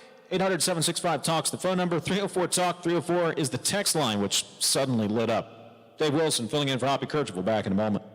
Energy policy in the United States and around the world is like the good, the bad, and the ugly. Global demand for coal has increased dramatically due to the war in Ukraine and the inability of renewable power sources to meet energy needs. The good? Here at home, this has resulted in more jobs for our mining ecosystem and record-breaking budget surpluses for West Virginia. The bad? Unfortunately, President Biden, his administration, and extreme liberals in Congress continue to impose regulations to remove coal from our energy mix. The ugly. The result of these decisions and the forced retirement of coal-fired power plants has left 2/3 of the country exposed to energy shortages. Experts predict the potential for brown or blackouts in major population centers this year. America must employ a common-sense energy strategy and unleash the power of coal to fuel a stronger nation and more secure global community. Like the famous line in the movie, I'll sleep better knowing my good friend is by my side to protect me. A message from the friend of coal. Senior citizens face a variety of challenges, everything from declining health to fixed income. But thanks in part to your tax dollar, the West Virginia Department of Agriculture Seniors Farmers Market Nutrition Program is helping. Seniors can go to their local senior center to sign up and receive the Seniors Farmers Market vouchers, then visit their local farmers market that accepts the vouchers to redeem for West Virginia grown fresh fruits and vegetables. Go to agriculture.wv.gov for more information. The West Virginia Department of Agriculture, an equal opportunity provider. This is Talk Line on Metro News, the voice of West Virginia. Hi, it's Howard Monroe. When you join the Watchdog Morning Show every weekday morning, we have a complete team working for you. WTRF TV7 provides local news. The Ohio News Network and West Virginia Metro News provide the regional coverage, and we have ABC News at the top of the hour every hour. Plus, Bill DeFabio's local sports report, Tony Caridi's Mountaineer report, and Aaron Myler has the Storm Tracker 7 forecast. Join Bob Slider and me every weekday morning at 7. The Watchdog Morning Show right here. They said it couldn't be done. Cut inflation, cut the deficit, put more money in the pockets of West Virginia families. That's the deal Joe Manchin just cut in Washington. It's not a Democrat deal, a Republican deal, or a Green deal. It's a red, white, and blue deal. Joe's plan negotiates lower prescription prices, expands oil and gas production for today, and encourages the development of alternative energy for tomorrow.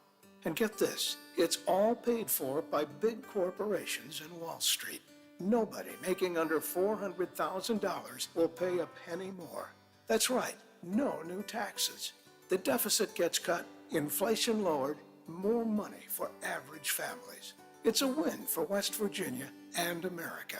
That's Joe Manchin, smart, independent, always doing what's best for West Virginia. Paid for by West Virginia Freedom Alliance. Cybersecurity attacks can cripple and even force a small business to close. Does your organization have a focused approach to being cyber resilient? If you can't answer yes, you should contact Omni Strategic Technologies to help you identify the steps to protect your data and reputation from the very real cyber threats that exist today. Schedule your free consultation by calling Omni at 304-242-7600 or online at omniperforms.com. Omni Strategic Technologies, the only cybersecurity firm that the Watchdog trusts. Did you know that Masterforce has thousands of tools at Menards? Any tool you want, we have. There are hammers, drills, pliers, levels, wrenches, grinders, sanders, air compressors, nailers, workbenches, mowers, blowers, chainsaws, floor jacks, knee pads, work lights, fans. Whew. And that's just a taste. Want power, performance, durability? Come check out the wide range of products from Masterforce, exclusively at Menards. Sports Map Radio is on all night long. Tune in to get up-to-the-minute sports coverage on FM 98.1, AM 1600. We are the Watchdog. Here, before the top of the hour, I got about a minute. Some of you are speculating where Hoppy is today. Dave, why does everybody have such a problem with a working person having a day off? No problems here. Dave, Liz Cheney made a political calculation banking on Trump imploding. Didn't work, so long, Liz, and take your dad with you.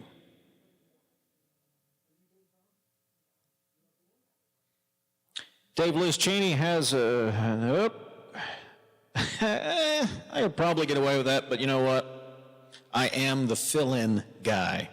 All right, coming up next hour, Brad McElhenney stops by, and we'll talk to Marshall football coach Charles Huff. You're listening to Talk Line on Metro News, the voice of West Virginia. The Watchdog is FM 98.1, AM 1600, WKKX Wheeling. From ABC News, I'm Sherry Preston. Inside an Atlanta courthouse right now, former Trump personal attorney Rudy Giuliani. He is appearing before a special grand jury looking into alleged efforts to overturn the results of the 2020 election. ABC News Justice and Homeland Security reporter Jack Date says as of right now, we don't know what he's saying. I think it's possible he could plead the fifth. It's possible that he could claim a privilege in terms of responding. So it's unclear at this point what impact it'll have. But overall, it's crystal clear that the former president, is facing legal problems on multiple fronts, and those problems continue to grow by the day. The federal judge who approved unsealing the warrant related to the Mar-a-Lago search will decide tomorrow whether the affidavit in the case will also be unsealed. ABC's Terry Moran has more on that. Donald Trump is calling for it to be unsealed, and a group of media organizations, including ABC News, is also asking the judge to do that. But the Justice Department strongly opposes unsealing this sworn affidavit. In a court filing, department lawyers arguing that unsealing the affidavit could, quote, cause significant and irreparable harm to the investigation, chill future cooperation by witnesses, and put highly classified materials at risk of exposure. Refusing to go along with the election lie cost Wyoming's sole member of Congress her job. Liz Cheney defeated by Harriet Hageman, who had the support of the former president. She said after her loss last night, Cheney, that she will continue fighting. I have said since January 6th that I will do whatever it takes to ensure Donald Trump is never again anywhere near the Oval Office, and I mean it. Former vice presidential nominee Sarah Palin was able to secure one of 4 spots for the general election in November for an open house seat in Alaska. Incumbent Senator Lisa Murkowski, also in Alaska, appears to have survived her primary.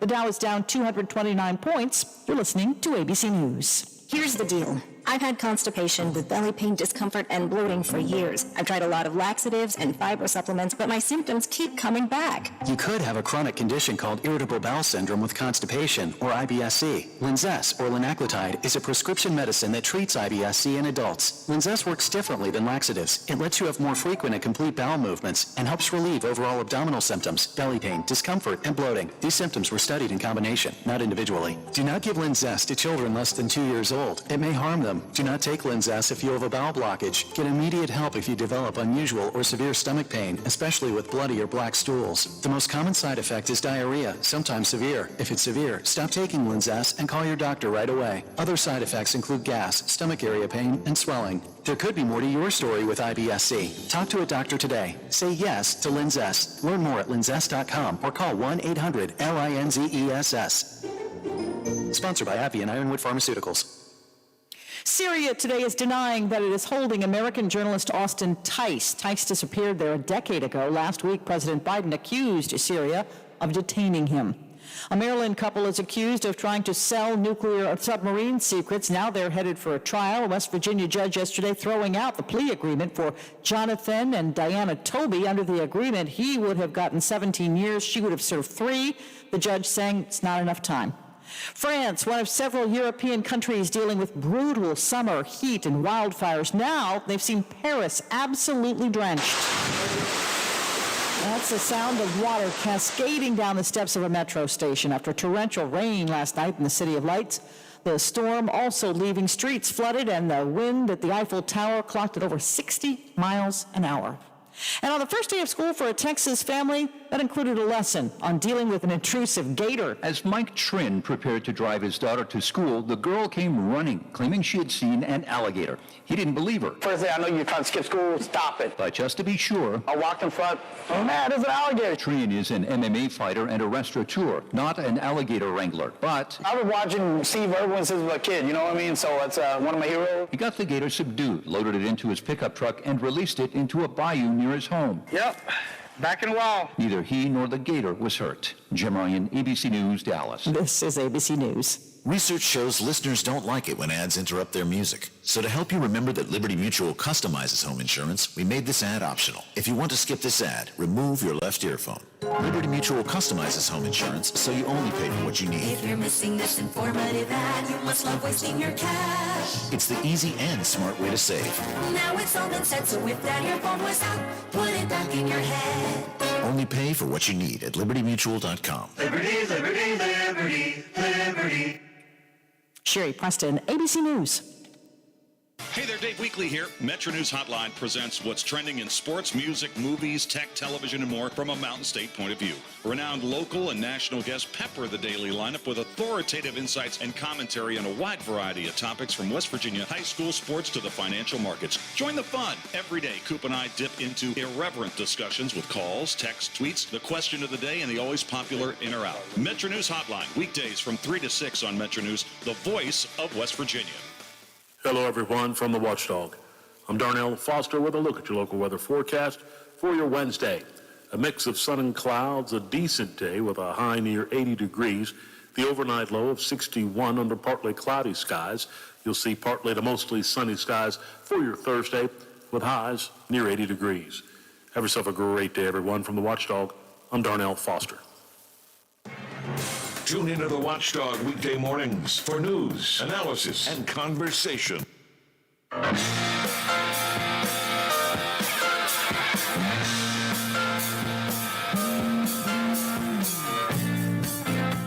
Metro News Talk Line already underway. Hour number 2, Dave Wilson filling in for Hoppy Kercheval. Lots to get to this hour.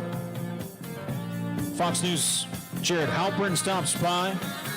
Brad McElhenney, Marshall football coach Charles Huff, all on the agenda this hour. And, of course, always time for your texts at 304-TALK-304. 304-TALK-304. We got an update from Kanawha County in hour number 1 as cleanup continues after this week's flooding. Let's check in Fayette County. The mayor of Smithers is Ann Cavalier, and Ann joins us on Metro News Talk Line this morning. Good morning, Ann. How are you? Good morning. Day 3. We're holding up. Can you kind of paint the picture of what are you dealing with in Smithers and the surrounding area there? Yes, and thank you for your concern and giving us this opportunity to share our story. Early in the morning of August 15th, that was Monday, there were very, very, very heavy and sustained rains into Hamilton Hollow, which is a very narrow creek valley. Smithers Creek runs through there. The waters rose rapidly. People had barely enough time to get out. We are very, very fortunate. There was no serious injury or loss of life. There has been substantial property impact, however. We probably have 40 homes that are substantially damaged and another 60 that are badly damaged. Lots of cars, lots of trucks, lots of property washed down Smithers Creek, so we do have a problem with the creek. We have a problem with things going out into the Canal River. And unfortunately, we have a problem with water and sewer lines, several breakages, and we have one bridge out, so thanks to so many volunteers, we will send in supplies with ATVs today. Smithers Mayor Ann Cavalier joining us on Talk Line. The big sewage line break, I believe, was just beneath or just down from Mount Olive, but that has really impacted your area. How has that impacted the area there? We have some homes that right now don't have sewage service. We're under a boil water alert. You can use water for showering and clothes washing, but not for drinking, not for brushing your teeth, not for cooking.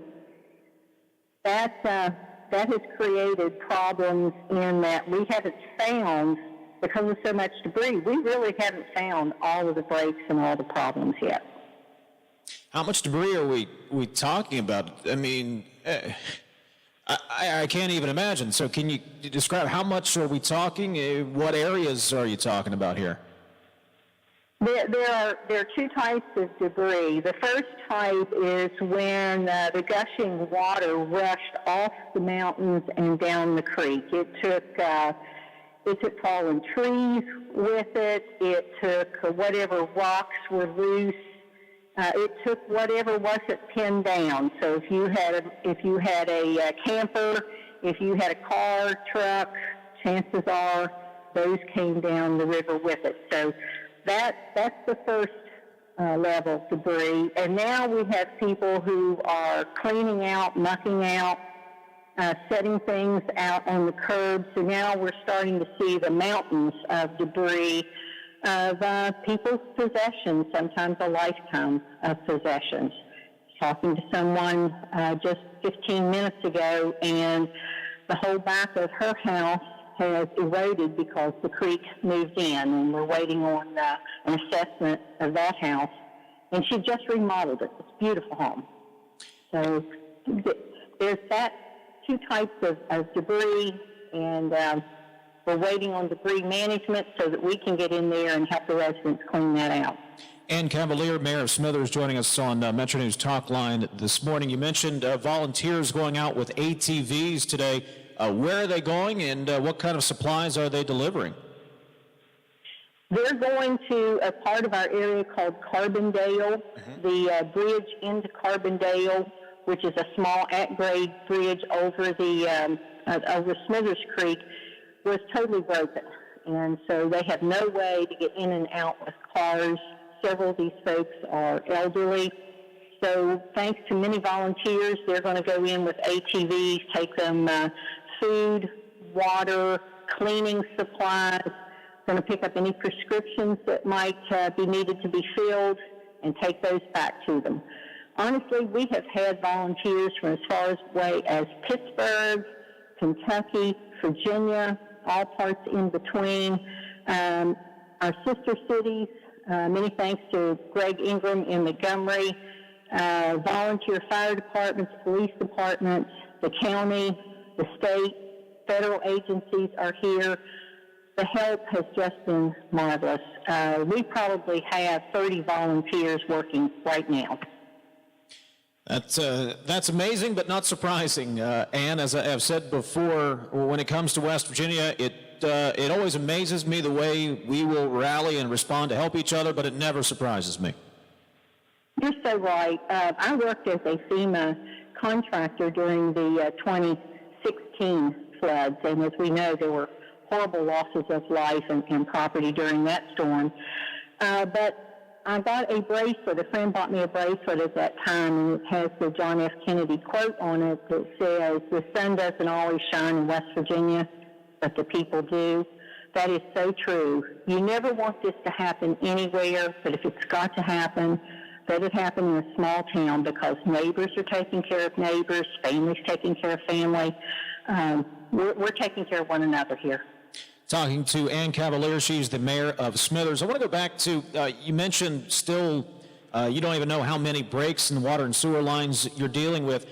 Is that something you can, that crews are out trying to figure out now, or is that something that you will have to deal with after debris is cleared away enough that you can start to deal with that issue?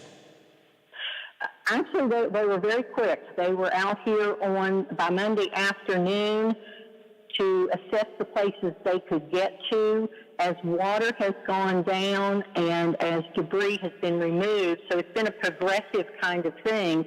As they can get into places, they are checking. So it's active. They may not have everything checked until sometime tomorrow or Friday.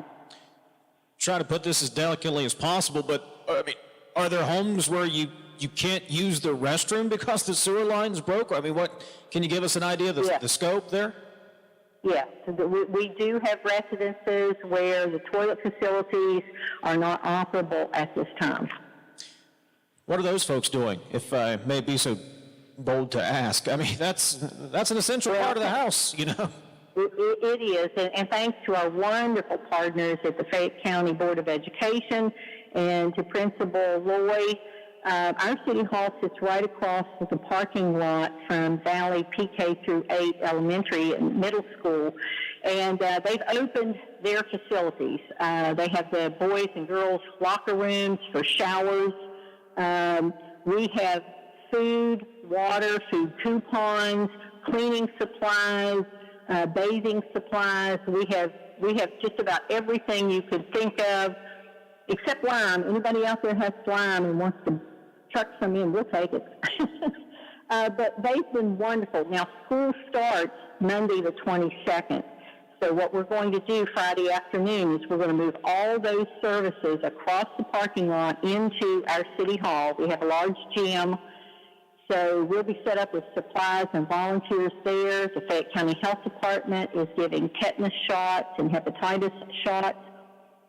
Emergency management is bringing in shower trailers. They're bringing in washer and dryer trailers. So we're going to be set up. We're going to take care of folks. And where does this, I kind of posed this question to Director of 911 over in Kanawha County, but can you put this into perspective? It doesn't seem, not to downplay, because hey, if you got 6 inches of mud in your house, it's a big deal, I understand, but it's not as severe as 2016, but it is not just, well, the creek came up and now I got to go clean a yard. So can you put into context the severity of the problems you're facing? Well, I think you're right. If it's your home, it's very, very, very severe. Mm-hmm. In talking with some federal agencies today, they slapped me on the back and they said, Mayor, this is one time when you're glad to be in the bottom 10, not the top 10. I think that's pretty well said. Mayor Smith, go ahead. Mayor Smithers, Ann Cavalier. Ann, thanks so much for taking a few minutes. I know you're very busy down there, and give my best to everybody in Smithers and the surrounding area. Thank you. Have a great day, and let the sun keep shining. Absolutely. Mayor of Smithers, Ann Cavalier. 800-765-TALKS, the phone number. 304-TALK. 304 is the text line. We'll talk to Jared Halpern, Fox News Radio, coming up in a moment. President Biden has signed the Inflation Reduction Act. Now what? I'll ask Jared. Coming up, Brad McElhenney, bottom of the hour. Brad was covering the case in U.S. District Court yesterday, and I find it fascinating. You've got espionage and a situation where the punishment, at least in the judge's opinion, did not fit the crime. We'll recap with Brad McElhenney coming up bottom of the hour. Marshall football coach Charles Huff, 11:45 this morning. 800-765-TALKS, the phone number. 304-TALK, 304, the text line. Dave Wilson filling in for Hoppy Kercheval in the Encova Studios in the Dale Miller building. Glad I'm home. Oh no, I forgot the milk, bread, the kids' notebooks, and all of this stress has given me a headache. Guess I'd better add Tylenol to that list. Ever find yourself in that situation? Call Fruth Pharmacy. Fruth has improved online ordering. Every item has an image and a clear description so you can see, search, and know exactly what you're getting. Fruth also has curbside pickup. Visit our website or give us a call and we'll get your items ready and bring them out to your car. Let us help ease the stress and the headaches. Fruth, your hometown family pharmacy. A congenital heart defect or disease is a life-changing condition. At the WVU Medicine Children's Heart Center, we offer life-changing care. We have the only pediatric cardiothoracic surgery program of its kind in West Virginia. We deliver innovative heart procedures in a family-centered environment for patients with congenital heart disease. Put your child's heart in the very best hands. Visit WVUkids.com. You're listening to Talkline on Metro News, the voice of West Virginia. Hi, it's Howard Monroe. When you join the Watchdog Morning Show every weekday morning, we have a complete team working for you. WTRF TV7 provides local news. The Ohio News Network and West Virginia Metro News provide the regional coverage, and we have ABC News at the top of the hour every hour. Plus, Bill DeFabio's local sports report, Tony Caridi's Mountaineer report, and Aaron Myler has the Storm Tracker 7 forecast. Join Bob Slider and me every weekday morning at 7. The Watchdog Morning Show right here. Once again, Toyota is the best resale value brand according to Kelley Blue Book's KBB.com. So stop waiting and check out a new Camry, available with all-wheel drive and a 24-valve V6 engine, delivering an impressive 301 horsepower. Or check out a stylish Venza with an all-hybrid powertrain and 40 miles per gallon. Visit buyatoyota.com and reserve yours today. Toyota, let's go places. Hi, I'm Bill DeFabio for ARH, Washington County's largest gun show, Saturday and Sunday, September 24th and 25th, 9 a.m. to 4 p.m. at the Washington County Fairgrounds. Buy, sell, trade. Admission just $8 for adults. Children 12 and under, free with an adult. All types of firearms, modern, military, and antique, and a large selection of knives. Cash buyers on site for your used guns. Free appraisals, free parking. Call 724-948-3571. Cybersecurity attacks can cripple and even force a small business to close. Does your organization have a focused approach to being cyber resilient? If you can't answer yes, you should contact Omni Strategic Technologies to help you identify the steps to protect your data and reputation from the very real cyber threats that exist today. Schedule your free consultation by calling Omni at 304-242-7600 or online at omniperforms.com. Omni Strategic Technologies, the only cybersecurity firm that the Watchdog trusts. Over the years, you've brought opioids into your home. They helped when you were in pain, and you held on to them just in case. But holding on to opioids puts your family at risk. Learn more at www.fda.gov/drug disposal. Hey there, Dave Weekly here. Metro News Hotline presents what's trending in sports, music, movies, tech, television, and more from a Mountain State point of view. Renowned local and national guests pepper the daily lineup with authoritative insights and commentary on a wide variety of topics from West Virginia high school sports to the financial markets. Join the fun. Every day, Coop and I dip into irreverent discussions with calls, texts, tweets, the question of the day, and the always popular in or out. Metro News Hotline, weekdays from 3 to 6 on Metro News, the voice of West Virginia. By the GOP.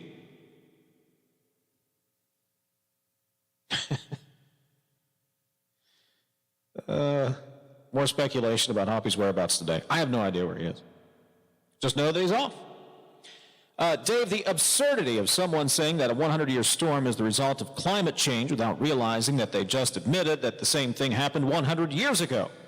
Perhaps we should study history a little more and realize that the Earth was warming and the Earth has warming and cooling cycles, and this is documented over the millennium. Dave, if climate change is different now, as one of the texters wrote you earlier, then why was the Grand Canyon, Zion National Park, and Bryce National Park underwater millions of years ago when there were no coal plants or diesel trucks? Just asking. Texter says, Dave, everyone knows that climate changes. The question is, and always has been, Is it the result of human activity, and can we do anything about it? I'm old enough to remember the coming ice age in the 1970s and global warming, then climate change. These people can't accurately tell me whether it's going to rain today and expect people to listen to them when they try to predict that what the weather is going to be like in 100 years. Give me a break! Exclamation mark, exclamation mark. All right, text line 304-TALK 304. You can, of course, call it 800-765-8255. Yesterday, President Biden signed the Inflation Reduction Act. Now what? Let's bring in Fox News Radio's Jared Halpern. Jared, that's my question to you. The president has signed the act. Now what? Well, the pen that he signed it with is headed to West Virginia, I imagine. It was handed directly to Joe Manchin.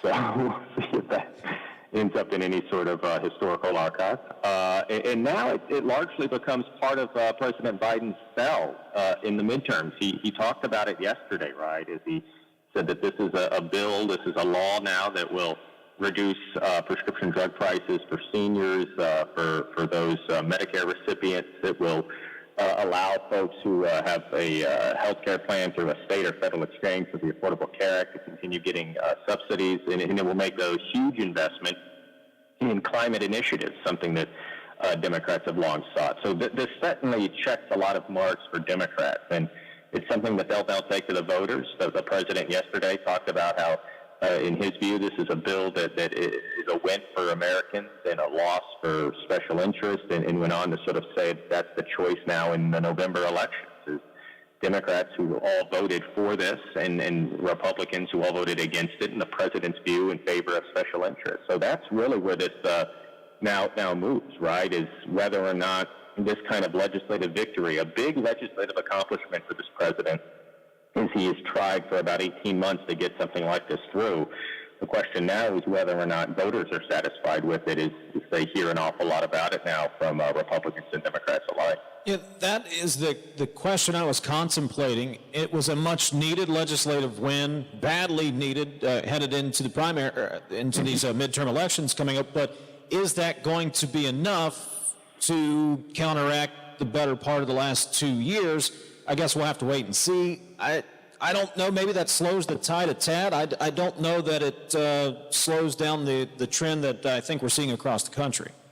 Right. I mean, so the idea that, this is going to have some sort of immediate effect on inflation, I think is probably misguided. I think those Democrats have pointed that out as well, that what they mean when they say inflation reduction is the price of household spending on things like health care and things like energy. But again, those are not immediate savings that a lot of Americans are going to see. But listen, I think that if you are trying to sort of show that your party, in this case the Democrat Party, is able to govern and able to govern effectively, even in a divided government, that is something that you're going to hear folks run on as well. It's sort of a challenge then to Republicans to say, what would your bill have done? What would your bill have looked like?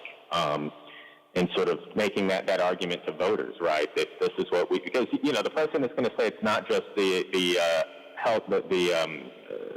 Build Back Better bill here, the Inflation Reduction Act.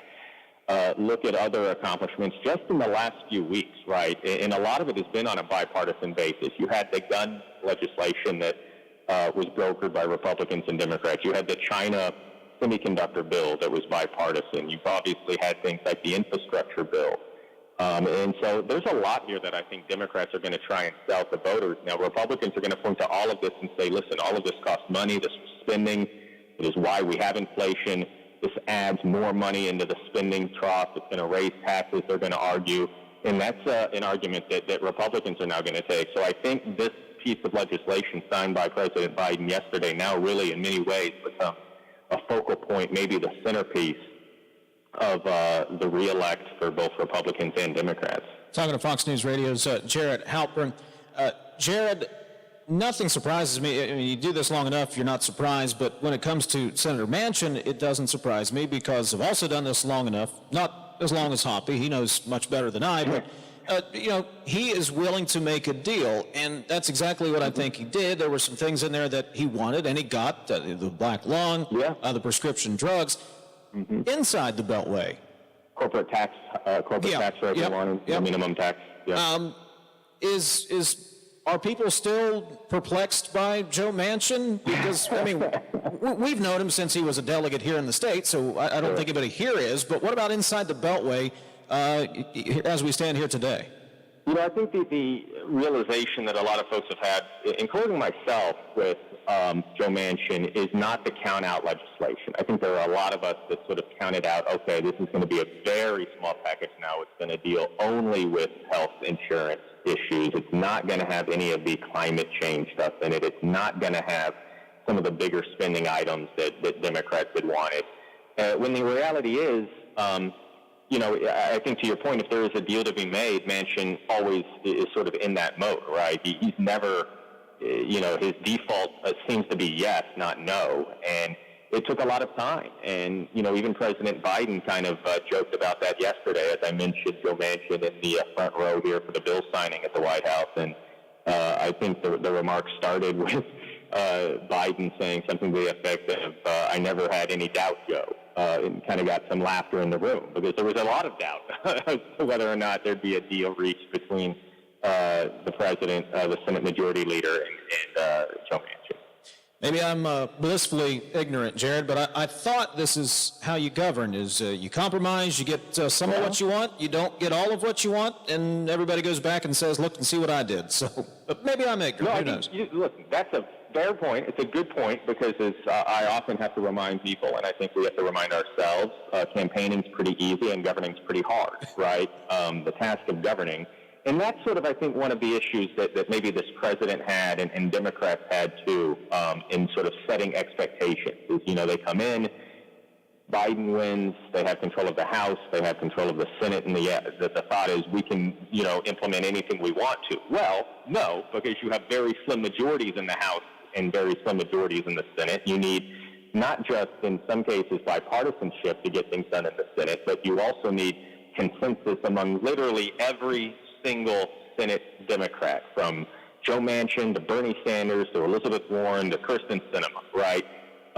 Different types of Democrats with different types of constituencies with different types of interests, and getting all of them to say yes to the same bill probably was the challenge of his legislative career for Chuck Schumer. Jared, we'll leave it there. Fox News Radio's Jared Halpern. Appreciate it, buddy. Thanks. You're listening to Talk Line on Metro News, the voice of West Virginia. The Watchdog is FM 98.1, AM 1600 WKKX Wheeling, FM 97.7, AM 1370 WVLY Moundsville. Joe Manchin was alongside President Biden and Senate Majority Leader Chuck Schumer on Tuesday when the president signed the Inflation Reduction Act into law, a bill that raises taxes and is a large investment in efforts to combat climate change. The bill was purely the result of the Democratic Party's negotiation with Manchin on the bill, and afterward the senator defended its contents. This transition's happening, and climate's real, and we're responsible. I come from West Virginia. We're responsible, too. We all know that. But the bottom line is we have a large coal industry, and we have natural gas. But if we transition, we're going to do it in the most cleanest way possible. Biden even handed Manchin the pen he signed the bill with as a souvenir. Golly Bridge Mayor Bob Cole is a resident of Scrabble Creek in the Golly Bridge area, and one of the areas hard hit by that Monday rain. I didn't get out till later in the afternoon. I woke up to the rain, and then I didn't get out later in the afternoon, and I get into that on a four-wheeler. Unless you have a pretty good-sized four-wheel drive, you're not getting into that. And the DOH has Scrabble Creek on its list of repairs, but there's quite a few things that need fixing first. They were hoping to go overnight, get Route 16 back open. State police say a fiery wreck on I-79 in Marion County from Tuesday afternoon claimed to life. The victim identified as 71-year-old Larry Atha of Bridgeport. His vehicle hit the guardrail, traveled across both lanes, and then hit a guardrail again, bursting into flames on the Tigard River Bridge. You're listening to Metro News, the voice of West Virginia. It's a rivalry that dates back to the 1800s. Two schools separated by 70 miles, and their respective fans' dislike toward each other. With conference realignment, many of the storied matchups in college football have come to an end, or only happen every so often. But coming this September, a tradition like no other will be renewed. The Backyard Brawl. The West Virginia Mountaineers take on the Pitt Panthers Thursday night, September 1st. And Metro News invites you to join us for in-depth coverage of WVU football. Tune in as Hoppy Kercheval, Brad Howe, Kyle Wiggs, Greg Hunter, Jeff Jenkins, Fred Persinger, Joe Braccato, Dave Weekley, and other special guests return for another season behind the microphones. Our coverage begins at 3 p.m. with the 2022 kickoff special. Metro News Game Day returns September 1st on Metro News, the voice of West Virginia. Huntington Mayor Steve Williams will present the Facing Hunger Food Bank in Huntington with a large contribution this afternoon. It'll come from Huntington's General Fund. A check presentation will kick off the quarterly day of service at the food bank as well. City employees will volunteer there until 5 o'clock. More West Virginia students are back in the classroom today. It's the first day of school in Cattle, Calhoun, Pleasance, and Randolph counties. From the Metro News Anchor Desk, I'm Chris Lawrence.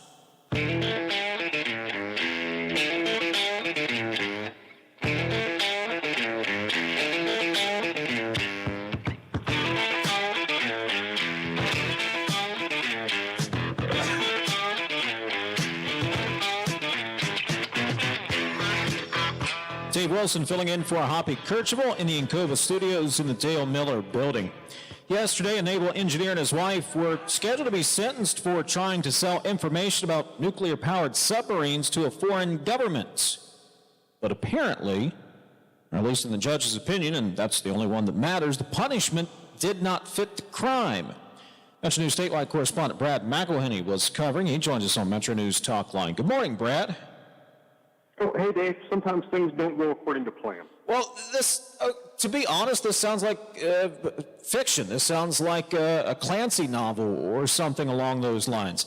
You have the Toby couple who tried to sell secret Navy secrets about nuclear submarines in a drop-off location in West Virginia. They get caught, long story short. They work out a plea deal, and the judge says, no, I don't think so. That's my version of the story, Brad. Fill in some of the details there on what happened in court yesterday. Yeah, it sounds like a Clancy novel combined with turned into a Coen Brothers film. The way West Virginia became the scene of the court action is that this was a couple from Annapolis, Maryland, and as you said, he had been a naval engineer with top security clearance and had access to American secrets of how this naval technology works and decided to cash in on it. That's the accusation. And got in touch with what he thought was a foreign power, which then, I believe, turned over the information to federal agents in the United States. And there were a series of drop-off locations agreed upon. Two of those instances were in Jefferson County. And the format was this information was downloaded onto memory cards and in one case put in a peanut butter sandwich that was left at the drop-off in Jefferson County, and then in another instance in a gum wrapper. Nevertheless, when you're dealing with federal agents that you've already gotten caught, and this couple, Jonathan and Diana Toby, pleaded guilty in February, and at that point, it seems pretty straightforward. But they pleaded guilty, an agreement, obviously, between federal prosecutors and their own lawyers. He would have faced 12.5 to 17.5 years as the brains behind the operation, the person who was obtaining and trying to sell the secrets. As his lookout, a lesser role, but still involved in this act, she would have faced 3 years. And a magistrate judge in the federal bench in Eastern Kanawha County or Eastern West Virginia had overseen the court process through this point. Then yesterday, there was I went into it thinking, well, it's pretty cut and dry and we might learn more, but Federal Judge Gina Groh of Martinsburg oversaw this sentencing hearing. And she began the hearing by saying, look, I don't think this is enough time considering the gravity of the accusations and the harm that could have come to America its military, its service members, and its citizens. She did give both the prosecutors and the defense time to justify the 17 years and the 3 years, but after hearing it, she said, look, I just can't do it. That would be irresponsible for me to sign off on that. So then she gave them a choice. She said, you can either essentially gamble with my judgment and let me make the call on what I think would be a fitting punishment, or you can withdraw your plea agreements and we can set a trial date. And that's the option that the Tobys chose, with trial now set for January 17th. It's possible that in the meantime, prosecutors and their defense attorneys could continue to work on a revised plea agreement, but as of now, there would be a trial in West Virginia on this, interesting, detailed, technically challenging trial featuring American nuclear secrets. Yeah. How challenging was the hearing itself, Brad? I mean, the evidence, I would imagine, or the primary evidence would be nuclear secrets that you don't want out in open court. So this seems like it'd be a tough case to try. It seems like, from your perspective, it'd be a tough case to try to cover as well. Yeah, a couple of things. The judge and the lawyers in the case acknowledge that if it comes to trial in January, they will need probably more time than you might normally need, because they would be dealing with American nuclear secrets, probably would have to have some conversations out of the public eye. Of course, you want a trial typically to be as much in public as possible. That's part of the safeguards for the American institution.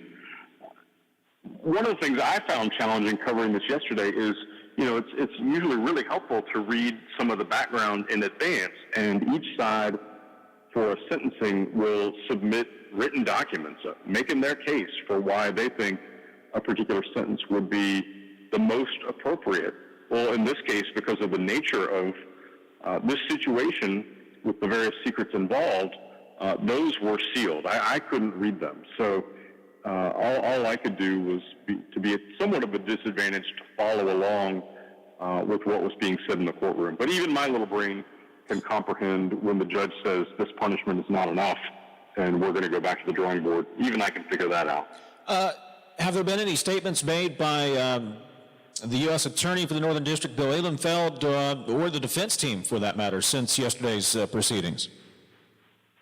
No, that office is really helpful, and they set up reporters with the ability to watch this hearing yesterday and reminded us that it was occurring. But as part of that, the prosecutor's office for the Northern District of West Virginia had said that it would have a statement coming out after the hearing. I think anticipating the judge would sign off on this, and it would be seen as a prosecution victory for the federal prosecutors in the Northern District. And if that statement has come, I'm sorry, I have overlooked it. I think things really went not at all according to plan. It was interesting to watch yesterday. These plea agreements clearly are hammered out, are agreed upon through negotiations between prosecutors and defense attorneys. And so when the judge asked each side to justify why they had made these decisions on the number of years to be served in jail, even the prosecutors themselves said, I understand that we sound like the defense attorneys, but we actually did think that this was an appropriate punishment. What they said was that in the case of Jonathan Toby, he would be facing up to 17 and a half years, a significant portion of human lifespan in jail, and as well as that, would be losing the security clearance that he had used to earn a living in the United States. Could not take that career path anymore after this. For Diana Toby, the 3 years, they said, well, she lacked the expertise to be the brains of this matter, but had served as a lookout for him, is not a threat to repeat this because she, frankly, doesn't know how, and would have to live her life labeled as a spy. So those were the arguments in favor of keeping the agreement as it was and for the judge to accept. And in that case, the prosecutors and the defense were largely on the same page, but the judge wasn't buying the argument from either of them. So let's see, Toby's Jonathan Toby's 43 now, and he would have had to have served, if the plea deal was accepted, 12 and a half years of that 17 and a half years, is that correct? My understanding, and it's all out the window now, was that they were suggesting the judge approve somewhere between 12 and a half to 17 and a half years. So the low side would have been 12 and a half years, and the higher side would have been 17 and a half. So, potentially up to what would normally be retirement age. Yeah, so you'd be mid-50s when you got out, and good luck getting a job being the guy who sold U.S. naval secrets or tried to sell them to a foreign entity. Good luck. Good luck filling that out on a resume somewhere. Well, it's a market economy for people seeking jobs right now, but I don't think that you would be able to use that top security clearance or the high-tech knowledge for your career path anymore. Yeah, probably not. Metro News statewide correspondent Brad McElhaney. Brad, I appreciate it. You can read his story this morning over at WVMetroNews.com. Thank you very much, buddy. Thanks, Dave. Coming up, we'll talk football. We'll do that next. Mondays mean more. More days to play Lotto America. All American Mondays from the West Virginia Lottery. You can now play Lotto America 3 days a week. Monday, Wednesday, Saturday. And an extra draw day means faster growing and bigger jackpots. Plus more chances to win. Salute your week with All American Mondays from the West Virginia Lottery. Play Lotto America today. For more information, visit WVLottery.com. Please play responsibly. Fruth Pharmacy is offering curbside pickup. Simply call your local Fruth and ask to place a curbside order. A friendly Fruth associate will call you once your order is complete and let you know when you can come pick it up. Once you arrive, please call your store and their staff will bring your purchase to your car. Fruth Pharmacy wants you to stay happy and healthy. Please feel free to utilize their drive-through, local delivery, and curbside pickup services at this time. Fruth, your hometown family pharmacy. This is Talk Line on Metro News, the voice of West Virginia. Pine Room Podcast is coming right here to the Watchdog every Monday at 2 o'clock. Covering sports from around the region, we'll be taking deep dives into your favorite high school, college, and NFL teams. On WKKX and WVLY, tune in to the Pine Room. This radio commercial was made to convince you to stop speeding. We can't use siren sound effects on the radio, so we'll use other equally jarring sound effects to get your attention. Like telling you that whether you drive a little over the speed limit or a lot, you can crash just the same. You could hurt yourself, or worse, others. I'm at the scene of the collision. And the damage you cause will be beyond repair. See? We didn't have to use crash or siren sounds after all. Speeding catches up with you.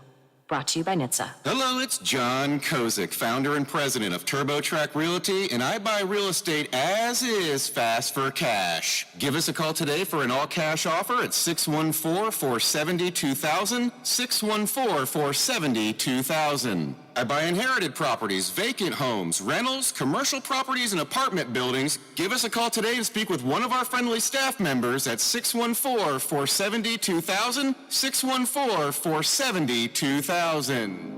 Cybersecurity attacks can cripple and even force a small business to close. Does your organization have a focused approach to being cyber resilient? If you can't answer yes, you should contact Omni Strategic Technologies to help you identify the steps to protect your data and reputation from the very real cyber threats that exist today. Schedule your free consultation by calling Omni at 304-242-7600 or online at omniperforms.com. Omni Strategic Technologies, the only cybersecurity firm that the Watchdog trusts. Whether it's dinner for a special occasion, a quick lunch, or happy hour fun, the Highlands has you covered with nearly 24 eateries.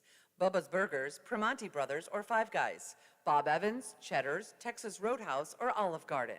All just minutes away off I-70 on the hilltop at the Highlands. Over the years, you've brought opioids into your home. They helped when you were in pain, and you held on to them just in case. But holding on to opioids puts your family at risk. Learn more at www.fda.gov/drug disposal. Days from now, Marshall will open up the year against Norfolk State. And second-year head coach Charles Huff joins us on Metro News Talk Line this morning. Good morning, Coach. Good morning, guys. How you guys doing? Doing great. How's fall camp going so far? This is that middle of camp when things couldn't get mundane. So how are things going? Yeah, I think they're going really good. I kind of learned from last year or adjusted, not really the plan, but trying to break it up into focusing in 1 week at a time with, kind of some things that we need to be able to move closer to the season. So the first week we kind of focused on, what they're practicing with the right intensity, the right energy every day. Moving into this week, we're focusing on what to do, right? Most of our install is in, so recall for the players of knowing what to do when the play's called, who do I block, what route do I run, those type of things. And then the last week will be focused on execution. Okay, now I know how to practice with the right intensity, the right energy. Now I know what to do.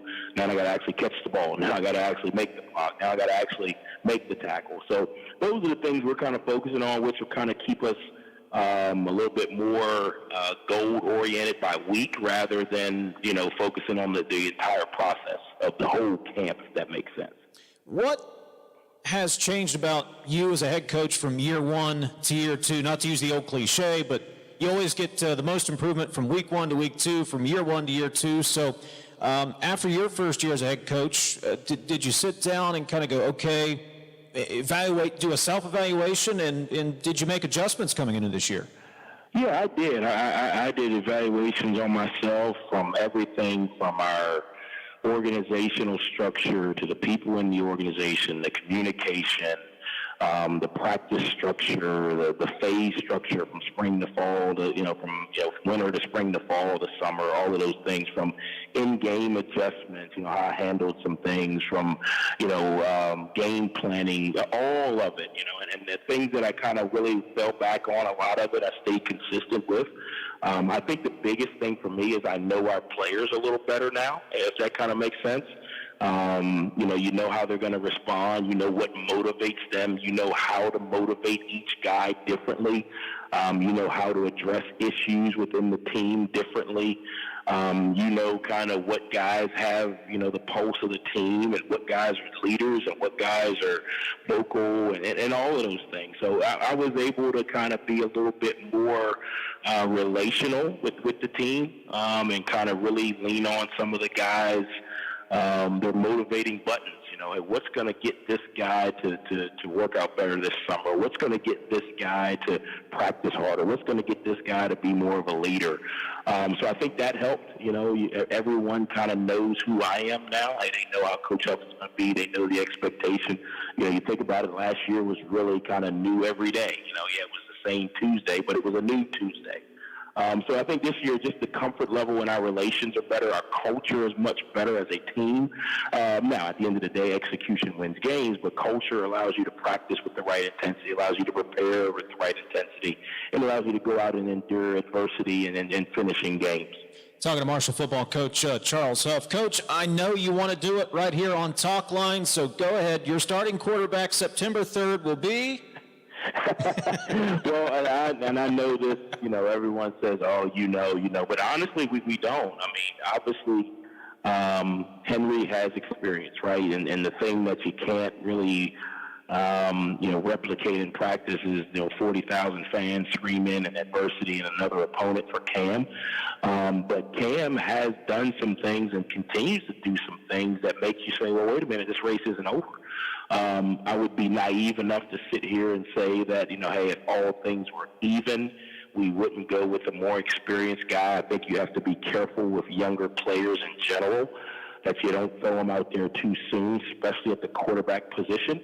Because if he doesn't do well, and I know our fans love all of our players, but it gets tough for a quarterback around here if you don't do well based on the history and tradition. So being able to handle those things, I think it's our responsibility as coaches to put those guys in the best position. But it's about neck and neck right now, and I think if you look after Saturday's scrimmage, Henry probably had, a little bit better feel for what was going on. But Cam made some throws, made some checks. Cam gives you another dimension because he can run a little bit. And he's not a runner where he just pulls the ball down and takes off running for 30 yards. He pulls the ball down, he steps up, he slides, he delivers the ball. So both of them have, some traits that give us, some angst about, what if he does this? What if he does that? But right now it's probably about neck and neck, and if it stays neck and neck, we'd probably give the nod to Henry based on experience, but Cam is still battling. Marshall football coach Charles Huff joining us here on Metro News Talk Line. Norfolk State's open the season, then you hit the road. Notre Dame, nationally televised game on NBC on a Saturday afternoon. It's go big or go home to get the year started.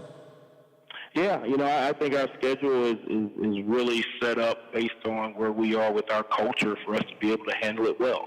Now, I'm not sitting here on the radio saying we're going to win every game, but we'll be able to prepare and perform in all of our games this year with the right confidence, with the right intensity, with the right guys on the field. And obviously it's going to come down to execution. The first game is just as important as the second and third game. If you don't execute, Norfolk State's going to beat us. I mean, that's just the reality of it. Now, we got to execute a little bit more as we go down the schedule each week, but it all comes back to how consistently can we prepare every single day. And then on game day, we got to execute. We can say we're this, and we can say Henry's a starter or Cam's a starter. If he throws every ball in the dirt, we're not going to win. So we've got to be able to prepare our minds to understand that each week we've got to go out and execute. And I think we're on the right track. Marshall football coach Charles Huff entering his second year. The Herd will open the season September 3rd against Norfolk State. Can't wait to be at the Joan on the 3rd. Really looking forward to being in South Bend as well a week later. But one game at a time. I know, Coach. I know, one game at a time. Hey, appreciate you coming on. No, I appreciate you guys. I appreciate all the fans. I know there's a lot of energy and excitement with us transitioning to a new conference, a new year, and this is what Huntington's all about. It's football season is in the air. You can smell it. You can feel it. We're excited. We can't wait to see all the fans here and get this season rolling. Coach, appreciate it. Look forward to seeing you here in a couple of weeks against Norfolk State. Thanks, guys. Go Herd. Absolutely. Marshall football coach Charles Huff. Want to start the new year a millionaire? Get your chance with the West Virginia Lottery. New nights, new millionaire, collect and win. Enter your Lotto America or Powerball tickets and collect symbols now through August 30th for your chance to win cash or a Powerball First Millionaire of the Year trip package August 31st. Visit WVLottery.com for details and enter today. You're listening to Talk Line on Metro News from the Encova Studios in the Dale Miller Building. Dave Wilson in for Hoppy Kirchville. We'll wrap it up next. As West Virginians, we are proud of the natural beauty of the Mountain State. And at ZMM Architects and Engineers, our goal is to provide design solutions that give people the same pride in our built environment.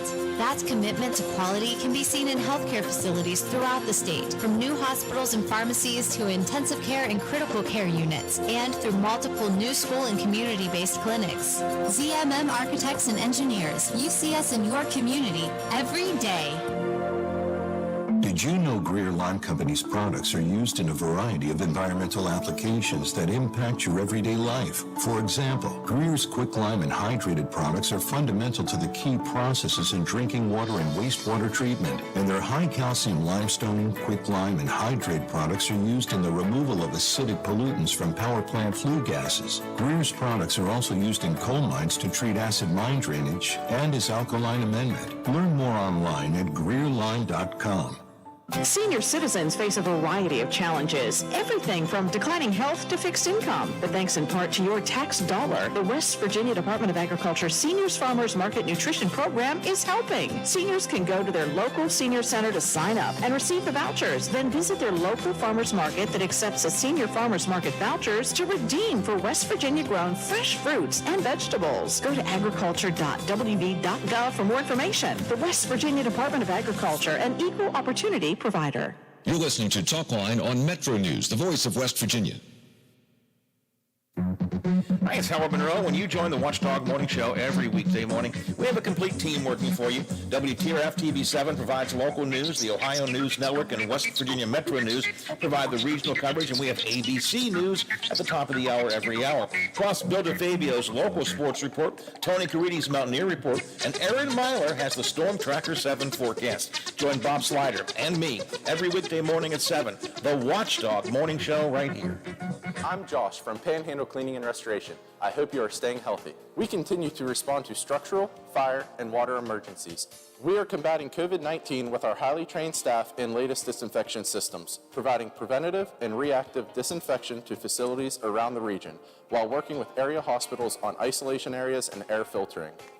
At Panhandle, we continue to follow social distancing and hygiene protocols. We are dedicated to our community, and together, we will get through this.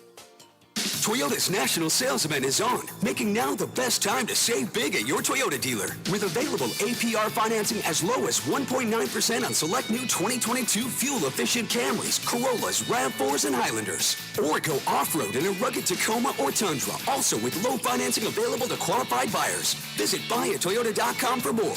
Not all buyers will qualify for special APR financing from Toyota. See your dealer for details. Hurry! Toyota's national sales event ends September 6th. Toyota, let's go places. West Virginia Outdoors is the Mountain State's only hook and bullet radio show, dedicated to the more than 250,000 hunters and anglers across the state. Award-winning host Chris Lawrence has been tracking down hunting and fishing stories for more than 25 years. Went in behind a little birch tree in its head. I reached down and got the bow position and found its horns and dropped down and shot it in the neck. Whether it's hunting and fishing news, it tracks real super well, but not with a 60-pound carp tied to the side. Or just compelling stories about the enjoyment of the great outdoors. How close did you let him get in before you let fly on him? He was about 18 yards, Chris. He got turned in the right angle there, and I touched off the trigger. And when I hit him, he ran kind of up the hill, which scared me at first. West Virginia Outdoors covers it all. Saturday mornings at 7:06 a.m. And for your daily fix, Outdoors Today brings you 2.5 minutes of news and notes from the woods and water every weekday morning. No one covers the great outdoors like Chris Lawrence. And Metro News, the voice of West Virginia. Many of you worried about him. He's fine. He's fine. He's just taking a couple of days off. Although I do appreciate your suggestions of where he could be spending. The Watchdog is FM 98.1, AM 1600, WKKX, Wheeling.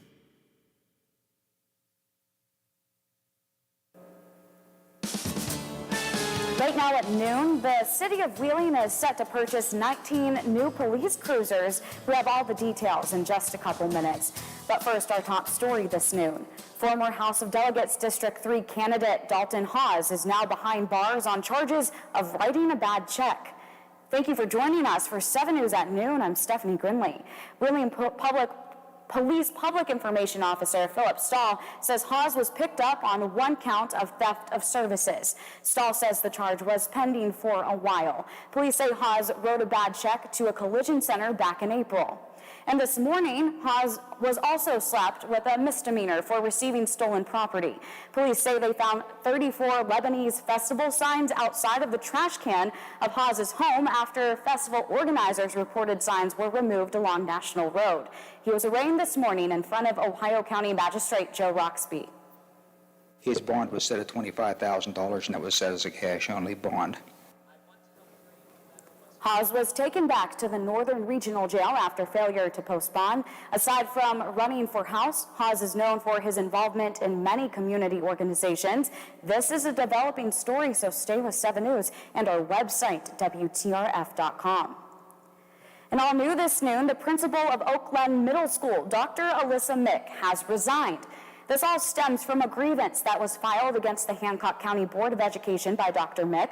Right now, the Hancock County Board of Education is in the process of finalizing the grievance that was filed against them on a director of personnel position. There were allegations of favoritism against the board regarding who was selected for that position. The board members say they are working on the settlement agreement between their lawyer and Dr. Mick's lawyer. As for now, the director of personnel position, the board has yet to determine what will happen. So stay with 7 News as this develops. Let's switch gears and check in with your forecast this afternoon. It was a beautiful and sunny for much of the morning today, and I am hoping to see more of that weather in the coming days. So for now, how's it looking outside? This is over Moundsville, where it looks picturesque. So hopefully this will be the view the rest of the day, maybe the rest of the week. Joining us now for a check-in on your forecast is meteorologist Adam Fike. Good afternoon, Adam. Good afternoon, Stephanie. Yeah, you got that exactly right. Beautiful start to our Wednesday, and it's going to be that way for much of the week. So let's turn our attention to Storm Tracker 7. We can see mostly sunny skies across the area. Some cloud cover mainly up through Brooke and Hancock County. Just some cloud cover that's starting to dissipate in southwestern Pennsylvania. That rain that we did see this morning has fizzled on out, so expect to see a beautiful day today. But for now, currently 72 degrees here in Wheeling and much of the same across the area. So expect to see temperatures get up pretty close to our normal today in the upper 80s. Feeling a little bit sticky though, 58-degree dew point here in Wheeling, and starting to creep up a little bit across I-77 with dew points getting to the lower 60s. So it's borderline comfortable and sticky, so it should be a very pleasant day overall today. So end of week sunshine for your day today, as well as the next couple of days. The return of sticky conditions for the rest of the week, as well as temperatures getting back up closer to normal. I'll have all those details with my full forecast coming up in just a bit, but for now, back to you, Steph. Thank you, Adam. New details this noon. The city of Wheeling is taking a step forward by purchasing 19 new police cruisers, totaling near $1 million. The city council unanimously passed the motion last night. It's all part of the department's new assigned vehicle program.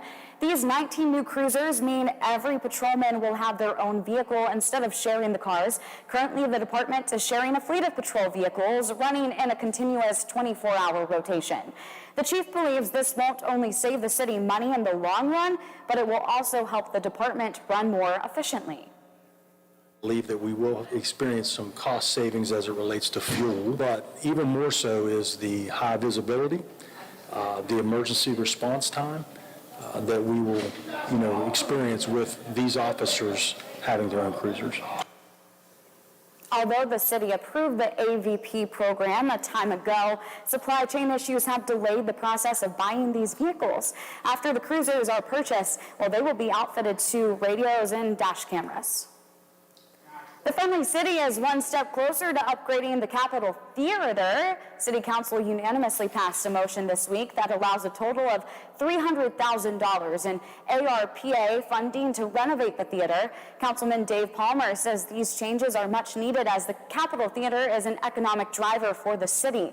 Upgrades will advance the fly system, make the balcony safer, improve the sound system, and renovate cosmetic features inside of the theater. They will have more details on this story over on our website, WTRF.com. The city of Moundsville has just been presented with 2 West Virginia Municipal League awards that they won at the league's annual conference in Morgantown. City leaders applied for a Community All-Star Award in the enrichment category for their work renovating East End Park and the playground area. City manager Rick Healy tells us they were confident Moundsville had a good shot at winning, and they did. But the second award came as much more of a surprise. And then very unexpectedly, there was an award presented to me called the Quiet Strength Award, and it was awarded to me by the executive director of the Municipal League, and it was quite a surprise. And it's awarded to somebody who does a lot of work behind the scenes and is very devoted to the league and the things that the league need to do. So we were excited about both awards, but very humbled by the second one for sure. A very big congratulations to Moundsville for both awards. And is this warm weather here to stay for the week? Well, Adam has the answers and a full look at your forecast right after the break. We'll be right back.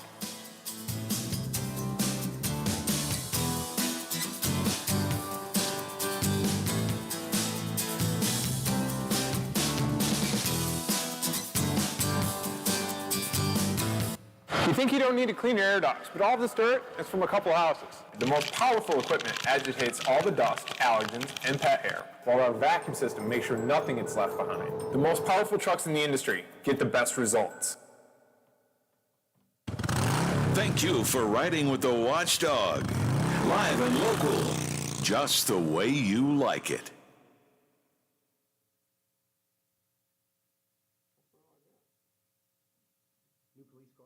Are you traveling? Working a little bit too much? Is your fur baby starting to get a little shaggy? Let Dirty Paws be your one-stop shop for all of your pet care needs. Stop in and see us at 202 18th Street or give us a call at 304-639-7754 to schedule your appointments for dog grooming, doggy daycare, and dog boarding today. This radio commercial was made to convince you to stop speeding. We can't use siren sound effects on the radio, So we'll use other equally jarring sound effects to get your attention, like telling you that whether you drive a little over the speed limit or a lot, you can crash just the same. You could hurt yourself, or worse, others. I'm at the scene of the collision. And the damage you cause will be beyond repair. See? We didn't have to use crash or siren sounds after all. Speeding catches up with you. Brought to you by NHTSA. Hello, it's John Kozik, founder and president of TurboTrack Realty, and I buy real estate as is, fast for cash. Give us a call today for an all-cash offer at 614-470-2000, 614-470-2000. I buy inherited properties, vacant homes, rentals, commercial properties, and apartment buildings. Give us a call today to speak with one of our friendly staff members at 614-470-2000, 614-470-2000. Cybersecurity attacks can cripple and even force a small business to close. Does your organization have a focused approach to being cyber resilient? If you can't answer yes, you should contact Omni Strategic Technologies to help you identify the steps to protect your data and reputation from the very real cyber threats that exist today. Schedule your free consultation by calling Omni at 304-242-7600 or online at omniperforms.com. Omni Strategic Technologies, the only cybersecurity firm that the Watchdog trusts. The views and opinions expressed on the following program are not necessarily those of this station or its sponsors.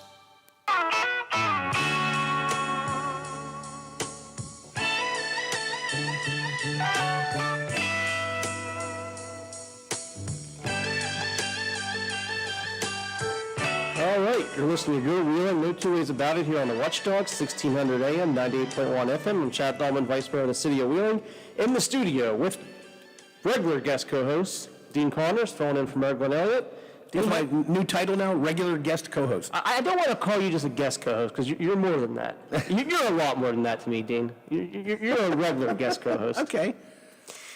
But we had a council meeting yesterday, a relatively short agenda. Not a whole lot to talk about at the council meeting yesterday, but we'll be talking all things Wheeling for the next half hour. If you have any comments or questions, as always, feel free to call 304-214-1600 on the Frio and Stack Auction Service Hotline. And then after the bottom of the hour break, we're going to be joined by Kayla Graham, the Human Resource Supervisor for the City of Wheeling. She's going to be talking about some of the job opportunities that are available here working for the city. But Dean, first, just briefly looking at the council agenda yesterday, I know you weren't at the council meeting, but I know you do pay attention to what goes on. The only thing that really sticks out is purchasing a handful of police cars, I think $696,000 for 19 Dodge Chargers. This is kind of a program that was started a few years ago, and this is something the police department was pushing, and city council has taken this up. The idea of giving police officers, what you might consider to be a take-home police car. Okay. Obviously, there's some restrictions. You have to, you can't live too far away if you're going to be taking home a City of Wheeling police car. So there are some restrictions, but there was numerous reasons the police chief wanted this. I think one was just to help in emergency situations with response time. And we don't have a whole lot of big emergency type situations, but if you ever have a situation where officers have to respond from home, they can just jump in the police car, turn on the lights, and respond. When officers take their cars home, park them in a residential neighborhood around the City of Wheeling, a lot of people like the presence of that police car, even if it's an off-duty police car. I think there's been some studies that showed that having a police car parked in a neighborhood helps reduce crime a little bit. And the police chief also thought this would be a good retention tool. The City of Wheeling struggles to get people hired right now, not unlike any other company or business out there. It's a difficult labor market. So this is just one more incentive for police officers to join the police force here in the City of Wheeling. It's a benefit to have these take-home cars. I think the Ohio County Sheriff's Department has take-home cars. A lot of departments do, so this is kind of catching us up to what other departments are doing and helping with recruitment. And I think there's some evidence that shows that if an individual car is assigned to a particular officer, that officer is going to take care of that car because that is their cruiser, that is their police car. It's not just being shared by whoever's on duty at that moment. So the wear and tear might be a little bit better on these take-home cars. But nonetheless, we had the first reading to approve $696,000 for 19 Dodge Chargers. That will be voted on at the next council meeting that will take place the first Tuesday of next month. But that, for the most part, that's about it. We did also approve $365,000 to the Capitol Theater. Several months ago, we approved, I want to say, maybe $600,000 to the Capitol Theater. So just within the last few months, Capitol Theater is getting around $1 million from the city of Wheeling. Also approved almost $1 million a few months ago for West Bank Arena. So these are some facilities that City Council is investing in. I think they're real treasures for our community, particularly the Capitol Theater, which is historic. But West Bank Arena, of course, has a lot of events throughout the years. Is that money for the Capitol for a specific thing, or is it just for general maintenance? It is for specific upgrades, and Frank O'Brien has a list, and he had provided that list to us. I do not have that in front of me, but there's specific upgrades that need made. The fly system. The fly system, and that was money that was previously approved by council. This $365,000 is for other things, smaller things, but the fly system, which City Council approved, I think 2 or 3 months ago, money for a new fly system. Basically what the fly system is anything you see hanging on stage, whether it's a background, whether you got Peter Pan flying across the stage, whatever it is, anything you see hanging up behind stage is controlled, lifted, and dropped using the fly system. My understanding is the fly system that we have in the Capitol Theater is the original fly system that probably dates back to the 1920s. It's probably well past its prime and getting to the point it's not safe anymore. I do know there's some big shows that when they come to Wheeling, our fly system isn't capable of handling everything they need done. Right. A few years ago, we had Cirque du Soleil come through, and we got about 60% of the show. There was 40% of the show that the producer said, there's no way I'm putting my artists, my performing artists, lives at risk on this system. It would hold, let's say it would hold a couple of 100 pounds, and it needs to be rated for 1,000 pounds. And I'm just making those numbers up completely out of thin air, but the upgrades will bring it up to modern specifications for everything. Like you said, it could be a musical act that comes through that has some sort of special effect that has to hang from that, or it could be a person that is flying around, doing those acrobatic type events. That the new system will support that and meet code and meet insurance codes and everything else. Yeah, so hopefully here later this year, I think some of these upgrades are actually going to take place. The money's been approved, the money's sitting there. So these are some big investments that are going to happen in the Capitol Theater and in West Bank Arena over the next several months, so those are exciting. On the topic of big investments, Dean, this is something we've talked about a few times on this radio show. At the last council meeting 2 weeks ago, City Council approved over $1.85 million for a new paving contract here in the city of Wheeling. That is by far the largest paving contract in the history of the city of Wheeling. It's almost twice the size of the previous largest contract. So it's just a massive, massive contract. And that is paired right after about a $650,000 paving contract that City Council approved earlier this year that is still taking place. So I'm told by the end of August, another week or two, that $650,000 contract is going to be complete, and then the same paving contractor is going to start on the $1.85 million paving contract. Hopefully sometime in September that contract will start, and it's such a large, massive contract, and it's so late in the paving season, that contract will not be finished up until next year. But nonetheless, I'm excited to see that contract get started. One of the unique things about this $1.85 million paving contract, other than the just large size of the contract, is this is the first contract in decades, really, here in the city of Wheeling, where we're really focusing on the alleys. So typically over the last few decades, when there's a paving contract, and they usually average around $200,000 or $300,000, maybe $400,000 prior to the current city council coming into office in 2016 and 2020. But what the previous contracts usually focused on are the streets. And the streets get more use, it makes sense. The streets get more use than the alleys do. But nonetheless, the alleys have been neglected for decades, and we've gotten most of the streets, not all the streets, we've gotten most of the streets up to decent shape. I know Main Street, Market Street. I know there's someone out there listening that's saying, what about Main Street, Market Street? Main Street and Market Street, that paving, that project should start sometime next month, but don't get too excited. It's going to be about a 2.5-year project. The completion date is not scheduled until November of 2024. But nonetheless, But Chad, why don't you just blacktop the streets? It should start next month. But this $1.85 million contract should be starting. This is a city contract that should be starting also next month. And the exciting thing is some alleys are going to be done. I know there's a lot of alleys in Warwood that are going to be paved. I think Wheeling Island has quite a few alleys, and there's a few in the other neighborhoods, Elm Grove, Woodsdale. That list is on the city's website, by the way. I pulled it off there myself and read it, and a lot of them you've never heard of because they're weird alley names. Right, Lane A. Lane 7B, like what's that? There was like a whole sheet of streets though. It was 3 pages long, I believe. The last page has all the streets. Some of those you've heard of, you know where they are, pretty obvious ones. But many of them are named, Lane 9. I don't know what Lane 9 is, but that's whatever. And that's not going to pave all the alleys that need attention. It's not going to pave all the streets that need attention, but it is a big step. It is a big investment, positive step towards fixing up our streets and alleys. And I'm speaking with members of council. I'm optimistic that hopefully later this year, early next year at the latest, we can do another big paving contract and focus on some alleys. So hopefully that comes across the city council agenda here in the next few months or early next year. I'd questioned, I have an alley behind one of the buildings that I own that needs done, and it's in downtown. And of course, it was not on the list, which is fine, maybe in the future. But it makes sense to not do the alleys downtown while the entire downtown is being rebuilt, reconstructed. I-70 is just about getting finished. They're getting ready to paint on I-70, which is exciting. That's the last thing you do when you build something of that size. They were pressure washing today. They were pressure washing the Jersey barriers, which I assume is to get ready to paint them.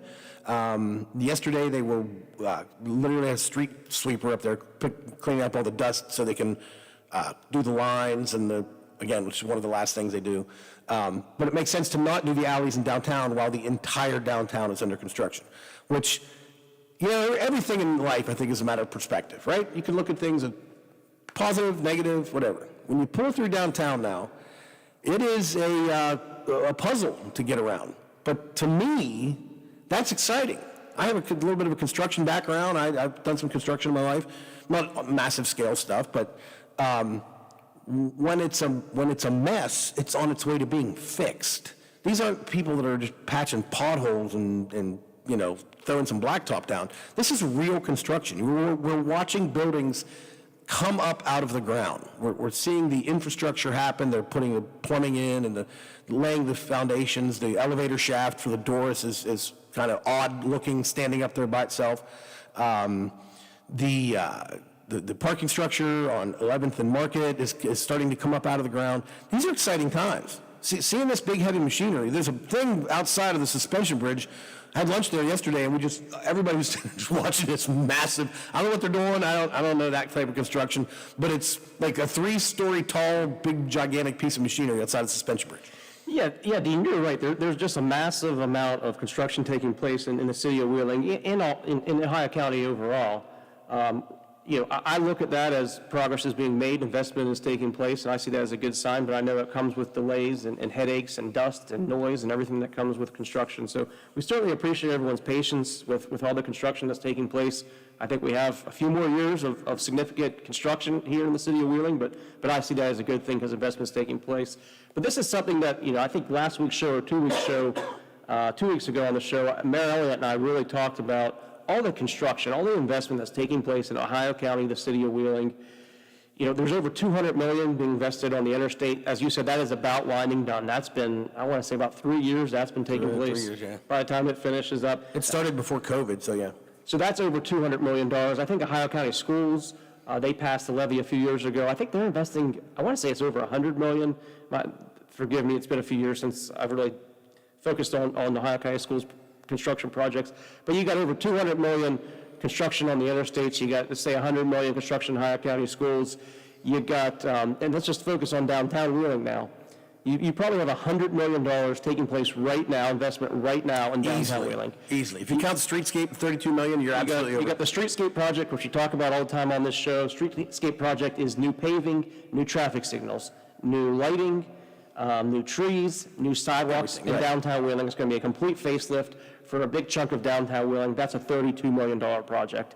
You got the Wheeling-Pittsburgh Steel project. This is something we've been talking about since maybe 2018. This project was delayed due to COVID. It's finally slowly moving forward. It's going to be roughly 120 residential units. My understanding is there's going to be a spectacular rooftop bar that is a 12-story building. It used to be the tallest building in the state, still is the tallest building in the city.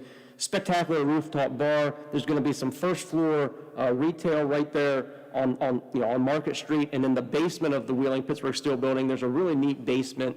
A lot of neat kind of architecture and stained glass windows in that basement, and that is going to be some sort of commercial space also. But nonetheless, $32 million in the streetscape, $37 million in Wheeling-Pittsburgh Steel building. Next to the Wheeling-Pittsburgh Steel building, you have a new parking garage that's being built. I think that's going to have about 250 spaces roughly, and then the whole first floor on the Market Street side is going to be retail. That's about a $12 million investment. You get new police and fire headquarters being built. New fire headquarters going to be built. Groundbreaking is next week. New police headquarters. There's an existing building next to the older VMC parking garage. That building is being rehabbed. So those are roughly in a ballpark of $6 million each. I love watching you do math on the radio. This is fascinating. He's literally writing down numbers as we're speaking. I said 100 million. I'm trying to keep track. Trying to get to 100? I'm trying to make sure I'm not misleading anybody. The Doris? The Doris on Main, this is a housing complex kind of to the north of the Bridge Tavern.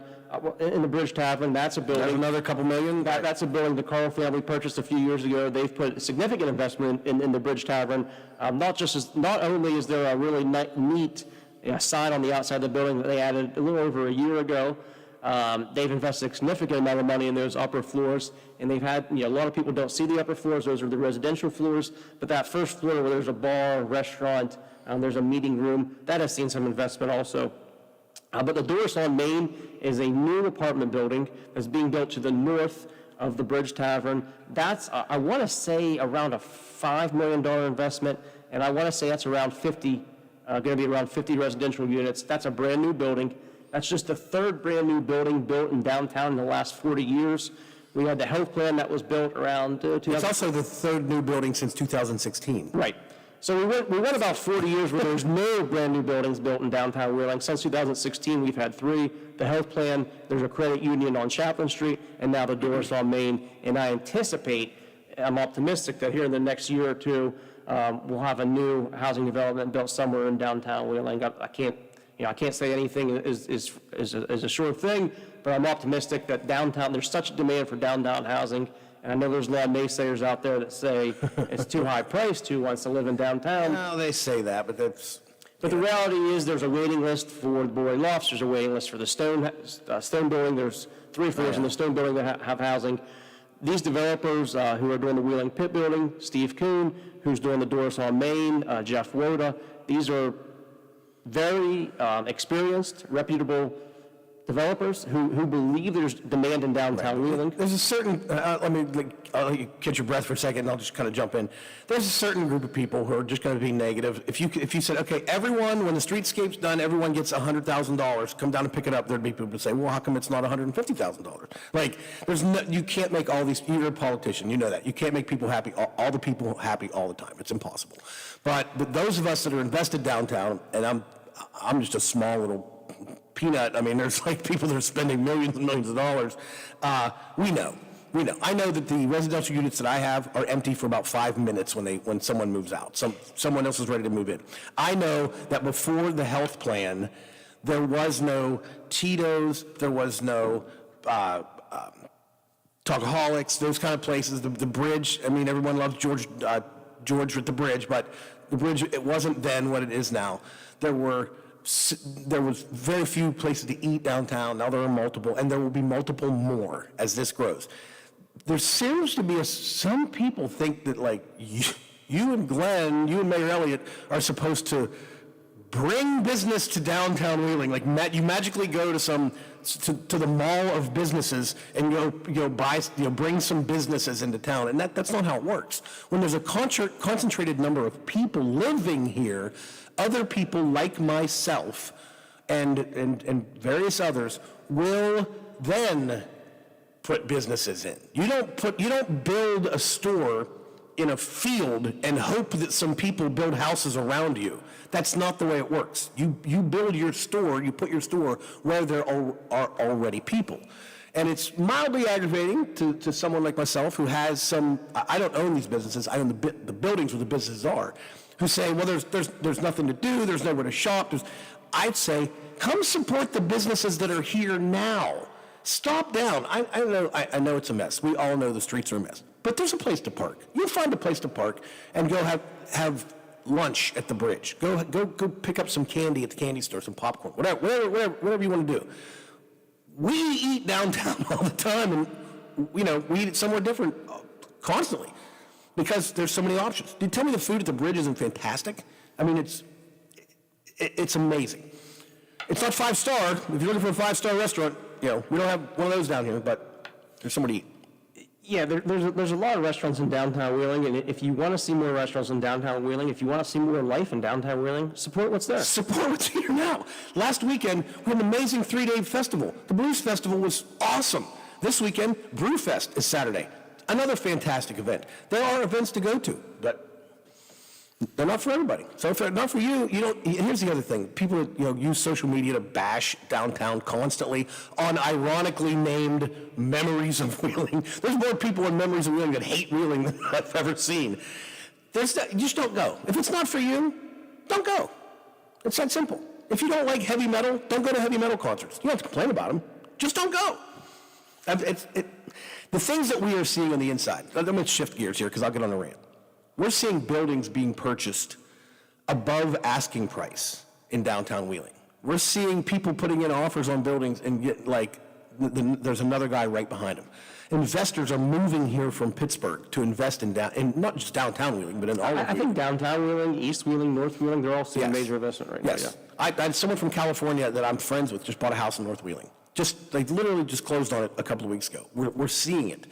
People that can now work from home want to live and work in a town like Wheeling. The big city, vibe is like, that's fine, but not for everybody. Now that so many people can work from home, they can come here and buy a beautiful house, for a portion of what it would cost in California, a small percentage. And they're doing it. We're seeing it happen. On the topic of people moving to Wheeling, people wanting to live in downtown Wheeling, there's one building that, and I know we've mentioned this before, we haven't talked about it recently, the Marstogie building, which is the north end of downtown. Steve Kuhn bought the building. Steve Kuhn is the developer for the Wheeling-Pittsburgh Steel building. Once he's finished with the Wheeling-Pittsburgh Steel building, which is probably another 2 years away, he's going to start on the Marsh building. That's going to be several $1 million, and I think that's going to be around 50 residential units. So, and that building sits on a gateway. It looks run down right now. There's weeds growing around it. There's an old sign that's going to be lit up on the roof of the building, a very historic sign. We're a few years away from seeing that building fixed up, but a developer from Ohio, Steve Kuhn, very reputable, is redoing the Wheeling-Pittsburgh Steel building. He bought that building about a year ago. He sees what's happening, and he's making significant investments in the city of Wheeling. I would love to see that Marsh Wheeling Stogie sign lit up. The last meeting I had with Steve, we did talk about that. He is looking forward to lighting up that sign again. It's probably, he's probably not going to start that building until he's finished with Wheeling Pit, and that's probably 2 years away. And that Marsh building would probably take a year to get finished up. So we might be 3 years away from seeing the Marsh building fixed up. Brand new windows. The weeds all around the building are trimmed. Right. The parking lot's going to be paved, and then that sign on top of the building. When you're on the interstate, you're going to come into Wheeling. You're going to see that sign lit up. It's a historic sign. That is probably one of the best. Right now, it's one of the worst gateways I think into the city of Wheeling. In a few years from now, and it is going to take a few years. In a few years now, I think it's going to be one of the best gateways when you're entering downtown Wheeling from Ohio. For sure, to see that sign lit up and the gigantic guitar on the side of the bridge tavern.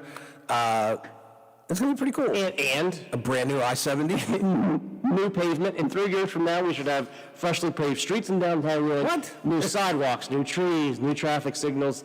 I can't say it enough. The streetscape is probably, of all the projects, of all the investment taking place in Wheeling, the streetscape might be the thing I'm the most excited about. And maybe it's just because I hear all the time, when you're going to pave the streets. It's become a joke. They fix streets. But nonetheless, I think that is really going to give downtown Wheeling a complete facelift. To have freshly paved streets that are desperately needed is going to be great, but to have consistent brand new sidewalks, new trees, new traffic signals, is really going to fix up downtown Wheeling. Just to clarify, because someone, excuse me, someone said to me the other day, well, they've already given the contract out. They need to start now.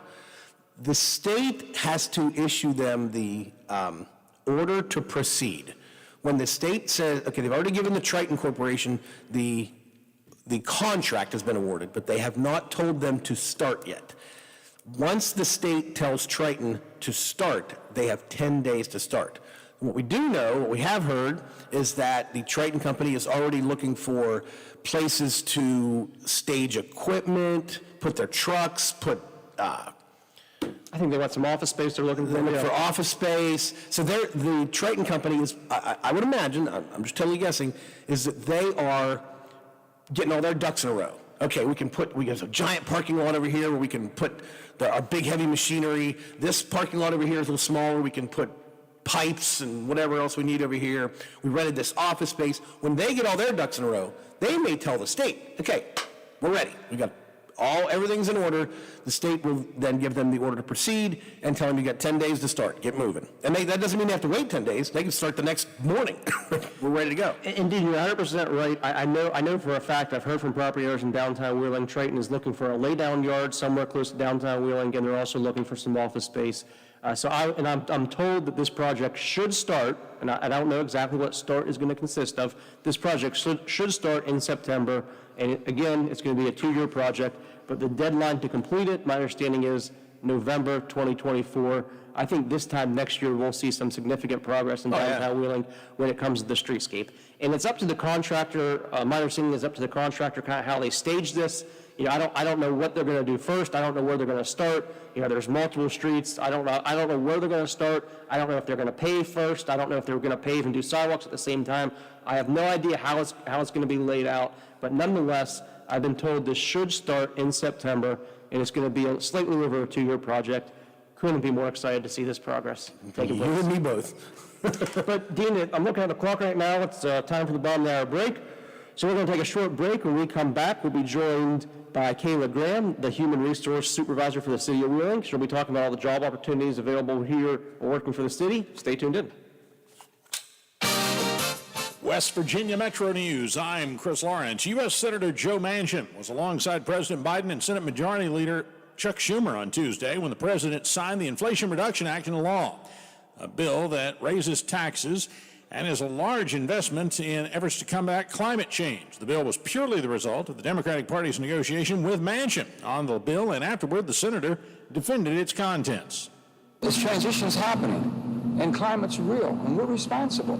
I come from West Virginia. We're responsible, too. We all know that. But the bottom line is we have a large coal industry, and we have natural gas. But if we transition, we want to do it in the most cleanest way possible. Biden even handed Manchin the pen he signed the bill with as a souvenir. Golly Bridge Mayor Bob Cole is a resident of Scrabble Creek in the Golly Bridge area, and one of the areas hard hit by that Monday rain. I didn't get out till later in the afternoon. I woke up to the rain, and then I didn't get out later in the afternoon, and I could get in and out on a four-wheeler. Unless you have a pretty good-sized four-wheel drive, you're not getting in or out. And the DOH has Scrabble Creek on its list of repairs, but there's quite a few things that need fixing first. They were hoping to go overnight, get Route 16 back open. State police say a fiery wreck on I-79 in Marion County from Tuesday afternoon claimed to life. The victim identified as 71-year-old Larry Atha of Bridgeport. His vehicle hit the guardrail, traveled across both lanes, and then hit a guardrail again, bursting into flames on the Tigert River Bridge. You're listening to Metro News, the voice of West Virginia. Huntington Mayor Steve Williams will present the Facing Hunger Food Bank in Huntington with a large contribution this afternoon. It'll come from Huntington's General Fund. A check presentation will kick off the quarterly day of service at the food bank as well. City employees will volunteer there until 5 o'clock. More West Virginia students are back in the classroom today. It's the first day of school in Cabell, Calhoun, Pleasants, and Randolph counties. From the Metro News Anchor Desk, I'm Chris Lawrence. Progressive presents the Sports Flash, powered by the Score app on the WatchdogNetwork.com. Bengals football continuing to go through practice. Their next preseason game is coming up on Sunday when they are going to match up against the Giants. The Cincinnati Reds, they lose to the Phillies by a 4-3 score yesterday. On the injury front, second baseman Jonathan India with a left leg contusion was scratched from the starting lineup after doing some pregame work. Some potential good news for outfielder Nick Senzel, who's been out with hamstring tightness. He could potentially return to the lineup as early as today. TJ Zusch on the mound tonight for the Reds. He is 0-1. He'll be opposed by Phillies right-hander Kyle Gibson. Download the Score app today. Lightning fast sports alerts so you never miss a thing. It's why the Score app is one of North America's most popular sports apps. I'm Matt Pauley with the Sports Flash, powered by the Score app on the WatchdogNetwork.com. This report is sponsored by Amazon.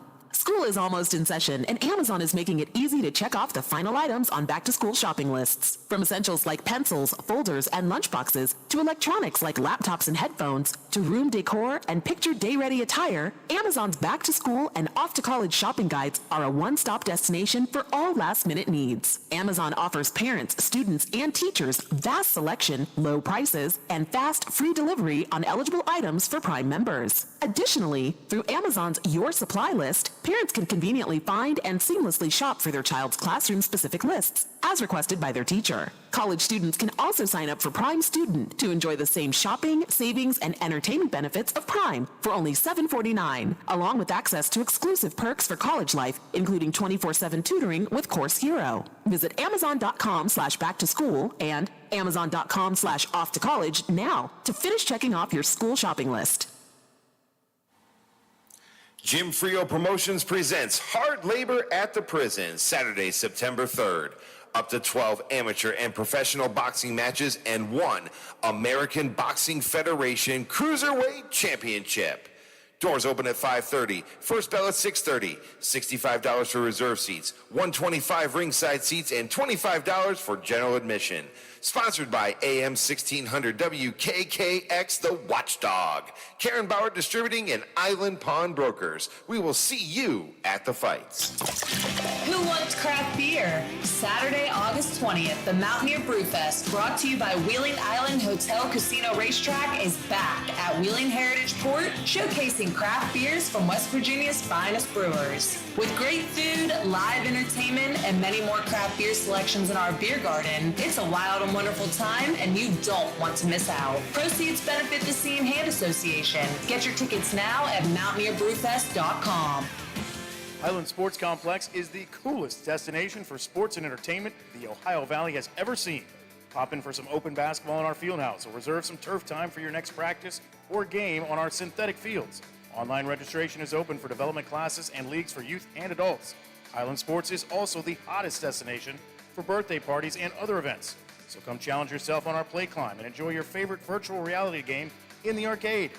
No memberships required, so visit highlandsports.com to find your next entertainment experience and get ready to reach new heights. Are you or your loved ones facing a serious legal battle? The law office of Paul Harris wants you to know you aren't alone. Do you need someone that's not afraid to go to trial and fight for your rights? Attorney Paul Harris and his team are willing to go where most firms are not. The courtroom. With a successful track record in civil litigation, criminal defense, including tax issues and healthcare fraud, Harris Law Office will fight for their clients by offering the most aggressive representation in and out of court. Call Paul Harris at Harris Law Office for a free consultation. 304-232-5300. Frio Stack and Associates Auctioneers, Realtors, Certified Appraisers specializing in antiques, business liquidations, multi-parcel land auctions. Frio Stack and Associates is a regional business offering the executor, attorney, agent, and other individuals the most comprehensive and technologically advanced auction and appraisal services available. For information on our service, call our office at 304-233-3168 or email frioauc@aol.com.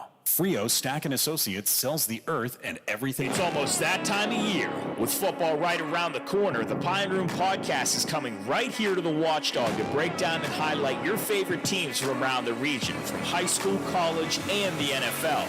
We might not be experts on everything, but sports, that's a whole different ballgame, pun intended. Tune into the Watchdog on WKKX and WVLY every Monday at 2 o'clock, or listen online at watchdognetwork.com. For updates, follow us on social media at the Pine Room Podcast.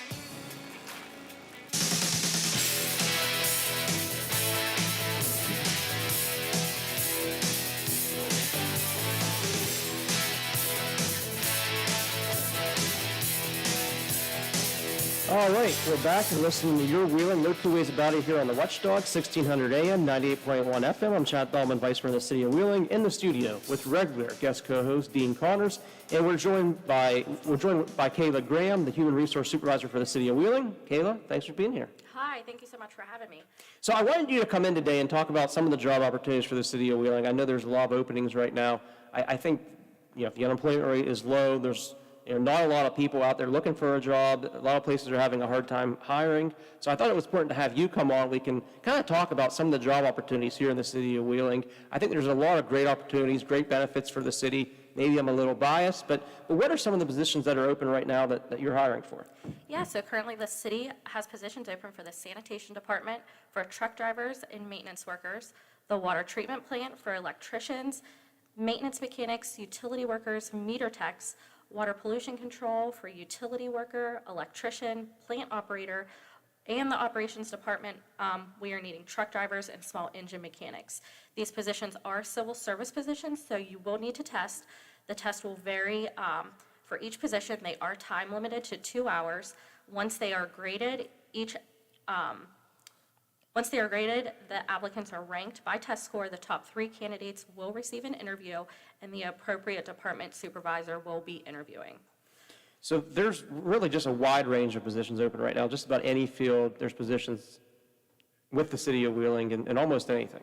Correct, yes. So our next testing will be September the 7th. It'll be down West Banco Arena at 9 a.m. and 5 p.m. If you're interested, please call the Human Resources Department to schedule a time at 304-234-3694. And this is civil service testing. What kind of testing is taking place? So it's just a basic knowledge test. No study guide, no testing, or no studying needed. Just a basic test. And this test would qualify for all the positions you just mentioned, or how does that work? Correct. So for each position, there is different testing. So if you were applying to be a maintenance worker, you would take a maintenance worker test. And again, it's just basic knowledge. So if you have done this job before or done something like it, you should have no problem with the testing. Now, some of the bigger departments, I'm thinking police and fire, there's testing coming up for those also. Is that at the same time, or how does it work when you're testing to become a police officer or a firefighter? Yeah, so probationary police testing, that's still in the works. We're talking about sometime in September. That is usually held up at Wheeling Park. So they will do an agility test first, which is push-ups, sit-ups, and a run. If you pass that part, then you will be asked to sit on the written. So that's about 2 hours. You have up to 2 hours to take it. And again, that is also a basic knowledge test. And how often are some of these tests given? Right now, our municipal positions, they are being tested for every few weeks. So as long as there's a position open, we're testing. Same with police and fire. And in the City of Wheeling, I think most municipalities, most government agencies have pretty good benefits. I think the City of Wheeling is not unique there, but I believe there are some good benefits if you're an employee of the City of Wheeling. And what are some of those benefits? Yeah, so for full-time employees, they are offered a wide range of benefits. The city offers health plan, which is located right here downtown Wheeling, at a very competitive rate for employees and families. One great advantage to the city's health benefits is eligibility begins the first month of the hire date. So if you're hired July 1 or July 20th, you're going to receive benefits on August 1st. And if somebody's interested in working for the City of Wheeling, if someone wants to speak to you about some of the positions open, what's the best way to reach out to you? What's the best way to find out, what positions are currently open? Is this on the website? So you could go to the city website under the Human Resources tab. We have all of our open positions there. You could call the office at 304-234-3694, or you could reach out to me at kgraham@wheelingwv.gov. Anything else you want to mention? Any other benefits that you think are noteworthy? Vacation time, paid holidays, all that kind of stuff is offered with the city. Yeah, so the city offers 2 weeks paid vacation after your probation period ends, as well as a 6-month eval increase. You'll receive 1 sick day, and that's accrued each month starting day 1 of hire. You get 1 personal day, and I believe as of right now, we have 13 paid holidays, which is actually pretty generous. We have an attendance bonus, so if you do not miss any work, and that does not account for holidays being taken, your annual time being taken, you'll get $325 the first quarter of the following year. We also do have longevity pay, and that's starting at 3 years and then continues every 3 years. And I will add that City Council does try to approve pay raises every single year for city staff. I've been on City Council for 6 years.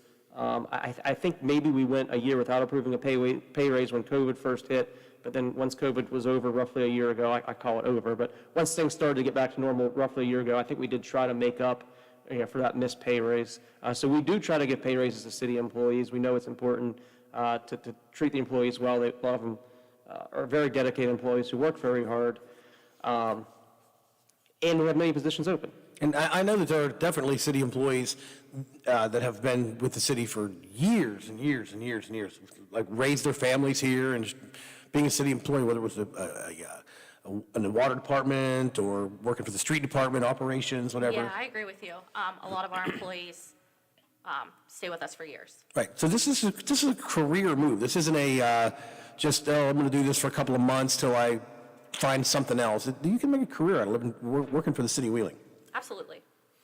Anything else you want to mention, Kayla? Any other positions or anything else you want to say?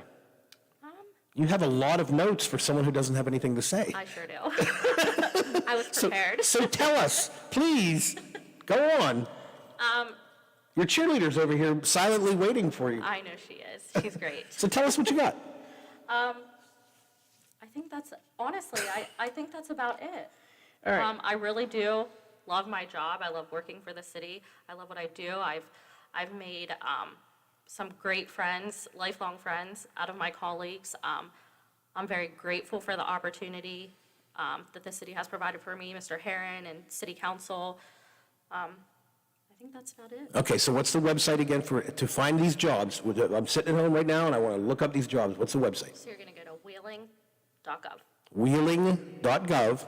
Yes, and you're going to go to the Human Resources tab, Okay, human resources. and that's where you're going to find everything listed. Okay, our salaries listed. They are not, Okay. but anybody can call and get that information. And what's the phone number?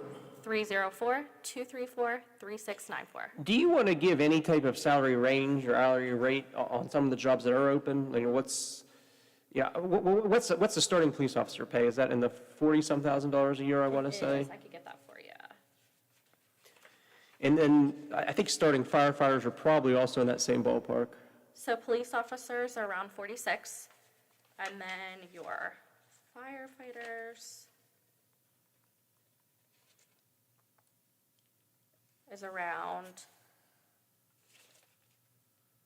And then after, I want to say a year, or how long's the probationary period? I know the police officers get a bump, and then they're also entitled to the regular bonuses that all city employees get roughly every year. so 6 months. Okay. So after the 6-month probation period, you're going to have an eval, and then if you pass that eval, then you'll get your rate increase. Okay. Okay. Kayla, nothing else you want to add? I don't think so, sir. Well, thank you very much for coming on. Thank you. We've been talking to Kayla Graham, the Human Resource Supervisor for the City of Wheeling. There's a lot of jobs out there. If you want to work for the City of Wheeling, get on the City of Wheeling website or contact Kayla in the Human Resource Office. Thank you, Kayla. Thank you so much. Sweet. Dean, back to downtown Wheeling, back to some of the buildings that are being renovated. You got in you own 5 buildings in downtown Wheeling. You got in kind of the landlord game several years ago in downtown Wheeling, but you're somewhat recently. Yes. Just within the last maybe 5 years? Yeah, I think it was 2016. What exactly was happening in 2016 that to go from 0 buildings in 2016 to 5 now in 2022, you really dove in head first. What was it that kind of like pushed you to invest in downtown Wheeling? Can I tell a story? Can we just have like Absolutely. story time? You got 10 minutes. Okay. So I was at the Alpha with some friends, some just guys I know of various ages, And, you know, I own some housing, residential stuff in Ohio, like 3 or 4. And one guy in the Alpha was talking kind of past me to another guy and saying, we want to buy XYZ building. And the other guy said, no, I'm not interested in buying anything right now. And I thought, well, why didn't you ask me? I'm a guy, I can do this. So it was one of those personal insult things that only I would thought was an insult. Now I've told the guys about it, now we all think it's hilarious. I told it to my sister, and she said, you don't want to buy that building. You want to buy the popcorn building. And I said, I have no idea. What's the popcorn building? What is that?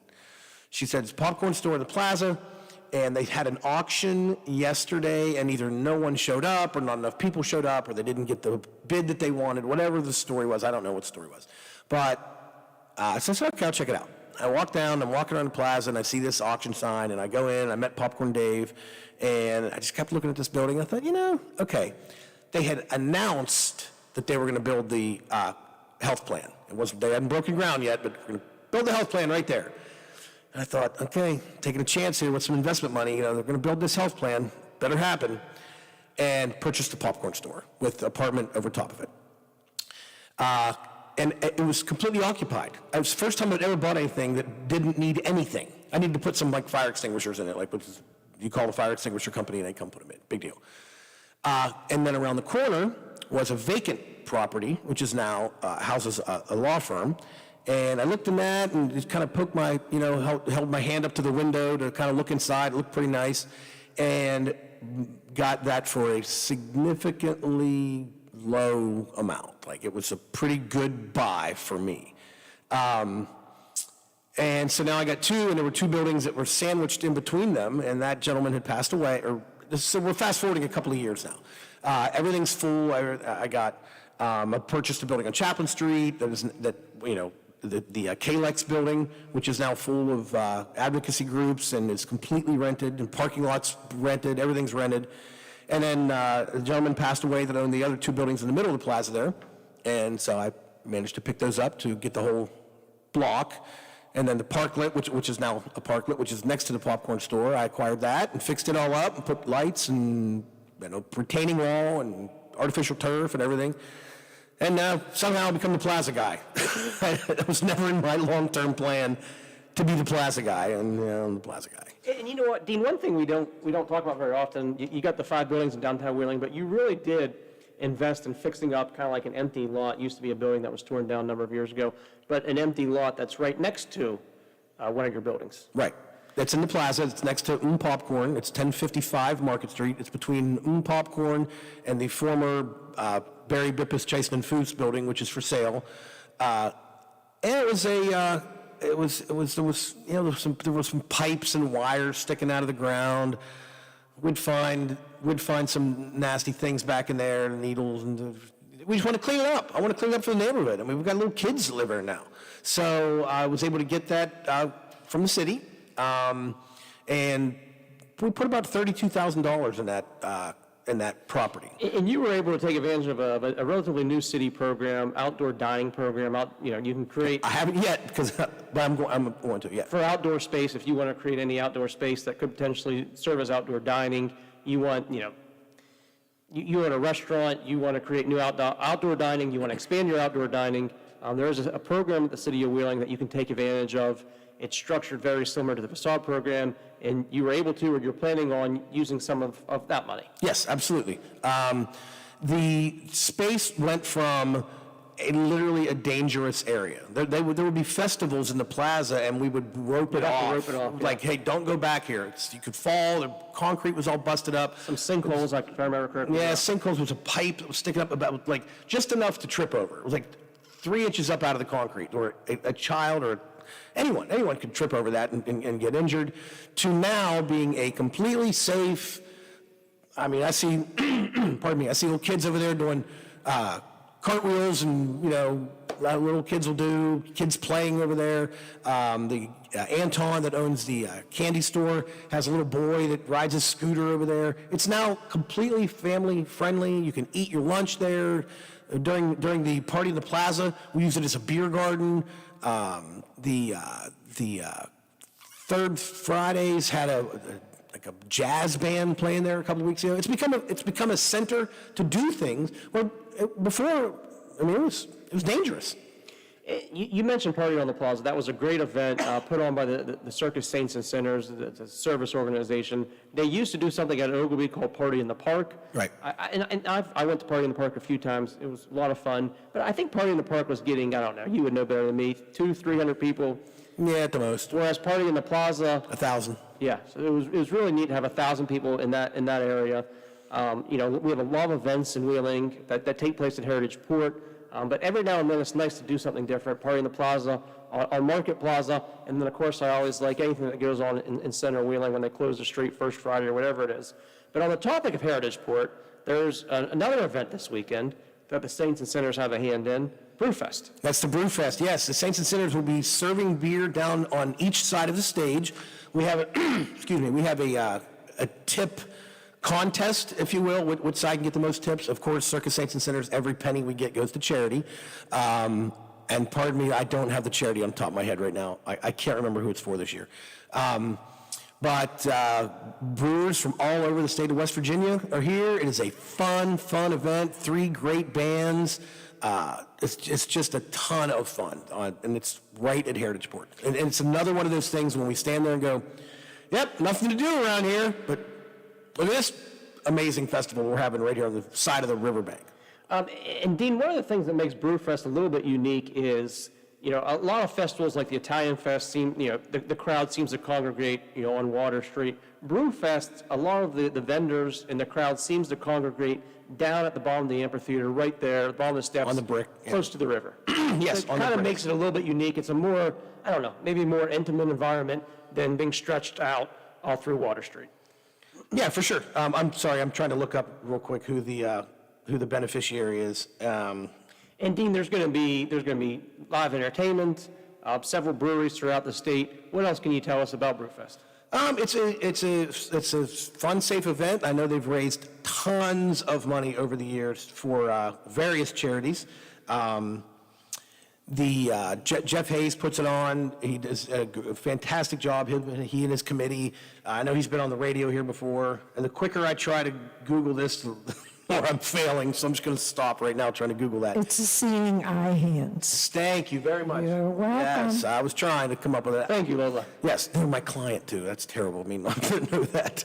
And it's of course it's an over 21 event, obviously. You come and sample, and is it fenced off? Is this one of the ones that's fenced off? Or yes. You pay to get in. Yes, you pay to get in. The Blues Fest. That gives you a wristband. The wristband allows you to get so many drinks. The answer to the question is always, will there be other things to drink? And I believe the answer is always yes.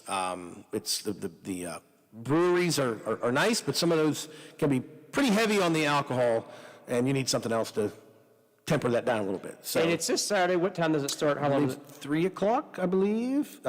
It is, again, when you try to Google something real fast, 4 o'clock? Lola's saying 4 o'clock. I think the VIP is 4. You should ask Lola these questions. She knows way more about it than I do. Lola, are you going to, I do think I remember seeing you at Party on the Plaza from across, I thought I saw you from a distance. Yes, I was there. Now, what about Mountaineer Brewfest? Have you ever attended that? Yes, I have. Do you plan on going this weekend? I hope to. It's never a guarantee in my house, but I can tell you that if you're going, be judicious in what you test, because Dean is right. Some of those The Watchdog is FM 98.1 AM. It's potent. Very potent. Yes, there are some heavy beers. There are some 5% and up alcohol beers, and that is the best advice. More than 5, my dear. Yeah, that's the best advice, is to just watch yourself and be smart about it and plan accordingly. You're not forced to sample every one. It's okay to step back a little bit, but it's a good time. I don't want to scare anyone away. It's a great time. People, Where do you have to go, gentlemen? Okay, the headlining band is from Cleveland, and they are fantastic. All right. They're great. Well, the boss is telling us it's time to get off the air. Okay. So you've been listening to Your Wheeling, No Two Ways About It here on the Watchdog. I believe Olivia and Sonia are up next. Stay tuned in.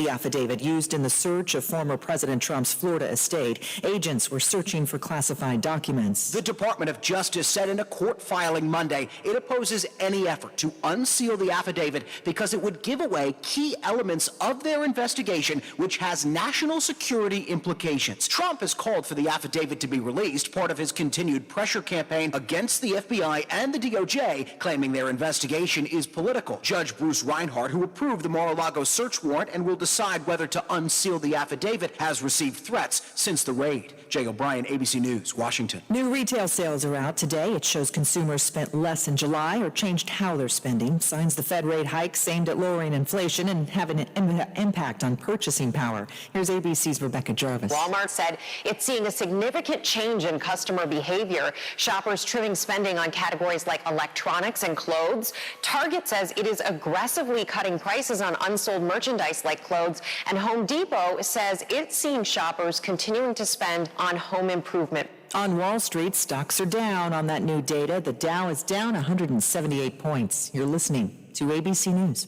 Attention all business owners who rent or lease space, including storage space. Stop wasting your money paying someone else for your space. You can now save a ton of money and own your own building with the incredible sale prices from General Steel. That's right, start saving money every month on renting space from others. Just call 877-25-STEEL to see how General Steel can help you save money. Our 50-year structural warranty buildings are custom designed for your needs and save you a ton of money. Call 877-25-STEEL. Take it from a successful entrepreneur. If you need to expand or start a new business, you need General Steel. Great team and the competitive pricing is the reason I went with General Steel. Call 877-25-STEEL now, and you can get any of our popular quick construction structures, including a 40 by 60 foot building or a 50 by 100 clear span building fast and easy. Call 877-25-STEEL. That's 877-257-8335. 877-25-STEEL. A Florida prosecutor now suspended is filing a lawsuit to get his job back. Former Hillsborough County State Attorney Andrew Warren claims Governor Ron DeSantis removed him from his position after Warren pledged not to prosecute women and doctors for violating state abortion laws. Warren says this is a battle for the rights of Floridians to decide who will serve them as their elected officials. You know, this is a fight that's much greater than me. This is about preserving democracy in our state.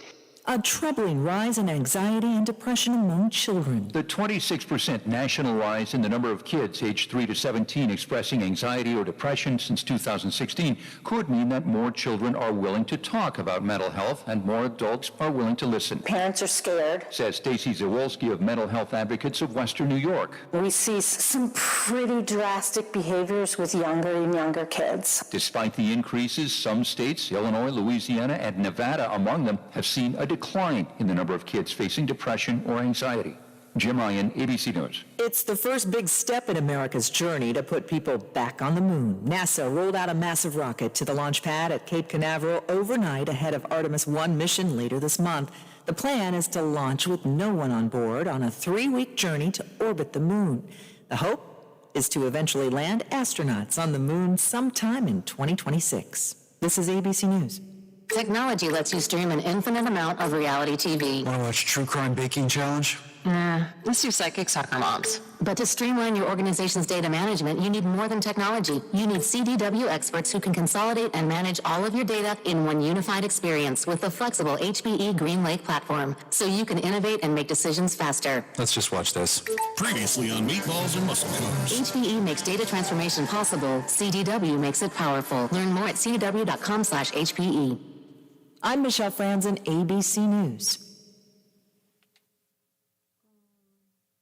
This is ONN. I'm Kate Burdett. On the Ohio News Network, a man from Florida and an Ohio woman, both 32, were arrested on Sunday at Cedar Point Amusement Park after witnesses reported they were having sex on the park's Ferris wheel. Sandusky police say both were charged with first-degree misdemeanors. More than 5,000 cars have been stolen in Columbus this year, and 40% of them were Kias and Hyundais. Yolanda Harris of ONN's Columbus affiliate WBNS-TV reports. The vehicles that are at risk of being stolen are any